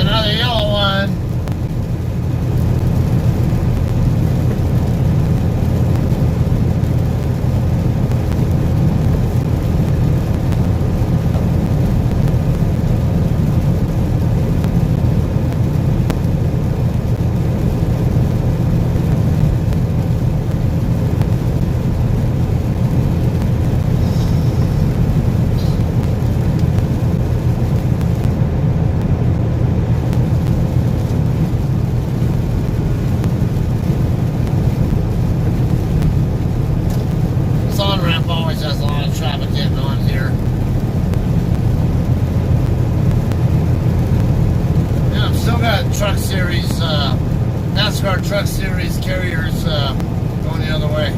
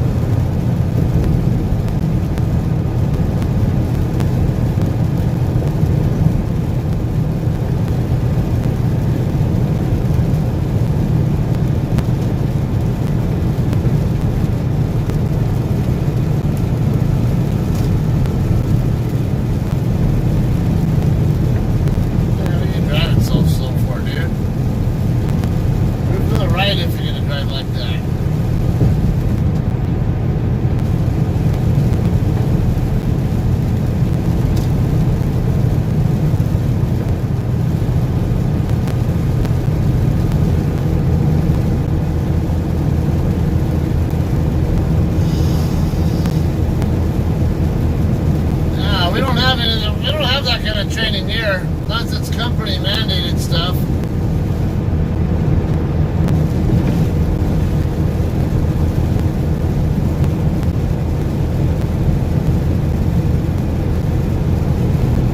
For us, it's basically just don't get any tickets or accidents or violations or whatever, and keep your CDL current.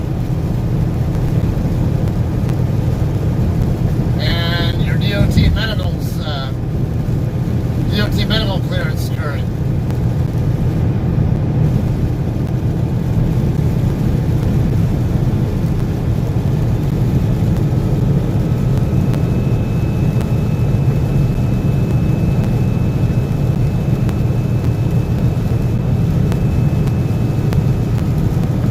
There's another yellow truck.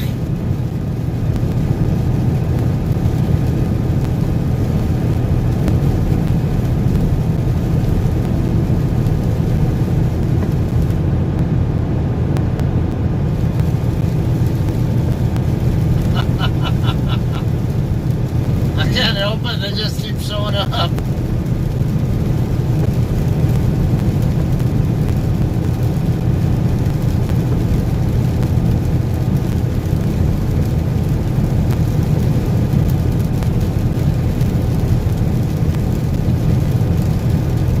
Alright, I-25 coming up 2 miles from here.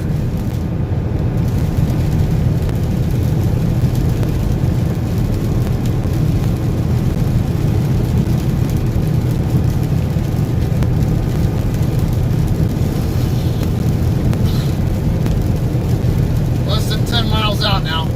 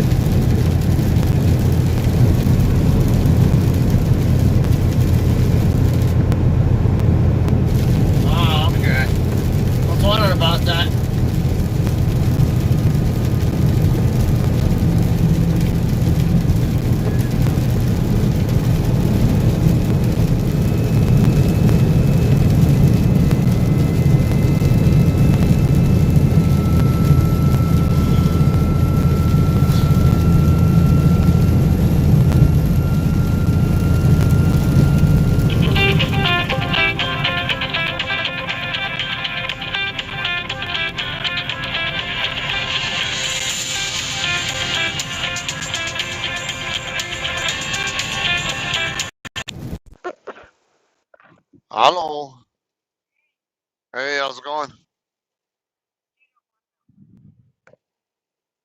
Okay. Guess I don't.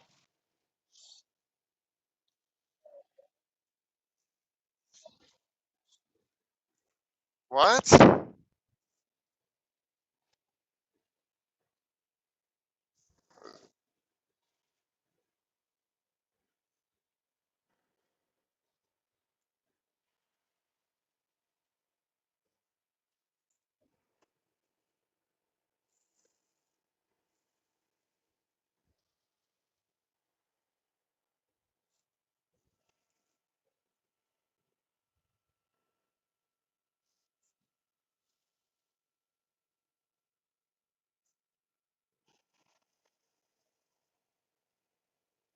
Okay.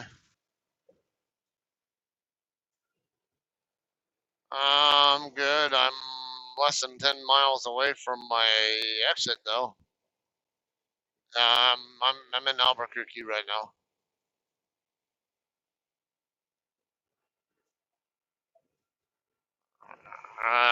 This load is going to Turlock, but I'm going to be swapping here in Albuquerque for the Colton load.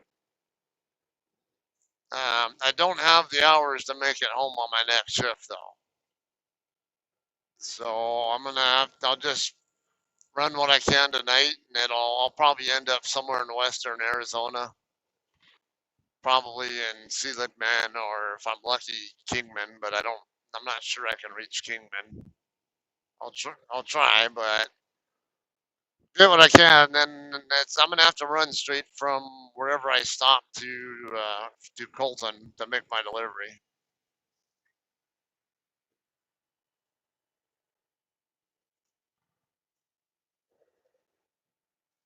What? I don't have any idea. I'll probably be limited on what I can do, so I don't know. Let's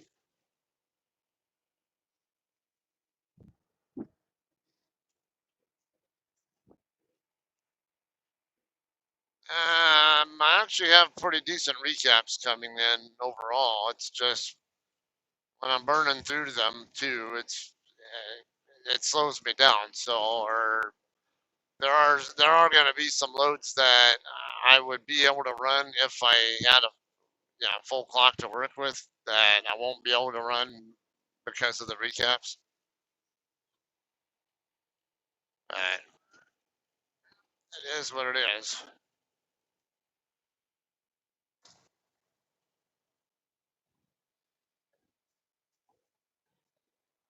How's so?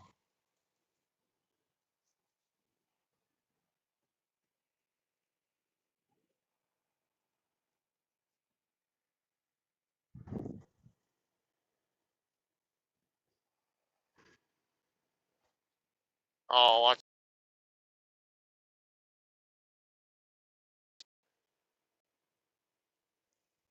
Damn it! Ah.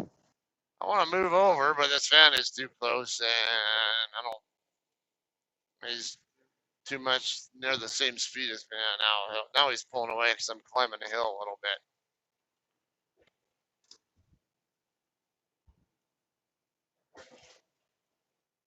All right. So she likes watching me on my streams, apparently. Oh, nothing wrong with that.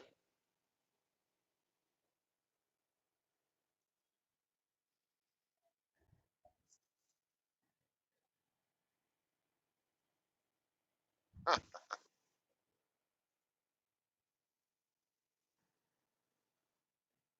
What? Oh, your audio is terrible, and I'm getting close to my exit, so I'm gonna need to end this really, really soon. All right, I'll give you a call once I'm in. So I'm gonna be meeting with both John and then turns out my buddy Eric Watley. He's actually gonna be shutting down at the same place as me, and he's only a few minutes behind me, and probably grab something to eat there. And then when I'm all settled in, I give you a call back. Okay. Hang on. Stop. Stop. I can't understand anything. Your audio is horrible. All right. Love you. Bye bye.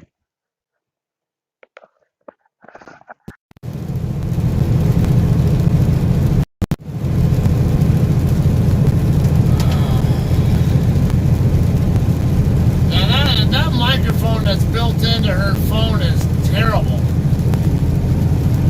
There's a Galaxy S9, if I remember right, S9 Edge or whatever that thing is called.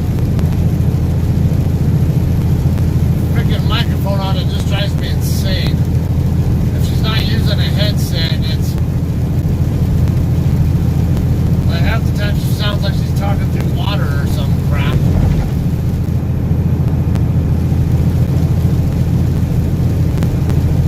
My exit's coming up next.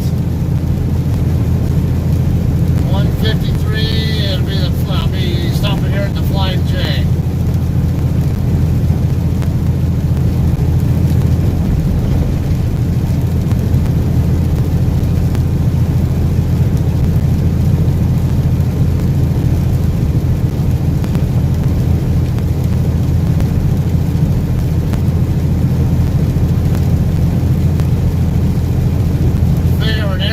Here, he said he's going to take a shower as soon as he gets here, so that'll work out because I'll have to wait for John to show up anyway. Let me get over here to the other lane. So I need to be in the outer lane.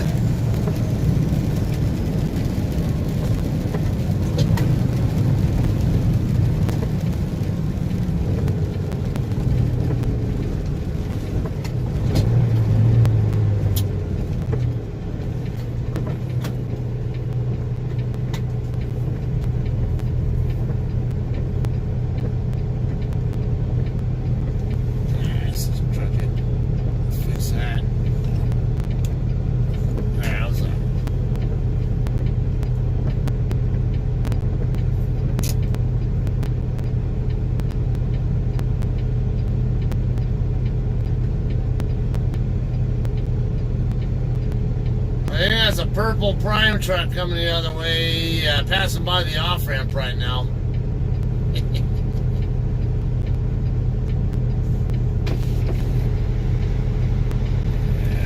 Yeah, it looks like it is.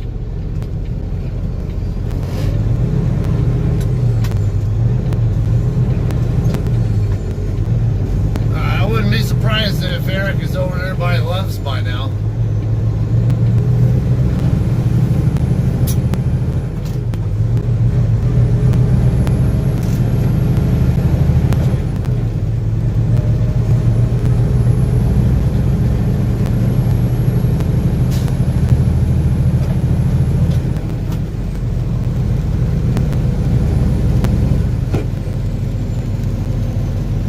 Sure, he can't be more than maybe 5 miles behind me,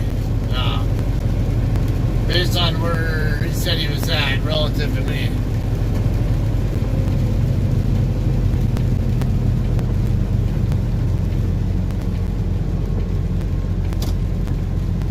Why do you have your left turn signal on night? Are you trying to get over there? Especially when you just came off the freeway, it makes me wonder if you really are trying to get over to the other lane.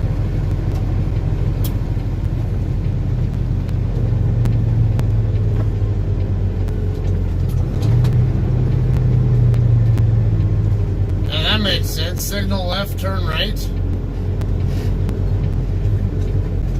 That's how it goes, man.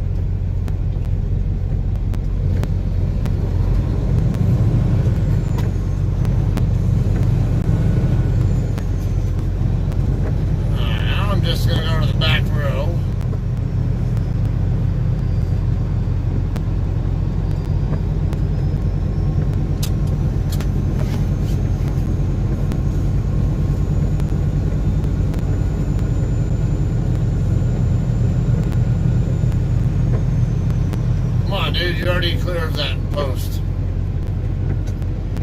Does this place really have to be a clusterfuck?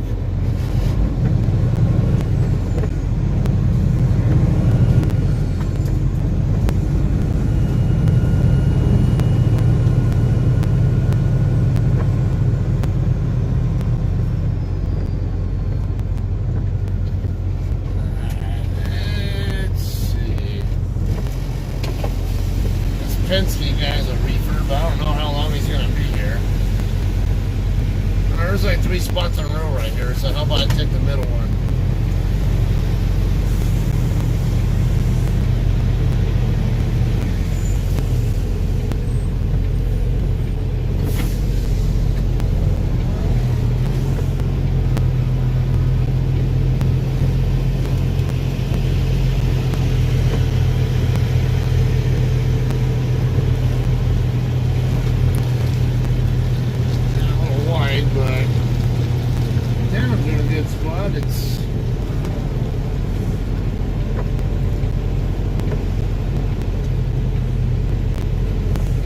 It's a little bit too much angle.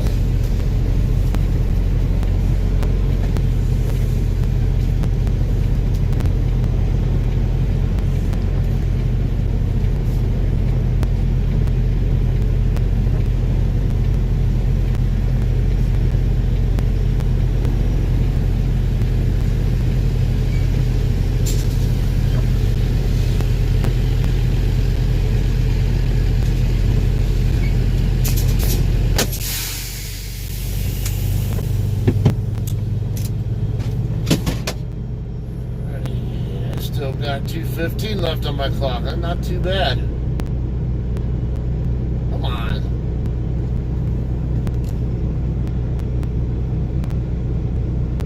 Alright. Made it. Yeah, so I got 2:15 left on my 70.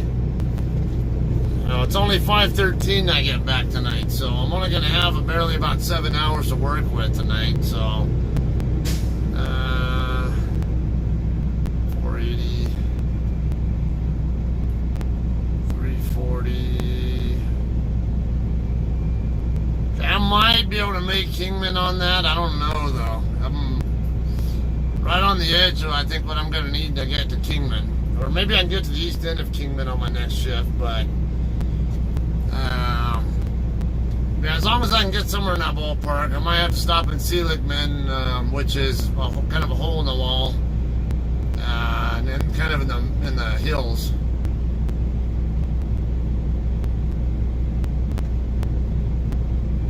Looking to see if I can.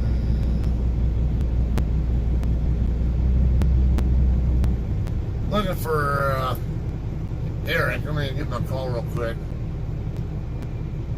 I'm gonna let him know I'm in the back row.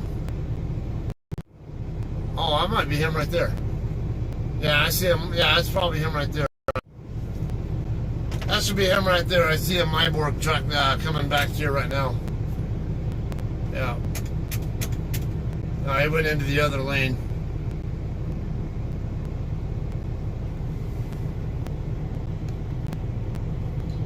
Let's give him a call.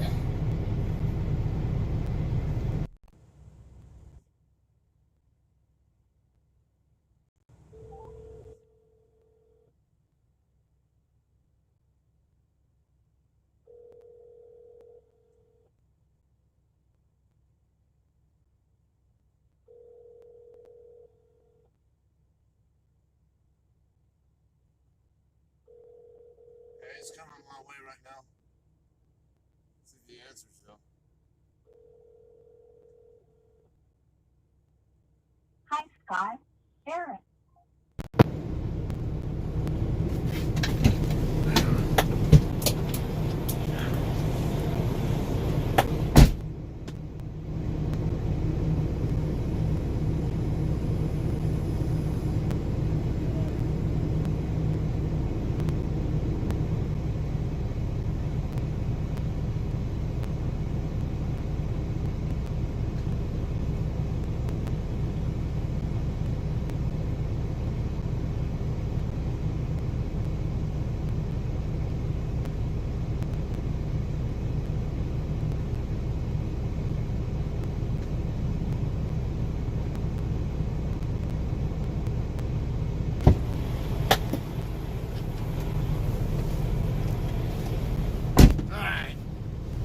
He's busy backing in. That's why he didn't answer the phone. He's parking over on it. He's a brave man parking at the end of the row over there. I don't park in spots like that. So I'm gonna give him crap when he I say, are you freaking crazy? Someone comes around the corner, some rookie come around the corner, he's gonna take your hood off.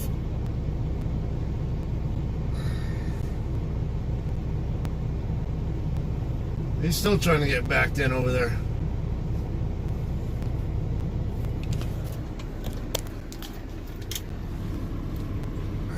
Let's see if we can get a shot of him there in between the... It's that black truck with the yellow stripe, that's him.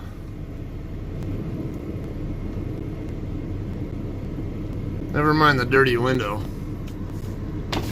I can't help the fact that rain falls and splashes on it.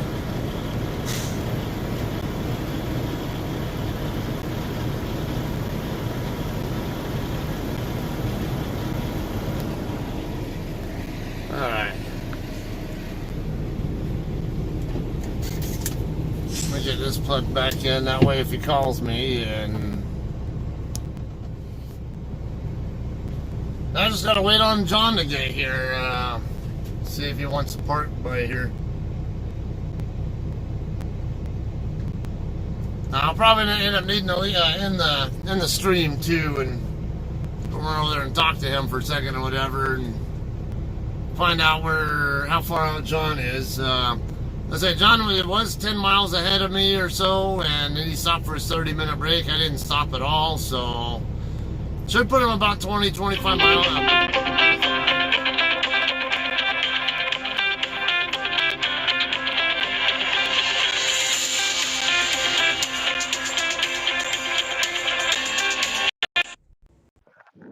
Hello. Hey, how's it going? Alrighty.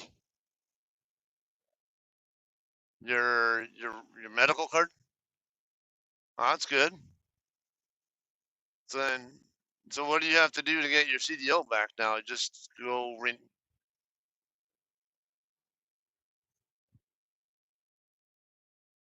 Oh, okay.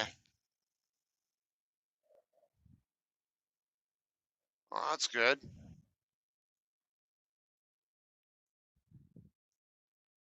Yeah. But at least you got one of the steps done.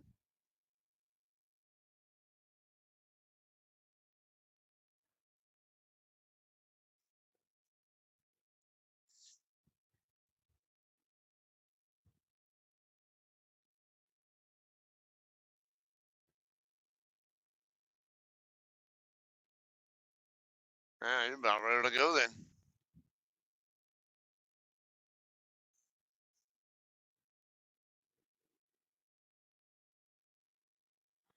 So have you decided you're gonna go with that Crete regional thing, or are you gonna go with that other company you were talking about?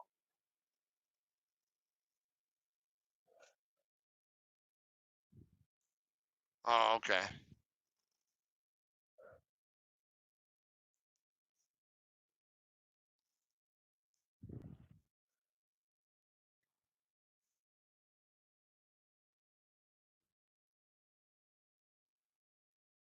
Yeah. Yeah, that's true. I I just got shut down, and I don't know if you know Eric Watley. Okay, yeah, he used to drive for England. He actually just showed up here at the same place as me, just a few minutes after I got here, and I'm about ready to shut down my stream and go talk to him and all that kind of stuff. So we'll talk later. All right, bye.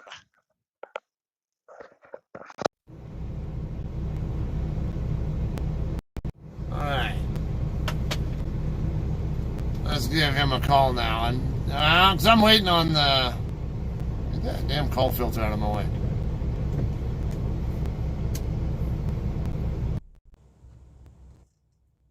Yeah, I'm also gonna end up waiting on John. John to show up.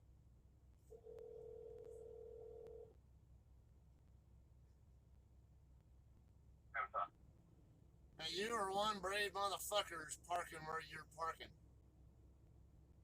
What? You are one brave some bitch by parking where you're parking. Why? You know what kind of idiot rookie can come around that corner there and take your hood off?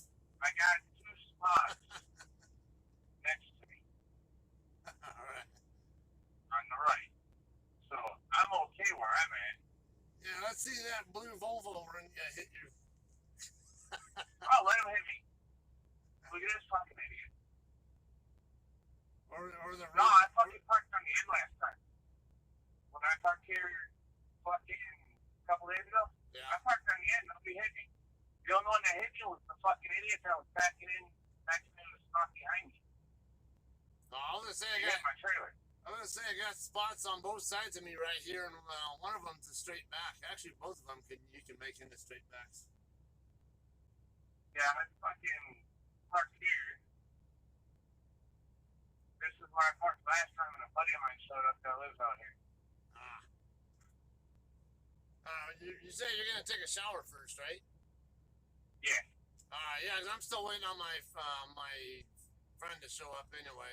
I'm gonna be swapping with, so and he's like 20-25 miles behind me, so I don't know, maybe I'll hook up after you get done with your shower or something. Yeah, it shouldn't take me long. It's like fucking when I take showers, it's like 15 minutes at most. Alright, that should be fine. Yeah, he's like I say, he was about 10 miles ahead of me, but he had to stop for a 30-minute break, and I went nonstop. So. Yeah. Alright. Yeah, I'll just I'm right down. The road that's in front of you, I'm further off to your left. See that truck that's backing in right now? Yeah. He's backing in right next to me on my left side. Oh shit, really? Yeah, and then the other And spot. then there's somebody that's down here in a Navajo truck that I know. Oh, nice. Yeah. I know too many fucking people. Yeah. Plus, if I call my buddy that lives out here in Albuquerque, he'd come out here after work. Nice. Yeah, the spot right next to me on the right side's open too. Alright, yeah, I'm gonna. Second Bluetooth guy. Alright. No problem. Go do your thing, man. And when I get through my swap or whatever, maybe I'll meet up at Denny's or something. Alright, for sure. Alright. Alright, later. Alright, see ya. Alright, so. Okay, so that's Eric. He's the guy, he drives from my board. He used to drive for Sierra England. That's how I know him. And of course, I'm just waiting on my cohort, John, who also drives for JCT, to show up. So we can do our swap. And he'll probably want to grab something to eat, even though he did a 30-minute break not too many hours ago. If I take it, it'll take a wild guess at least. So, oh, this is a Roscoe truck, and the same guy passed me up twice on the way over here. So he had to stop somewhere and then pass me up and then stopped and then pass me back up. It's cool. Yeah, Seiko gonna park here next to me. Yeah, look, he's got his four-ways on. Yep. Alright, Colia Seiko's coming in next to me now. And then Orozco's trying to fix this. Hey, Dick.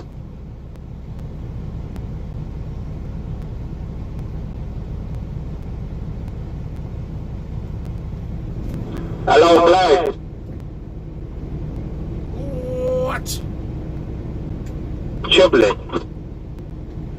Huh? Puina. Chocolate. What? My mom is sick.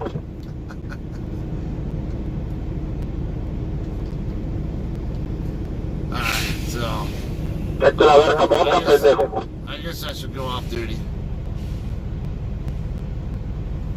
Alright, so anyway. CB's for information, not to talk shit. What'd you say? Motherfucker speak English, bro. You in America. A couple guys stepping on each Maybe you other. don't want to. Just tell us you don't understand. Push me kuzda. I'm the deep fromage. Amma, manta Fernando. Chupalas. Some of that stupid shit that happens, handbags flying, cat fight, yeah. That's why usually if you're not near a truck stop, it's usually pretty quiet on the radio, except for occasionally you might hear a couple of people chit-chatting with each other, might be traveling together or whatever, or hear someone bitching at someone else or something they're doing stupid or wrong or being an asshole about, or who knows. It's not really as bad as people think, though. It's honestly just maybe when you're near the truck stops, if you don't want to hear all the trash being talked, when you're near truck stops, it's a good time to have the radio down or off, and then turn it back off, turn it back up when you get away from the truck stops, and then you'll hear a little more quiet, and